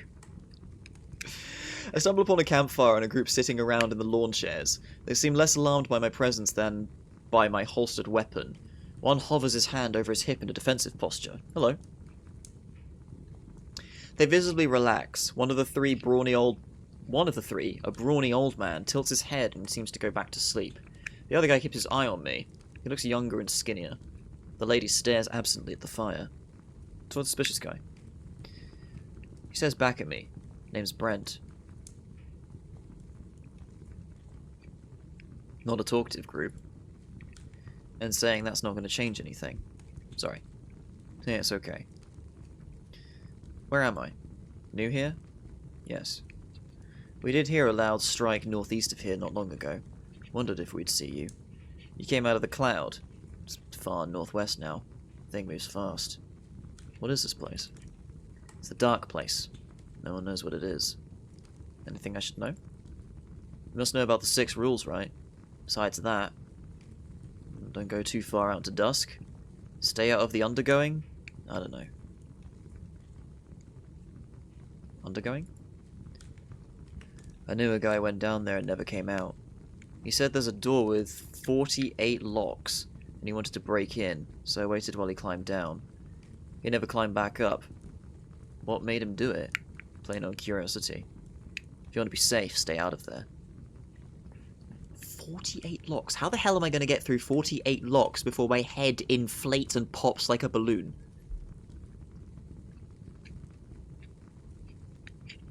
Dusk? Oh, you know what dusk is if you see it. Just try not to go too far. Time gets funny out there. You'll get slower and slower the further you go. Just stay here with the rest of us. Okay.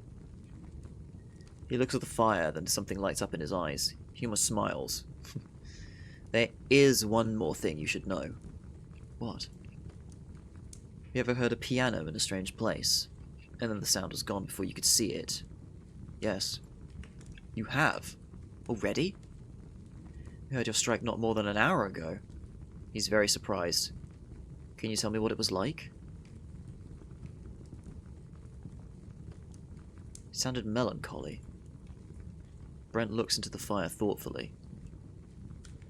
What does it mean?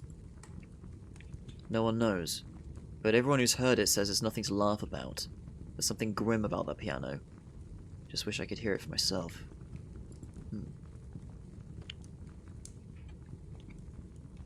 Right, so maybe the piano in the mansion isn't what it is. I might go back to the mansion and try that door just to see what happens. Talk to the lady. One of her eyes is blue, while the other is hazel. She doesn't seem to want to talk. Hello? She looks guilty of something. Leave her alone. Go elsewhere. I turn to leave. Don't go west, says the lady. Stay out of the mansion. What's in the mansion? I shouldn't have said that, she murmurs. Now he's going to go to the mansion. Did she swap eyes with the guy? That's what I was also thinking. We should take an eye to her. Yeah. I died, didn't I, since I got the eye?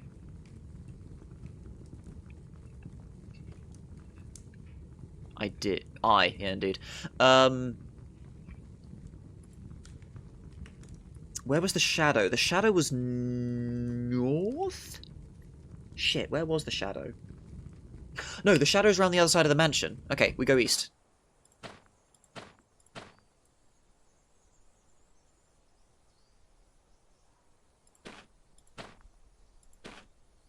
Wait, I'm going the wrong way. West.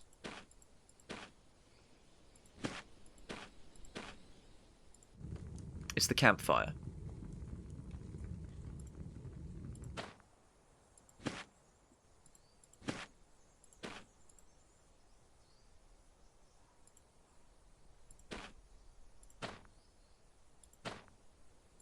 Whoops.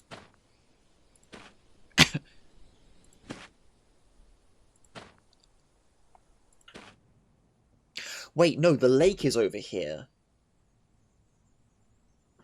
Did I note down where the tall shadow is? I think I did. Long shadow to the west reaches into dusk. Okay, so we just gotta do that. Lake. Yeah, they go north. Over the top of the Osio fence is a round yellow plastic bucket half stuck into the muddy sand.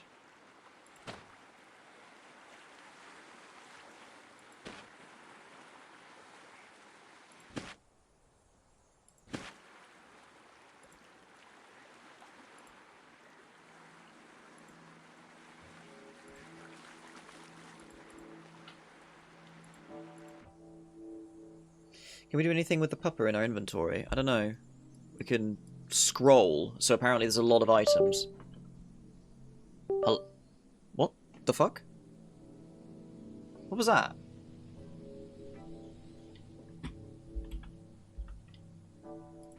What was that?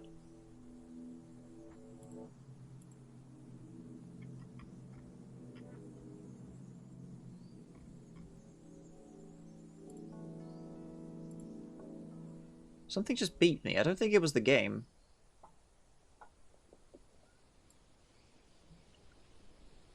That's just Windows 11 noises, but what the fuck was it, though? Okay. Wait, what was it? Go west. Okay. There's a man walking down the track. Oh, a train track. Skinny. Wearing a brown striped suit and round glasses. Talk to him. He's passing by me, holding a small, wrinkled scrap of paper with a grid drawn on it. Hello? Why, hello! He stops, looks up at me, and adjusts his glasses. Seen anything interesting? Well, I just landed here, and what a fine place it is. I came from the northwest, found an old library, which was quite my style. Got done reading and wandered down here. I'd be finding a way back home, but I do quite like it here so far. What'd you read? Well, my favourite text was about this, get this, magical spirits. Can you believe it? And what's so odd is that I'd just been walking through that rainforest northwest, and in the book, what do you know? A page about rainforest spirits and summoning scrolls. You holding a map? He looks down at the wrinkled paper in his hands. Why, yes. I now notice he's carrying a tiny dog plushie under his arm beneath his coat. Where are you going? Well, I was going to see what's to the south of here, but I'm aching for a place to rest my legs. By chance, have you seen a quaint seat anywhere? Yeah. Really, could you point me that way?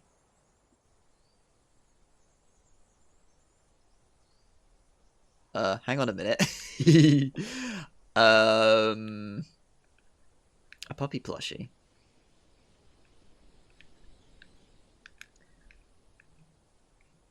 Wait, so we're on the train tracks.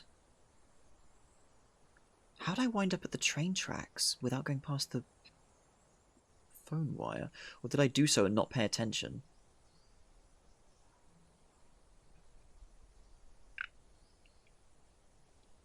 Well, I'm gonna tell him it's... I have an idea about this, so I'll tell him it's east. The man sets off to the east, giving me a quick wave goodbye. I may have just got a man killed, but it's fine. He'll wake up back at the center.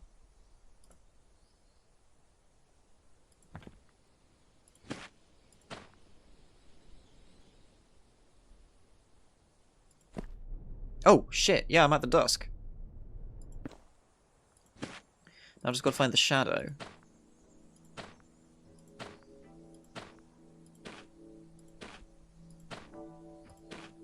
Oh, no, I know how I died when I had my eye. I tried to mess around with the stupid lighthouse again, didn't I?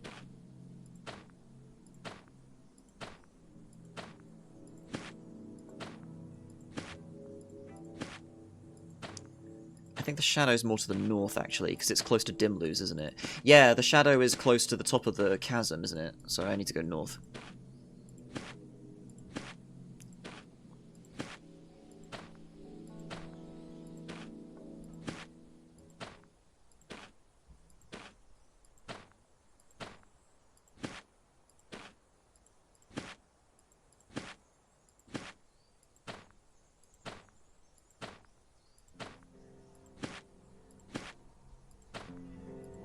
Come on.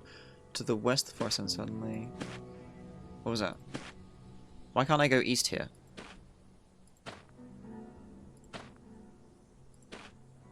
What?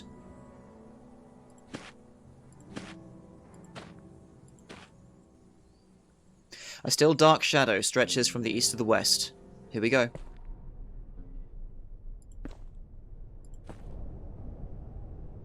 Go to the kid. Come closer. Hello. Have you come to take a piece? Yes. Do you want to have a fresher view? Points to his blue eye, or something new to stand on? Give me your eye. Yes, of course.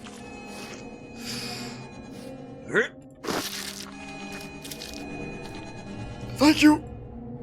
It's yours now. Go elsewhere. Goodbye. I go west. Wait, no, wrong way. Fuck, east.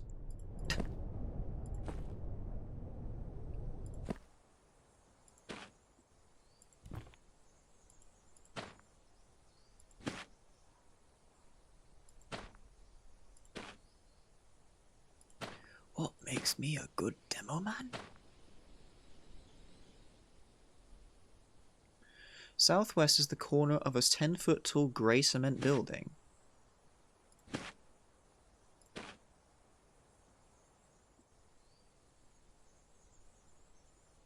I'm getting distracted. I run and jump to the window, holding onto the bars. It's way too dark to see anything in there. Listen. Is it a jail?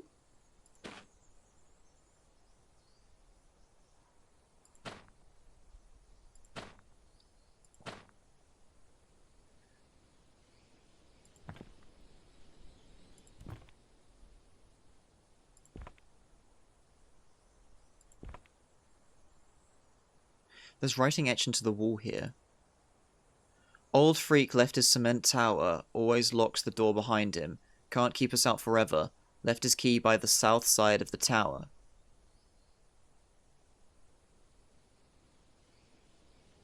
That's talking about the tower close to the spawn with the dragon inside it.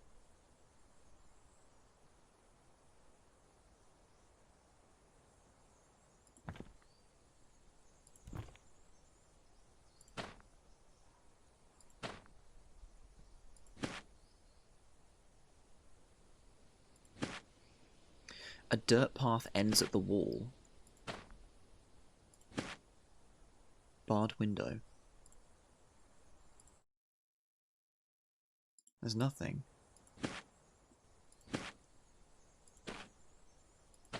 Oops.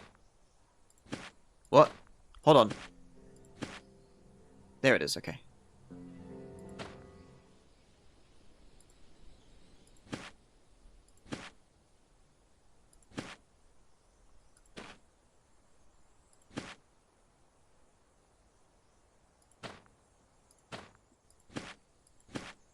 Okay, yeah, there's nothing here. It's just a grey building with a window in it. Weird. I'm going the wrong way again. I keep getting my west and east mixed up. Call me Patrick. Anyway, let's get back to the, dirt path. Another dirt path.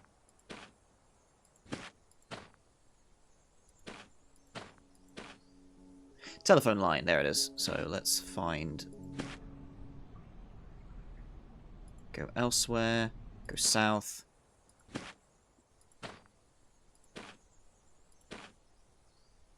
There's the campfire. One piece, talk to the lady.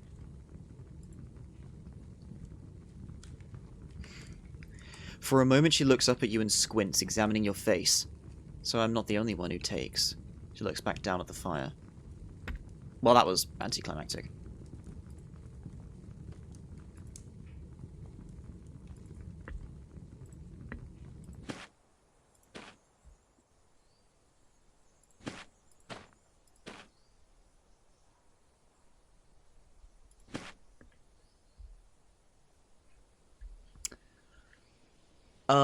Okay, so what are we doing now?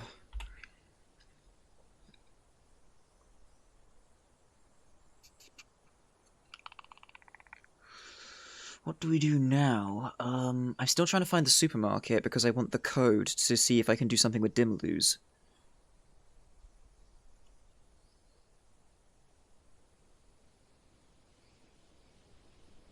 But I don't remember where the damn market was. Shit.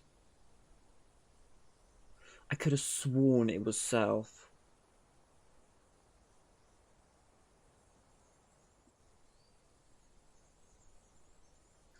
Alright. To the south. Empty grave. Okay, we're not messing with the grave. Well, I haven't done anything with the grave yet, so maybe I should mess with it, but not right now. Wait, to the south, friends. I'm trotting through knee-deep, murky water.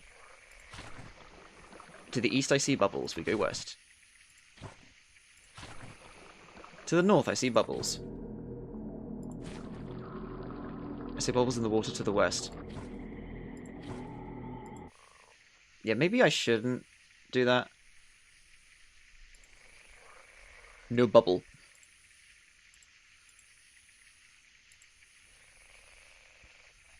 Don't mess with the can, man.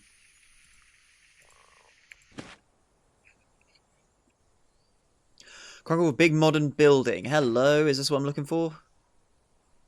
Windowless building, sidewalk around it. The south, I see light shining down around the old corner. Far east, I see gnarled, wet, stringy mess of swamp. To the south.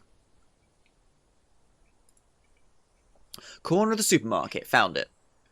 To the east, I see. Then here we go west. DP Mart. Step over the broken curb under the shadow and into the artificial light of the massive building. Glass doors ahead pull apart on their own with a smooth hiss. Stealing is stealing.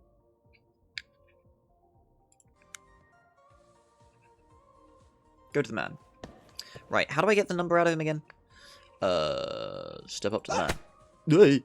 Hello. I've got a DP Mart. Would you like a bag? Would you like a receipt? Thank you, have a nice day. Oh, dang it. I'm sorry, you have to pay for something first, but, I mean, if you want a bag anyway, I'll give you one. Calm down. Sorry, I'm just trying to hone my skills. I took this job to learn about, socializing, but we don't get that many customers. There was a really weird one a while ago. I think he's still in the store. What'd he do? Oh, he's naked. Fully, I mean. All the way down naked. Maybe he just needed to buy some clothes. That's why I don't judge anyone for anything. But I did hide from him when he came in, so I can't tell if he's friendly. Oh man, that was pretty unsocial of me, wasn't it? He shakes his head. I don't judge anyone. I'm paid to greet customers. What do you look like? I lost my glasses, but I know he was walking on his hands and legs. I was so shocked I just ducked down right away, so I can't tell you more than that. I feel bad, I shouldn't have been so rude. I mean, it's probably fun to do that. I mean, the guy can do what he wants to, it's his life. Did the eye do anything? No, she just commented that she's not the only one who takes. Hold on, we're not done. Wait, no, hold. We go east. I have to fuck about with the, go east again. The wide aisle, go east again. Appliances aisle. Here's the door. Oh, blah, blah, blah. When I see. Doesn't budge. Keypad on the wall beside it. Try the keypad. Only 4 digits. 3, 5, 6, 8. It's not the same numbers! Ah!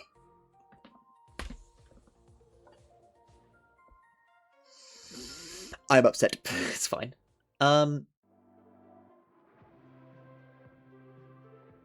I mean, we can mess about back here and not get binned by a goldfish inside a janitor's bucket this time.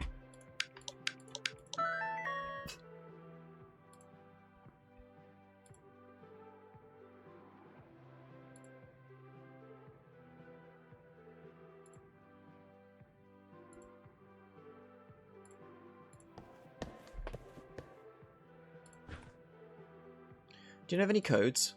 Well, staff only. Entrance code? I mean... Oh, why did I say that's only the code? Tell me the code. Shaves his head widely. You have to become a part of DP Mart family for that information, sir. Tell me the code. It's 6535! 6353! He slaps his hand over his mouth. You're the best. Really? His eyes glow.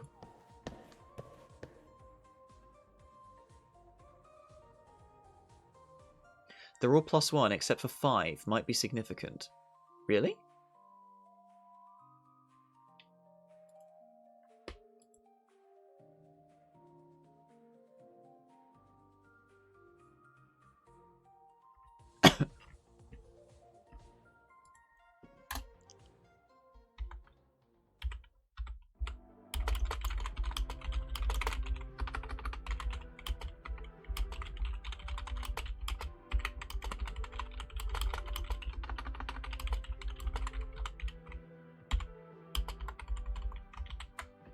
Okay, I make a note of that. Let's check out again. Give me anything, right? Do any codes? Stop on the entrance code. Tell me the code. Shake his head widely. Tell me the code. Thanks. Alright, cool. 2579 versus 3589. Or am I dumb and tired? I don't remember what numbers were on there. Could be a Caesar cipher for the other lock. I don't know. I mean, it's a long stretch at the moment. The only basis I've got right now is this is the only other code I've seen in the game so far. But there's still a lot of map to go through, right? The 5 is used though. That's the only thing that bums me out.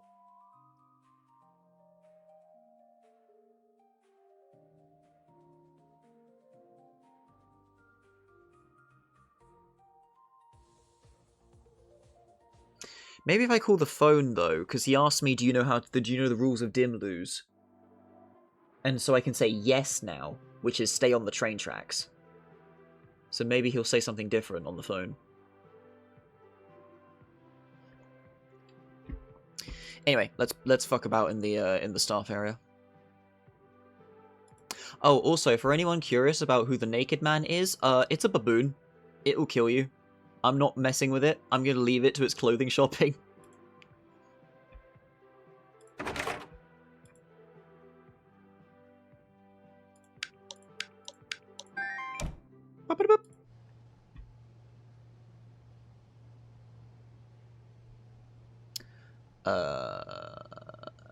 There's a plastic strip curtain which I can see in another room. Okay, let's go in here. Cold room.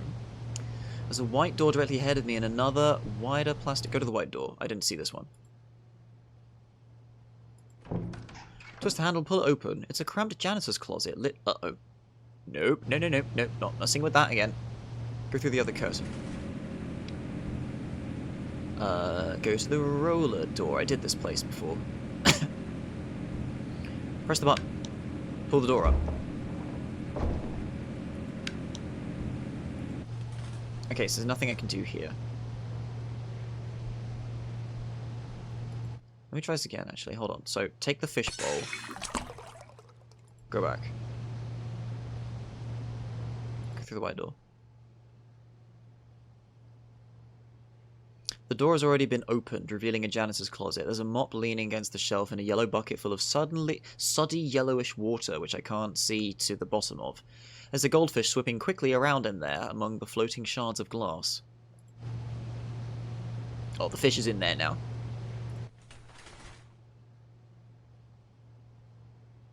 Go right. Break room.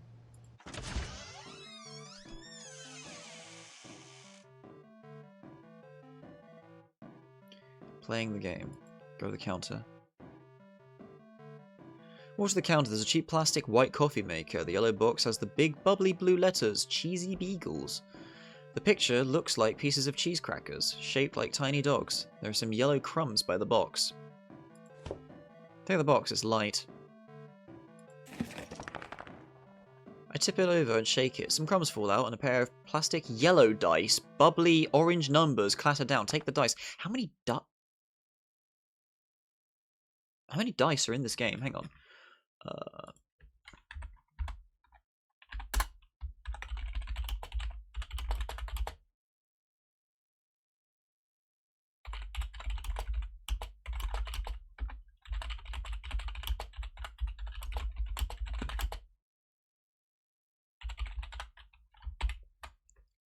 Say hello to the man. The man has a long, narrow, stubbled face and bony nose. He's wearing the same uniform as the man I saw behind the checkout counter, and he's clicking an old grey dual-stick controller. Doesn't pay me any notice. Looks like he's controlling a knight as it runs around a castle, stabbing walking jars of jelly, with a giant butter knife as a sword. It's not enough pixels to be sure. Hello. He glances over to me, then back at the screen. Back to me again. Then, I'm not sure, but I think I see the pupils of his eyes narrow as he seems to recognize me as a person. Oh, you're not the new manager, are you? What do you want? What's your name? He glances over twice. What? Just, I don't know, read the name tag? His name tag says Dilmond, stocking and unloading. Dilmond? Yes, that is what it says. What are you doing here? Taking my break. Anything useful in here? What? No, there isn't. Store is out there. Please just go and shop or something. There's a baboon out there. Pause this game. What am I supposed to do about it? Can you tell management? I said this job wasn't client-facing. How'd you get back here? Gideon told me the code. Of course he did. Go talk to someone else, I'm busy. You have to get out of here. Close the door behind you when you leave. He looks back at the TV. Then after a moment, he looks back. Oh. Did you hear? Hear what? Close the door when you leave. No one ever listens when I say it the first time. Yes, I heard you. His eyes narrow, then he leans into the TV, but he's just cycling through the menu options. Open his locker. In the locker, there's a poster of a raging forest fire with the text, "Keep the dagger hot." Below that, there's a book with the title, "How to Make People Like You, a Practical Guide." On the book, there's a key with the text engraved, "Roof Access." Take the key. Hey dude, are you serious? He's standing behind me. I need this key. No, I need it. He steps forward and grab it from me. Can I borrow it? What? He laughs. Yeah, right. Run to the door. He trips me and I knock my face into the door. He snatches the key back and snickers, starts walking back to the couch as I get up. Something crashes down through the ceiling tiles and lands in the middle of the room. It's the baboon. It looks up at him. Its eyes are shadowed by its forehead, but I see them glint as it grins wide, as if the sides of its lips were stretched back with fish hooks. He drops the key on the carpet. Grab the key.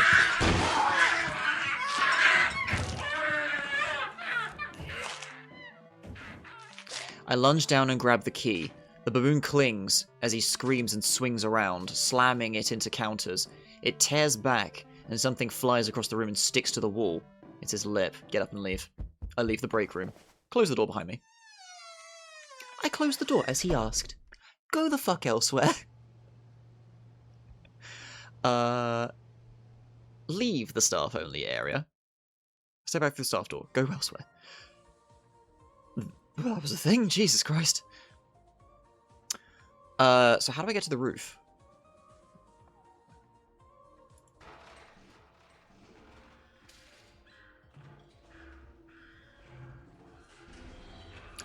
Oh shit. I get to the medicine section, I hear a scream echo from where I came from. I look back all the way at the end of the aisle. The baboon is galloping towards me from a long distance. There's a slippery floor sign to the west. The baboon is racing towards me from the east. Run around the slippery floor. I run around into another aisle. The baboon leaps over the shelves. It's already made half the distance. There's a small abandoned kiosk here for giving out samples of some kind of biscuit, but it's a crumbly mess now. Keep running. I round the corner to see the checkout counters and the glass doors of the entrance. It's right behind me. Run to the doors. As I run past the checkout counter, the man stares and squints with his mouth open. Then he ducks down. The sunlight between the line... The sunlight shines between the line of tall theft detectors. Keep running. I run between the detectors and slam into the automatic glass doors. They aren't working.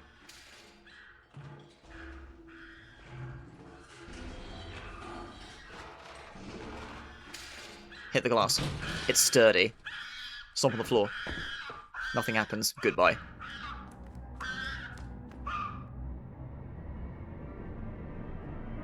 I turn back. It leaves a trail of red handprints over the tile.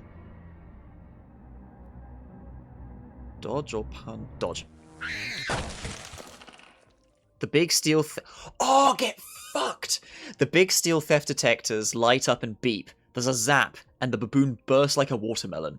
A pile of random products clatters on the ground where it used to be.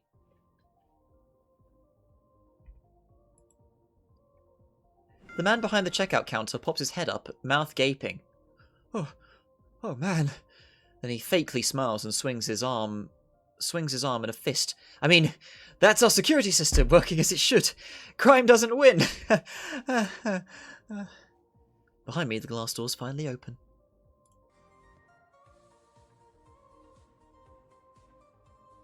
That wasn't a customer. What? He says. It was a baboon. Oh, good.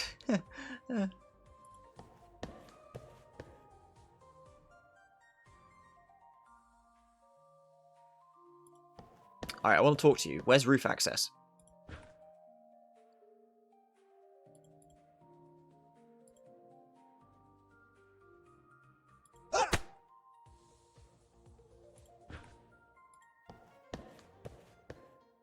Unhelpful. Well, let's fuck around. Now that there's no murder baboon in here. Clothing and decor. East. Well, we can look in the clothing section now. The baboon's not here, sure. Step out of the aisle and over a black plastic strip onto fake wooden floor paneling. I find myself lost between carousels of bright shirts and dresses. There's a line of big puffy coats in front of me. Go through the coats. I come to the coats and push them apart. As I push a fluffy black coat aside, a lined piece of paper flutters out onto the floor. Step on the hangers. There's a row. Look at the paper. Get as many as you can. Alright, all this stuff. Step through. Or peek through. So I reach my arm between large wool sweater and a black raincoat, making a thin line I can see through. Look ahead. What do you mean there's a white baboon?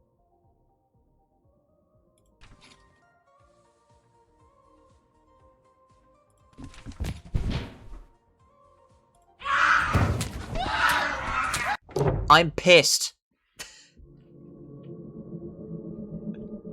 I had a feeling that would happen.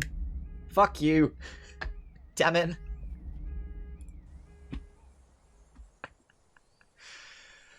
Oh, shit. Well, I got what I needed from there anyway. We can do roof access another time.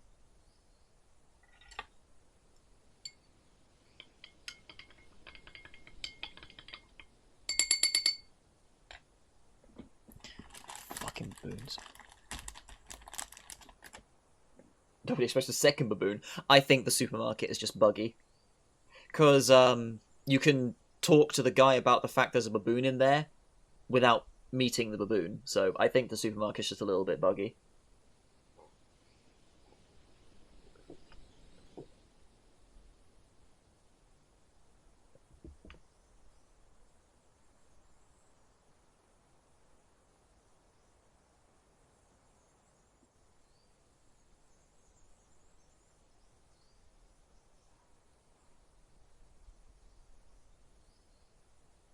I nibble on the cookie sandwiches again. Give me a second. In the meantime, I'll head back for Dimlose. We're going to do one more try through Dimlose with that safe. Seeing if we do the Caesar cipher, as Morpho suggests. And we'll see what happens. What's a cookie sandwich? Um, it is two not typical Maryland cookies, but two cookies with chocolate cream in the middle of them.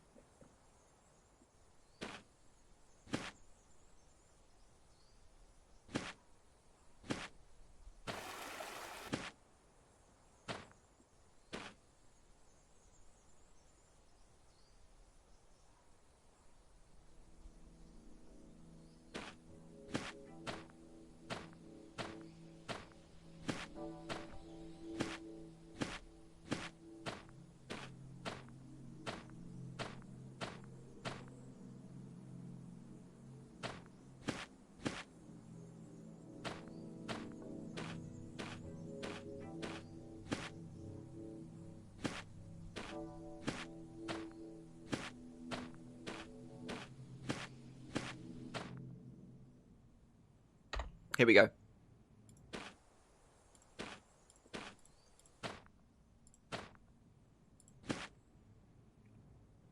To the north, I see boards nailed to a tree with writing on them. Turn back. Following that is a faded phone number. Dimlose North. Turn back. Help is available. What you said earlier, Yuki. Maybe Dimlose is a metaphor of some kind.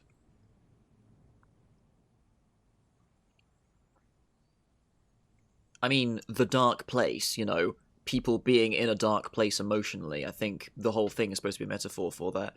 Also, considering the content warnings that the game has as well. It's curious. Anyway, south. Okay, we need to go west. See a signpost. Where's the train track? Here it is. Train track, my beloved. Here we go.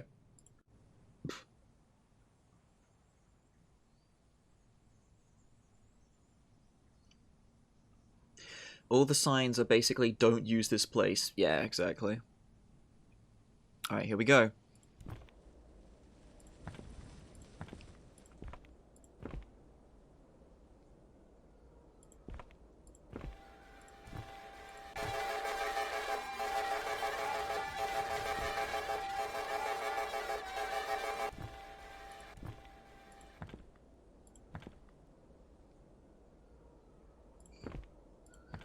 Okay, I need to pay attention now.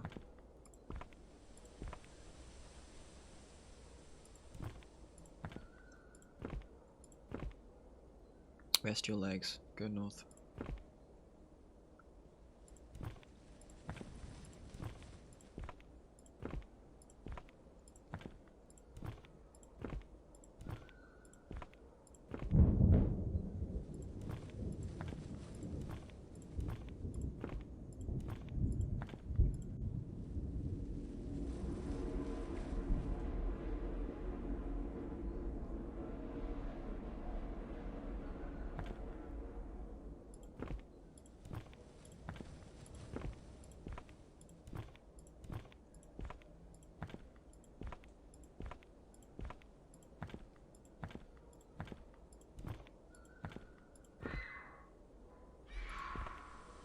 Can't help you.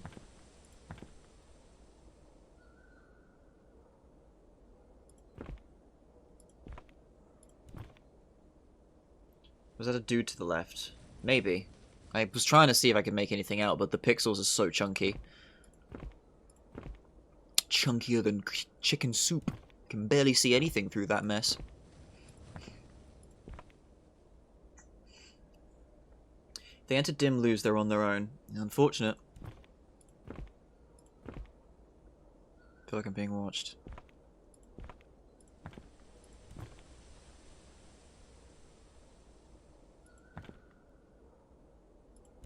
I have some curiosity if any of these actually do anything, or if you just simply end up lost in Dimlose immediately.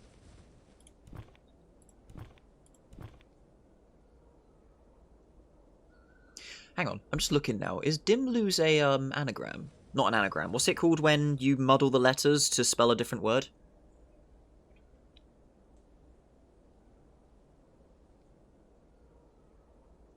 Oh, it is anagram. I thought anagram was, No, acronym is the other thing, when the letters are a representation of a different sentence, like laser.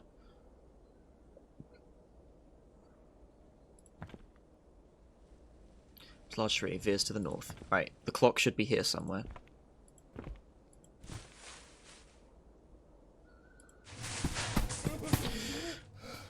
Don't interact.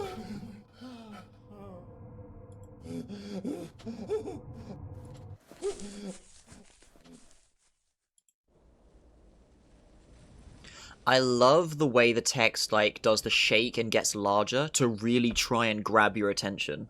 Like, it's so cool.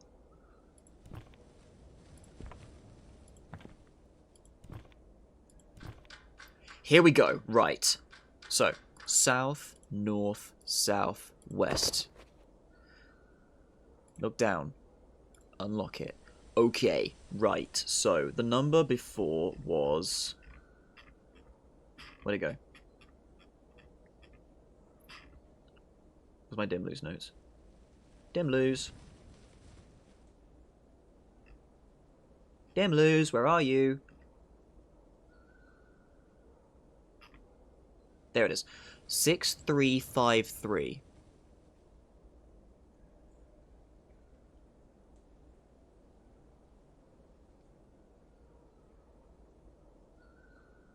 It's one less. The 5 and the 7 are swapped to what I thought.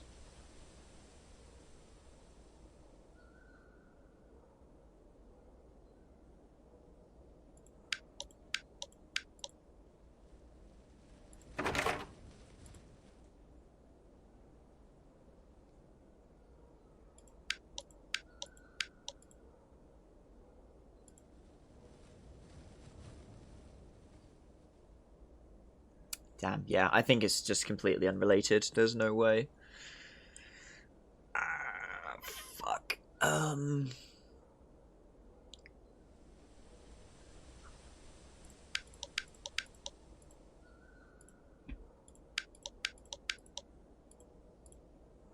Because the problem is... The problem is that we can do the same number multiple times, so there's, like, billions of combinations here. Maybe I should just step off the train tracks. Shit. Is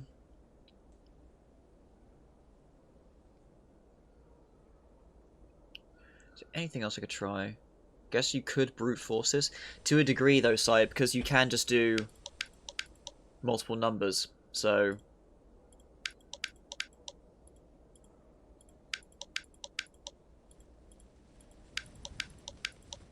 Yeah. It's, like, it'd be a lot of combinations to try on that. 256?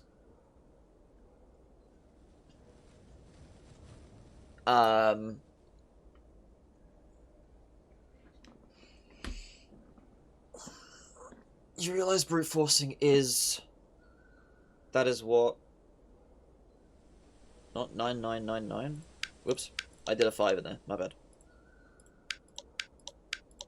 Nope. Oh wait. I am dumb. Cycles through all combinations. 4 options 4 times. What? What are what are you talking about, any of you?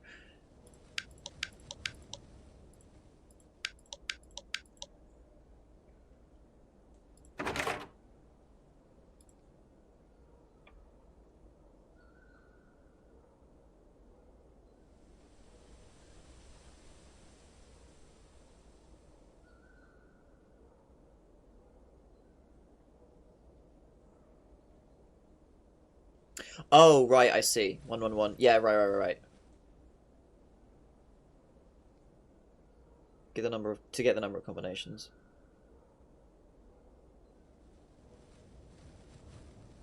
We'll eventually try all.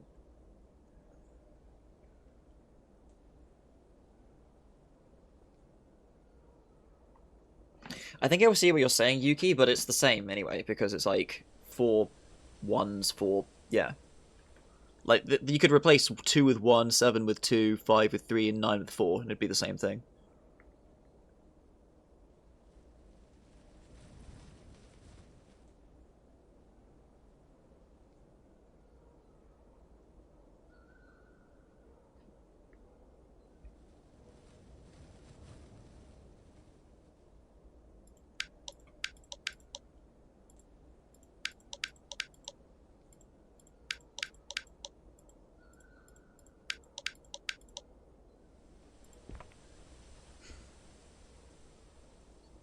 Better find the combination. Yeah, yeah.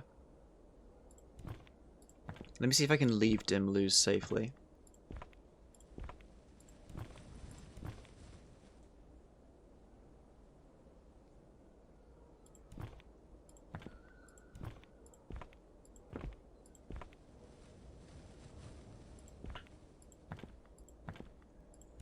There's one more thing I will try.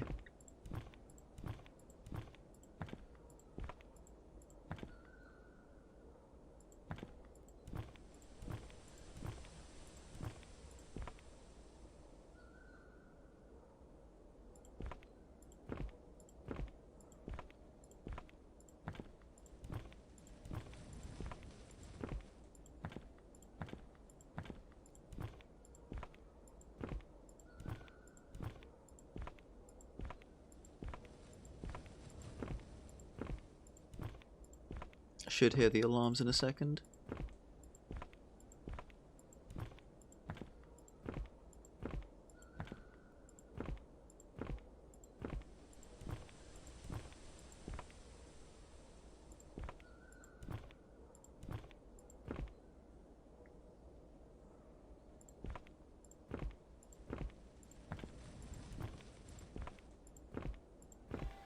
Yep, here they are.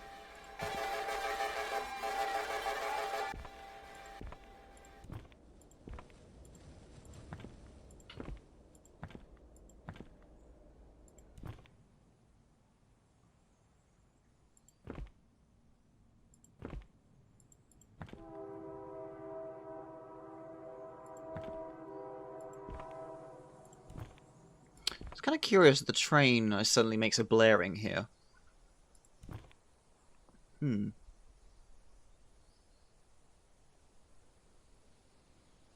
To the west is a shaded platform and some strangers passing by. Still crowding people, waiting. There are people standing around on the old cement, staring down at the train tracks. The man closest to me is wearing a big green coat and a scarf. His expression is blank. Hello? The man turns towards me slowly. It's been a long while since someone said hello. What are you doing? Waiting for the train. When's it coming? I don't know. I'm waiting here a long time, but it's coming, I'm sure. What's your name? I'm Tristan. That's enough. Now I get to ask you questions. Alright. Have you gone near Dimlose? Yeah. Sorry. Well, you should know it's up north, not far, so be careful. It's harder to stay away from Dimlose once you've been there, and somehow harder to remember where it is. Waits for a moment, and sidles close to me to whisper. Sidles? You mean slides?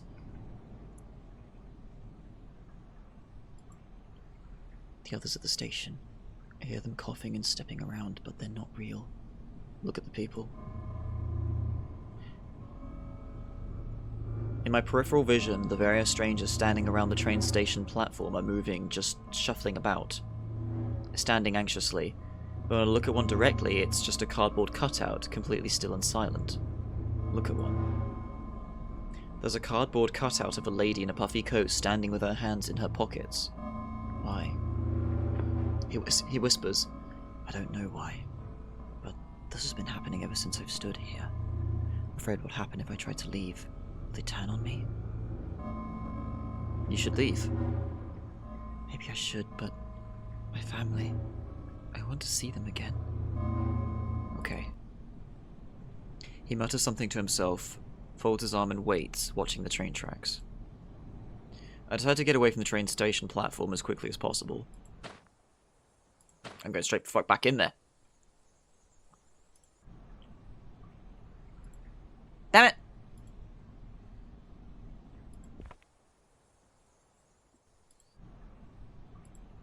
I'm getting weirdly blocked off from... What? Weird.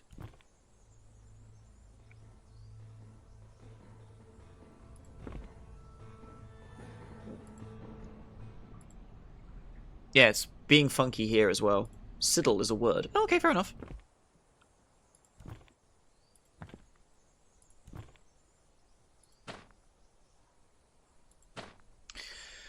Okay, Seidel, though. Okay. Cardboard cutouts are probably better company than some people. Um, so hang on a minute. Also, I feel like some things in the Dark Place, Yuki, are not necessarily people who were brought here, you know? I mean, the old man that turned into the praying mantis, I'm not so sure about.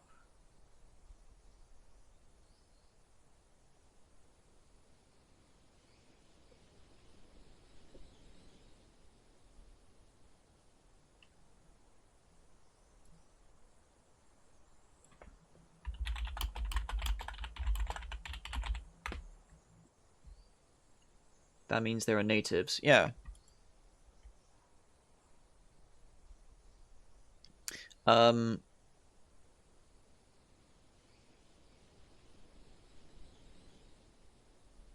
brain has stopped. What was I trying to go towards? Oh, I know. East. Candy wrappers littered throughout the grass. Path leads north and south.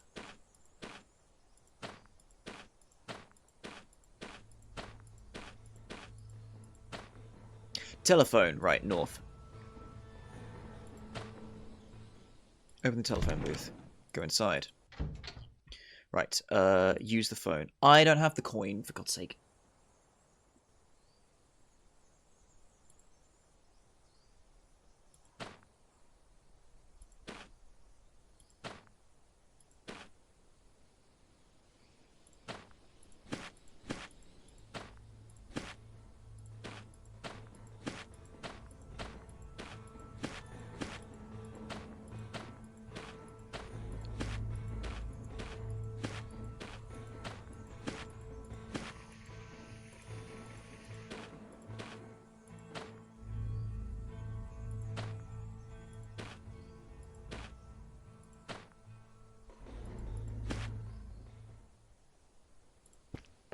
Go to the entrance, round the back.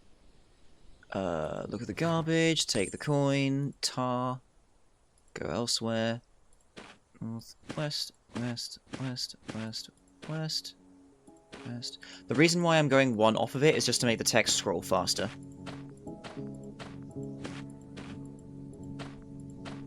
And I don't have to skip over the events that are along the telephone line. See a garden, so now I go back east.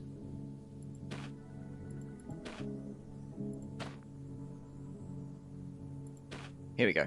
Open the phone booth. Right, go inside. Use the phone. Use my coin. Look at the numbers. So, next note. Not you, not you, not you, not you. Call the number. I want to double check something with this. Isn't this fun? Well, I guess. I have another question. Do you know how to find the safe in Dimlose? It contains something you'd like. Yes. Oh, well. To find the code to the safe, try the library. It's in the library? I must have missed something there. Crap, we gotta go back to the library.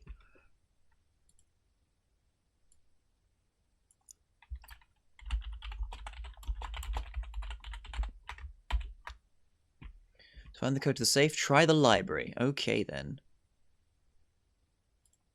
I want to do something here quickly.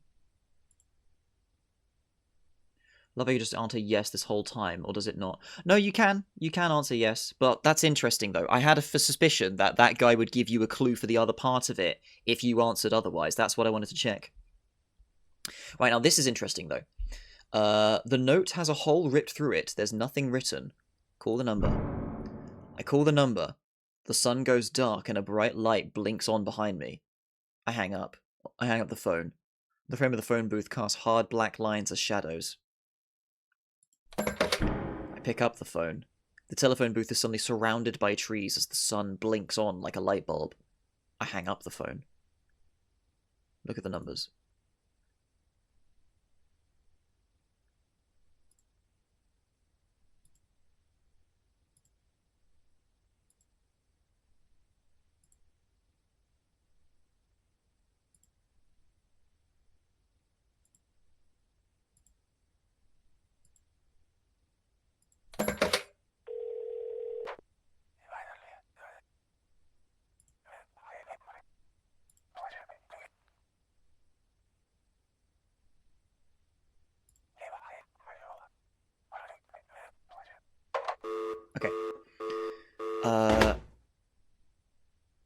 So what happens if I step outside now?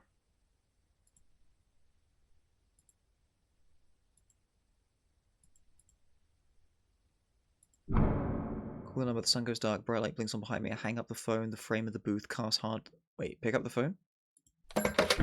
Telephone booth suddenly surrounded by trees. Use the phone. Stop making calls. Get off the phone. Wait here.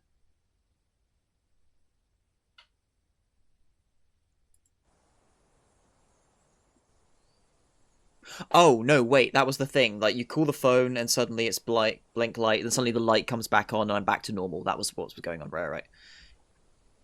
Right, close the telephone booth. Okay, so. Okay, with that in mind, hold on. Okay, maybe I'm not quite done yet. We're right next to the library, actually, so let's head east.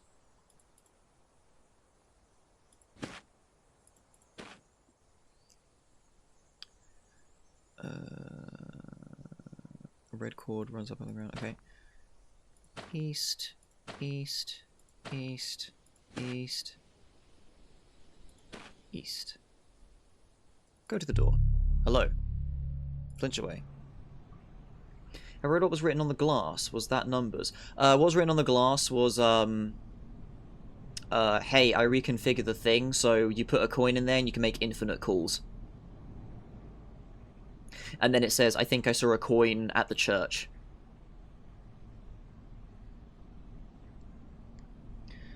You scared me. Wait, you have a tape recorder. Can I have that? Take a step back. Sorry. What happened? Rarians. What do they look like? So back. Also hand gestures. Can't understand him. Do you have a weakness? Aggravated by sudden noises. Yet to require to see specimen. I have to go in there.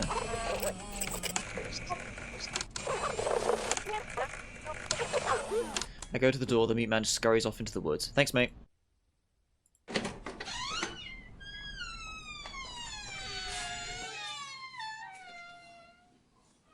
So somewhere in here is the code. Go inside. Look at the books. Especially at dusk between music and silence.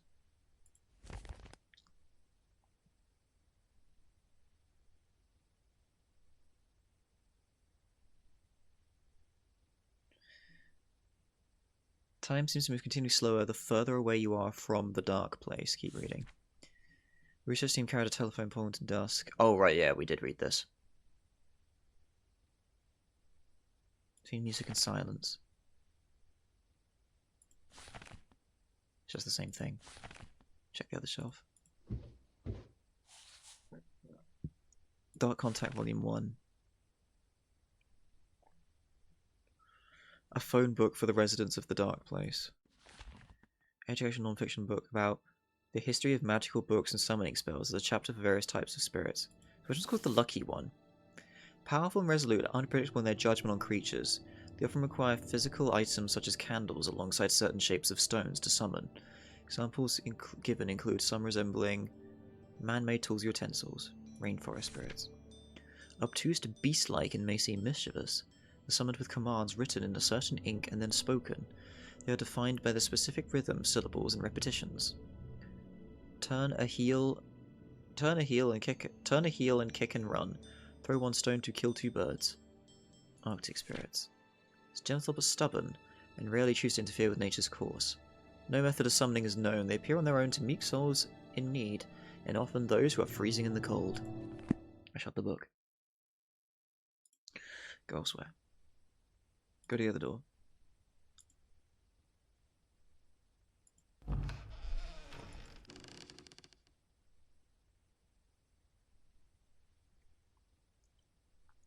So on my left there's a coffee table, a newspaper and a few magazines. Along the right wall is a sink and cabinets and an old printer. At the far end of the room is a desk with a computer. Above it, red words are scratched into the wall. A red arrow points down to the desk. For the loudmouths, fun and games below. Move to the desk. No, don't move the desk.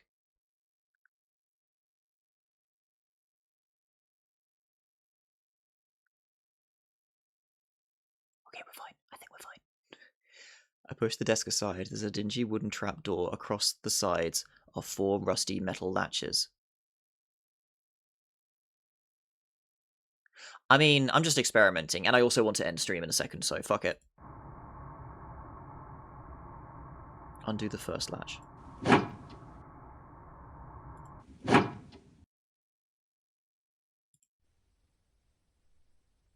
Fun and games below.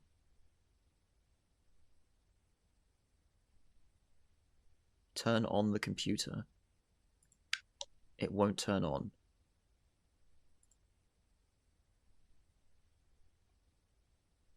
Dagger spreads across Northeast for the first time in recorded history. Some locals have begun to perpetuate it with further acts of arson. Dagger Forest of the Future would like to remain anonymous. There's nothing else in this library other than the trapdoor, so I think we just go for it. For the loudmouths. Maybe the librarians are over only down there. Let's give it a shot. Open the trapdoor.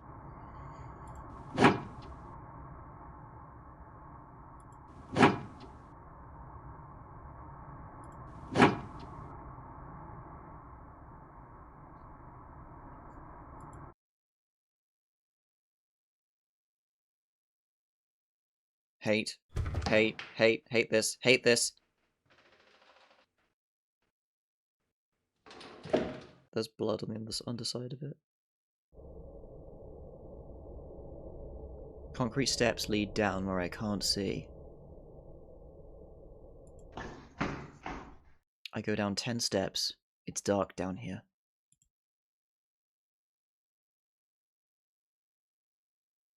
I hear the hatch close above me.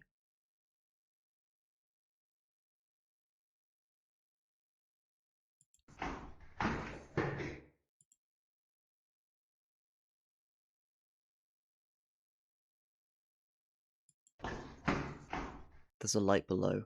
I see something red.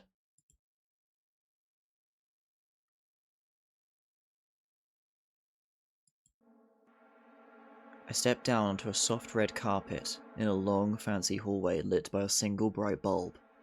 At the west end of the hallway is a wooden door. To the east is a cabinet in the middle of the hallway, and past it is another door with something on it I can't see clearly. East is a cabinet in the middle of the hallway.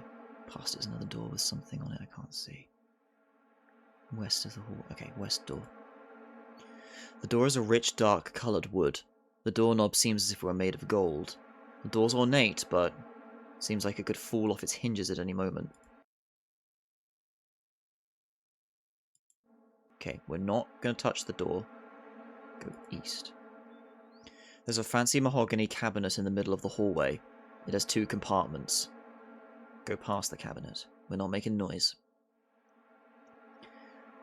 I go around the cabinet to the door at the east side of the hallway. On the door is a detailed painting of a chunky soup on a plate with seasoned bread and slices of cheese. Down to the left of the door, there's a vent on the wall. On the door is a detailed painting. Listen. I mean, food begets death and depravity, so maybe I shouldn't touch the door. Yeah, exactly. I'm gonna touch the vent. I can't get it open.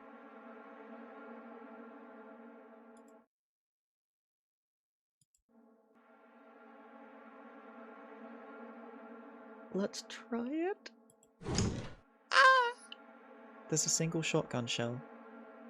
Sure, I'll take it.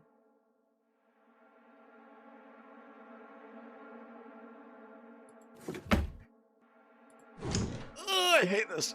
Close it. Oh, I fucking hate this. I don't know what's gonna count as enough of a noise. I don't like it. I'm having a great time. Okay.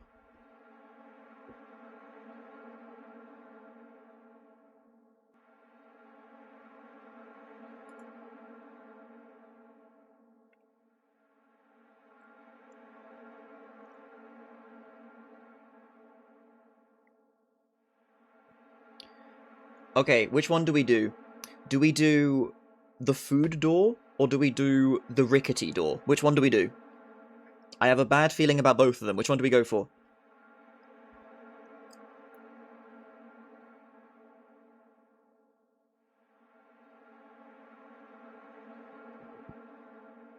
The non-food door, rickety.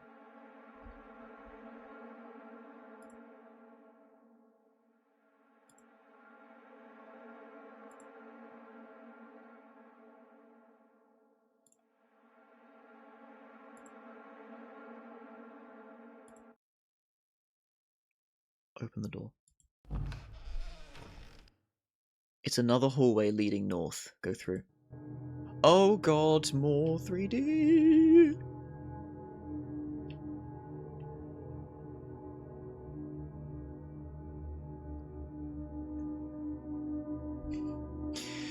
This hall is lit by a candle. There are bookshelves on the east wall and a small table beside the red door, a red door to the west. There's writing on the wall. The end of the hallway is very dark. The shelves are full, but the pages are empty. Look at the shelves. The shelves are perfectly pristine. Who dusts them off? None of the books have titles.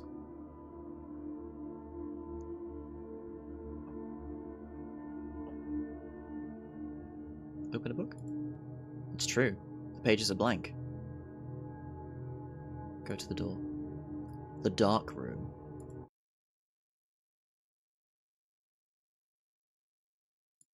Still nothing. What the hell? Go to the end of the hall.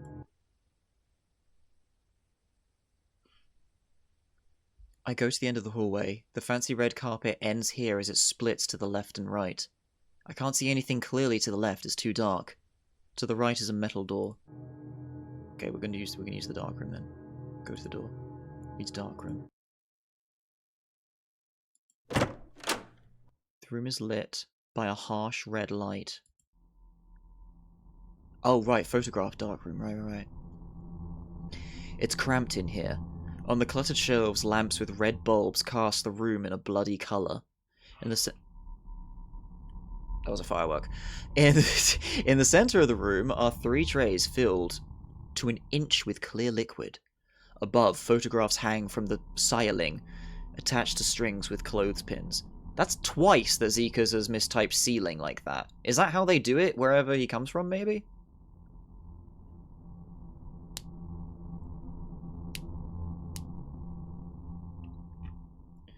Look at the developed photos.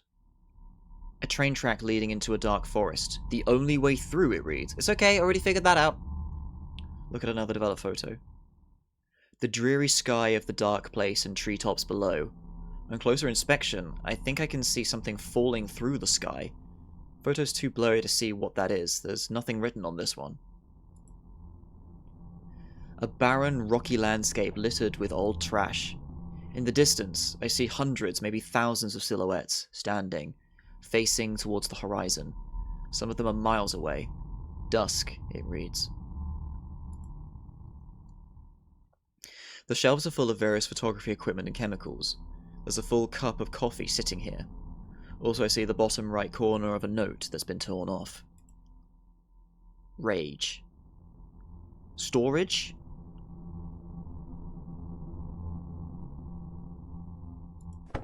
Open up the cupboard. There's an empty shotgun. Sure. I take the shotgun, leaving the cupboard empty. It seems like a good hiding place. I don't like that you had to specify that, game. I don't like that you gave me those words. I don't like what I'm reading. So I have a shotgun. I have a shotgun and a shell, but I'm absolutely not going to fire it, because if I do that, I'm going to get my face rearranged. Apparently siling is an antiquated term. Oh, okay. Alright, my bad. My bad, Zekas. Look at the shelves. The shelves are full of various photography equipment and chemicals. There's a full cup of coffee sitting here. Bottom right corner of the note has been torn off. Get back out to the main hall. Hello, Odd. Welcome back in. Go to the end of the hall. Alright, which way do we go? Okay, let's check the door, because we can see the door to the right.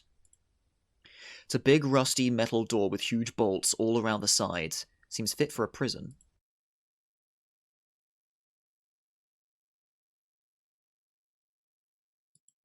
It won't open. Go left. It's a dead end. Go back. There. Oh shit. There are two ways to go. I can't see anything. Clearly to the left, it's too dark. To the right is a metal door. What do I do? Go back.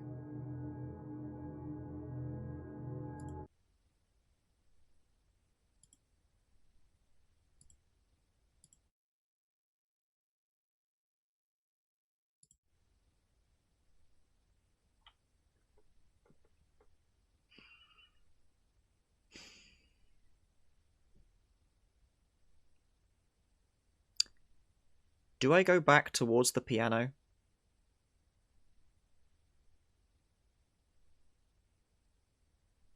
Looks like one of those some smart guy in the 1700s spelled it.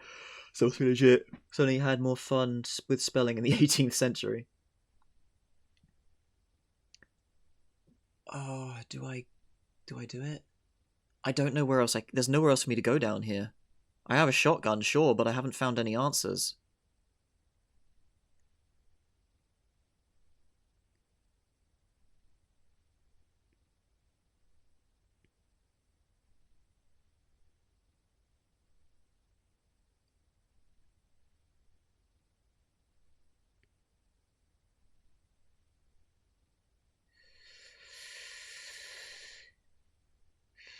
You know what? We can come back here. We can come back here. We can... Because I don't have anything other than... I have the shiny coin. Yeah, I don't have anything special. I haven't got any special progress on this run yet. Oh, let's do it! Go left. There's nothing here. Go back.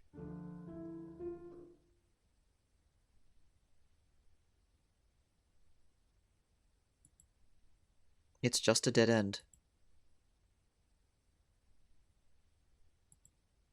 It's just a dead end. Okay. Okay, maybe I'm just getting too into it. Jesus Christ. God, this game rules.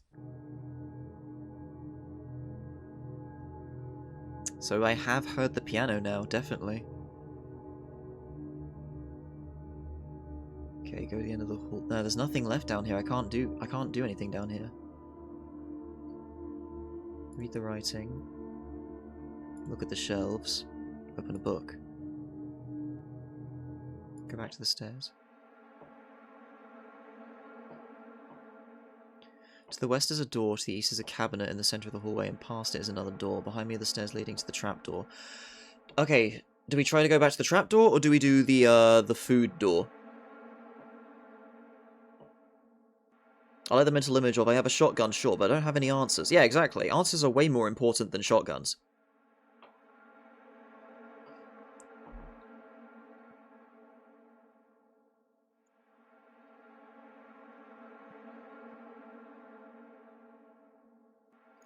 Do I food door, or do I go back to the trapdoor? Because the trapdoor's closed.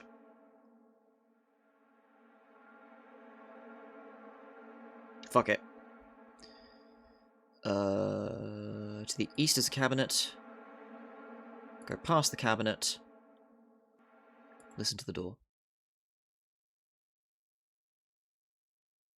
Open the door. I smell warm food. Something seemed off.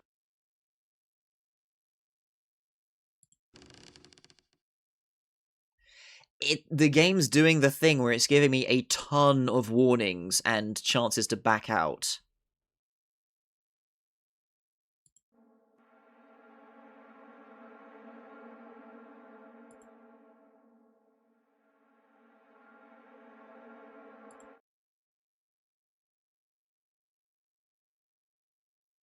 Fuck it. Like I say, I wanna end the stream at this point. I've kind of been I hate that I found a place and I'm super into it right now and I want to keep playing immersive, but I would like to end stream at this point. So let's just die. Come on. Open the door fully. Something leaps towards my face. Oh god, I'm gonna die. Use my shotgun. Hold on. I blast the thing with my shotgun. It lands on the ground, twitching a little, and then not moving. I hear something. That noise is coming from the vent at the bottom left of the door. Run back. Okay, time to hide in the dark room. Run back through the hall. The vent busts open behind me. To my left to see the stairs. Okay, go up the stairs. Run to the door. I reach the west end of the hall. Go to the dark room. Hide in the cupboard. I hide in the cupboard.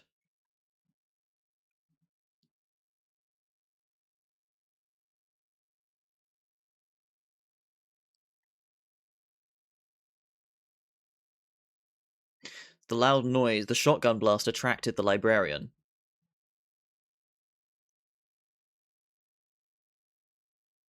Am I good? I don't like this. Come out. I come out of hiding. I don't hear anything. Stay inside the dark room.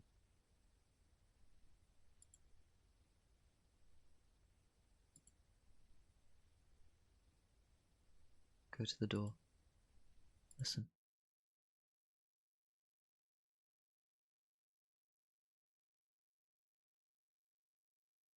Stay inside.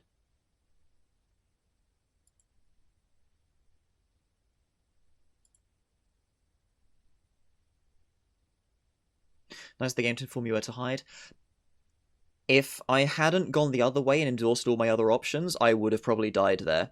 So this is the game rewarding me for trying my other options before doing the dangerous thing. Listen. Open the door. There's nothing in the hallway. Seems the same as it was.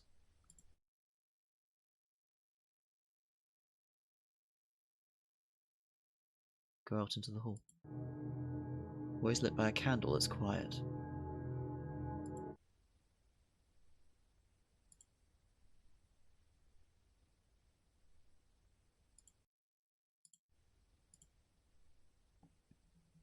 Go back. Go east. Go past the cabinet. Vent down to the left of the door. The vent cover's been broken off. Look into the room. The room is barren. There's nothing on the walls or the floor. Not even a light. Look at the vent. The vent's been busted open.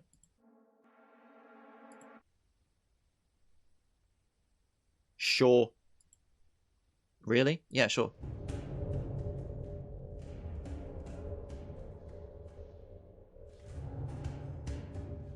My face feels vulnerable.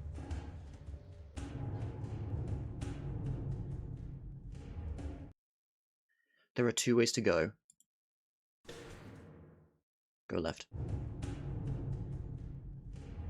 That came from my right.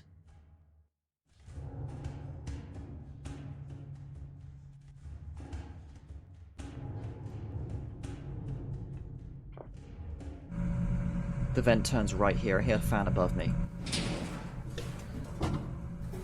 There are 2 ways to go. Forward.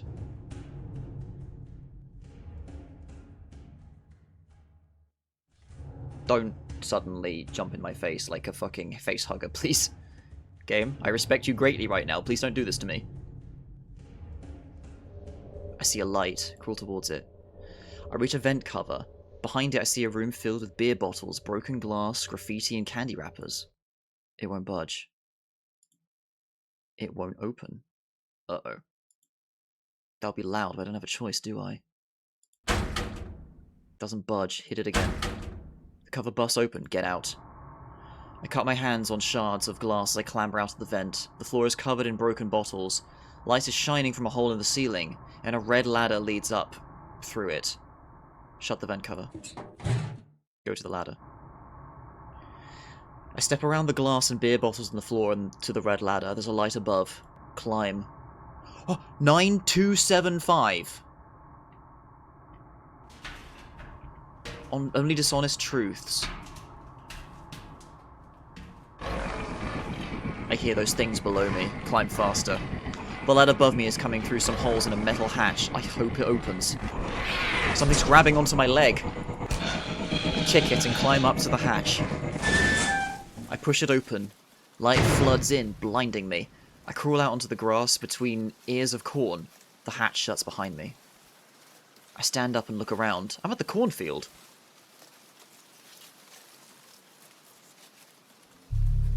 It's the metal hatch I escaped from.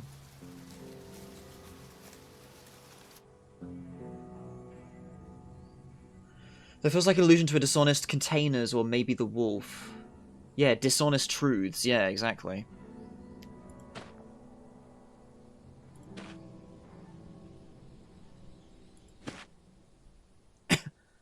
Going to the library is weird? I agree. I was constantly like, okay, come on game, kill me, because I'm going to end it. Nope, we're going straight the fuck back to Dimlose, everybody.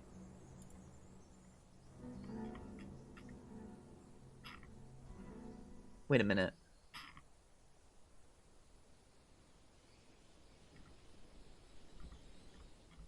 Did I seriously not try 9275?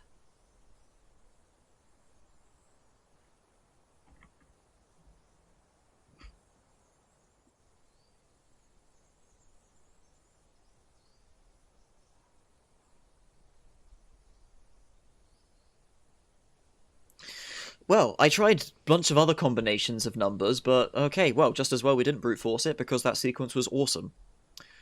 Right, let's head west. I am not going in the fucking hole, go away.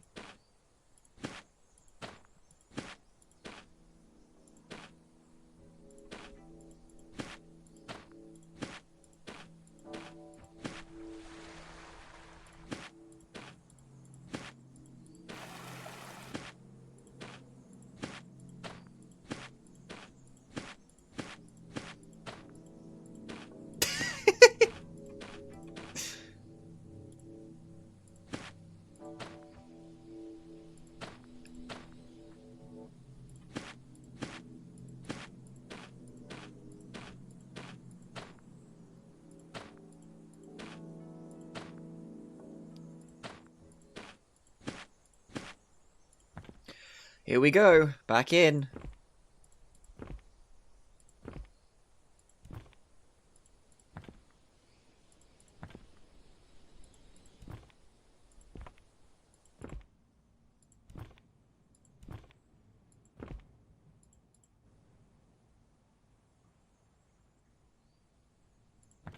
Dimlose.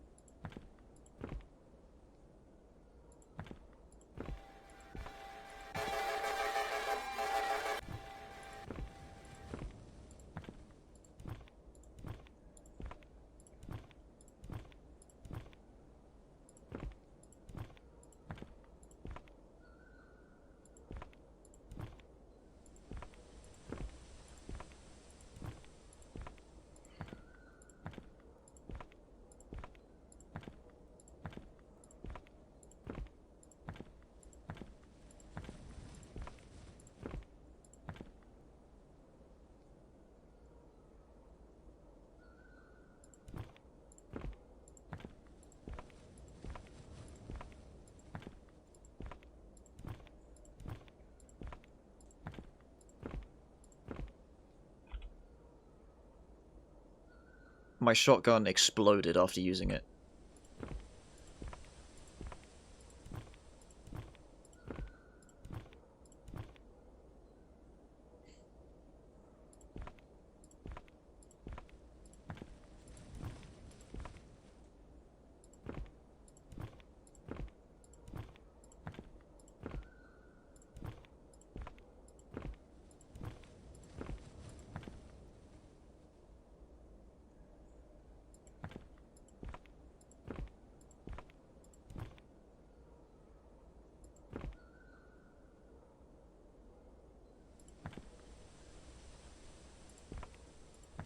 One use shotgun? I mean, that was the Darkwood way.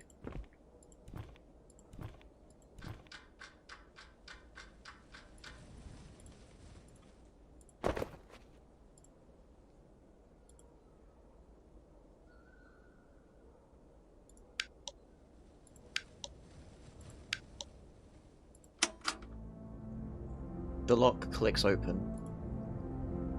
Inside the safe is a rusty mechanical component. A box with a small dome and circular dust cover attached by 3 wires to small electrical sockets. I found the speaker. There's a piece of paper wrapped around the prongs the speaker would use to plug in. I take it off. It's scrawled with letters. In the dark place, sometimes practical advice sounds like a riddle about life, but it's not, I swear. 2 different owners the puppy could have. The rooftop man prays and the claw machine sways. Follow the track and find a way.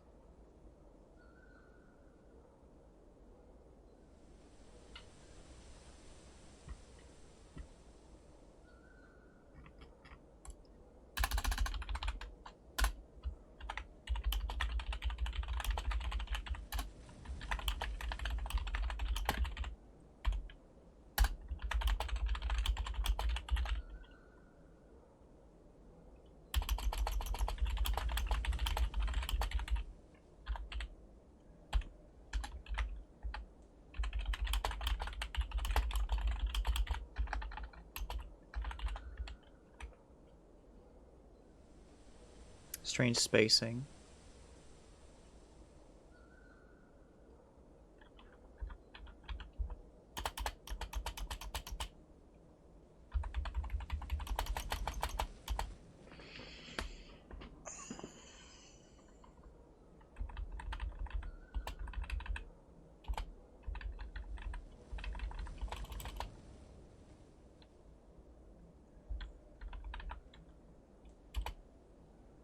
I'm copying it to a T.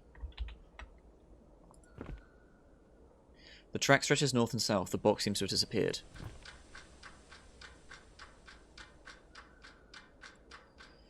If 9275 is an answer, I guess one cannot possess a shotgun and answers at the same time.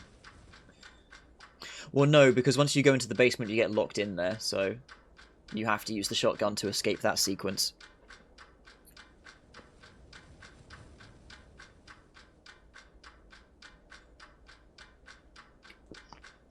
I wish I knew what the thing was that lunged at me, though.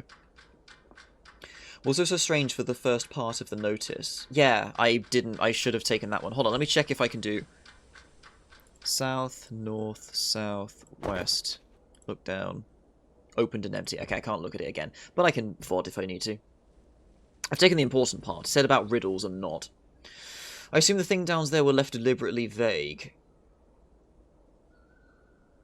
What do you mean, the things down there? To let your imagination fill them in. I mean, partly. It did have an option to look at the thing on the floor, but I looked in the room, and then suddenly the vent started getting angry, so I had to leave. Time for the VOD to be about 5:23. Alright, cheers. Okay, but anyway, hold on. The safe... Hold on, I need to make sure I write down the safe code proper. Although it's kind of easy to remember, because it's just this and then down. Code try the library.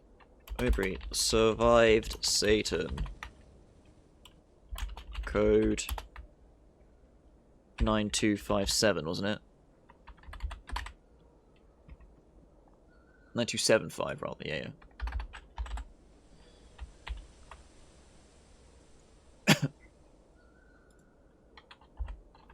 Actually, wait, hold on, I need to edit that. Survived Satan was cool. Was fucking cool. There we go.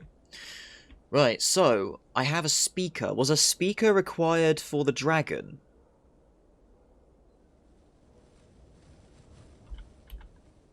Oops. A speaker. I think the speaker was required for the dragon, wasn't it? So that's another piece.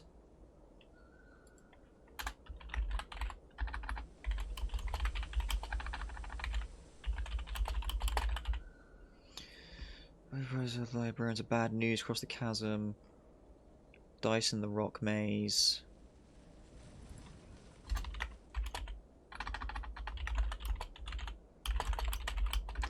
White die in the rock maze.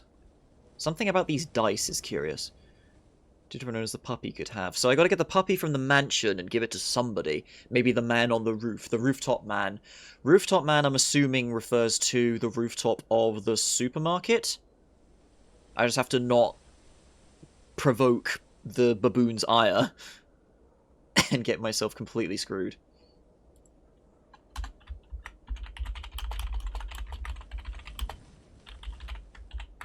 Speaker is in the Dimlose safe. Fuse is upstairs in the concrete tower. Vacuum tube is in the mailbox south of the cornfield. See, this is the thing at the moment. I have a lot of information. I've solved a few things. I don't know what ends they're going to do for me currently, though. But if anything, this kind of feels like Outer Wilds to me. Like, not quite as grandeur, but the steady, like, exploration, finding things and piecing together what I can do with this stuff is really really giving me the same sense of exploration and satisfaction, honestly. Okay, let me get out of... Shit, let me get out of Dimlose. And then I will save, and I will end. I don't want to save somewhere stupid and then get myself killed immediately. The west is a tall chain link fence. Veers east. Okay.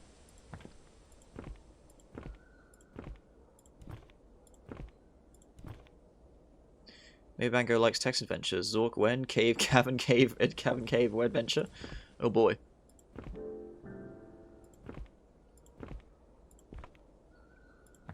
I mean, text-based adventure is more a medium rather than a genre, you know what I mean? The fact that this game has loads of disconnected locations and micro-adventures with stuff to steadily start piecing together, that's the thing that's more getting me really right now. Although, to be fair, like, the presentation and everything is super hooking me. Like, don't get eaten by a crew. It's super hooking me because it's like... These, like, the use of the way the text comes onto screen with the sound and everything is just really immersive, and I really like it. Do I just charge all the way east and I'm fine? Down from the train track, the track stretches west and east. Keep going east.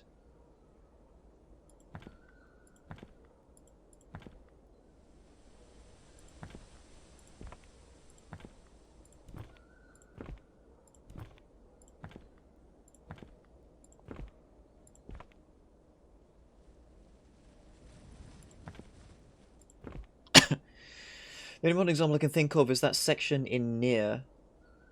Yeah. Although that's more on rails text adventure rather than something open like this, you know?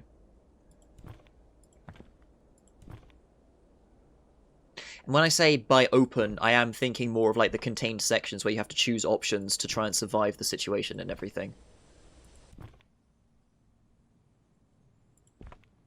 Okay, we're out. We're out, and we're back at the north area. Okay, so... if I hold escape, I think that ends, doesn't it? There we go, welcome to the dark place, and then we go back to the forest. Cool. Okay, that's going to do for me. I'm going to cut myself off because I'm just going to keep on going and find more things, but my brain is a little bit fried at the moment, so... I need to sort out my notes and try and get an idea of what to do next. It's back to that damn supermarket, and I need to just not upset the stupid baboon.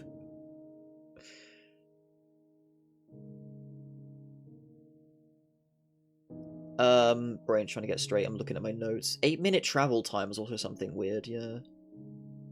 But yeah, I'll have to think about that. I'll also go through my VOD and try and fill in my map a little bit more, and I might put that out on like a little, because it's on Google Docs, so I might make a link in my Discord if people want to have a look and see what I've done. Maybe contribute it to it as well. I'll see what I do with the functions. But no, that's gonna do it for me. Thank you very much. Maybe Slay the Princess or Save the Date would be something similar as text adventure, but of course with more images. Not upsetting the baboon at the supermarket is a noble goal to strive for. GN, very exciting. I am glad people are enjoying, because I'm very hooked with this. We will get back to Silksong, don't worry, we'll do more of that at some point. I was just very into this. With the time, it's 7:45. Yeah, maybe I'll come back in a little bit for something else, but we'll see. I won't make any guarantees. Um, but yeah, thanks for coming along, and yeah, there's no one else to raid at this hour, so I will leave you be and wander out into the void. All right, till next time. Thanks for coming along. Bye.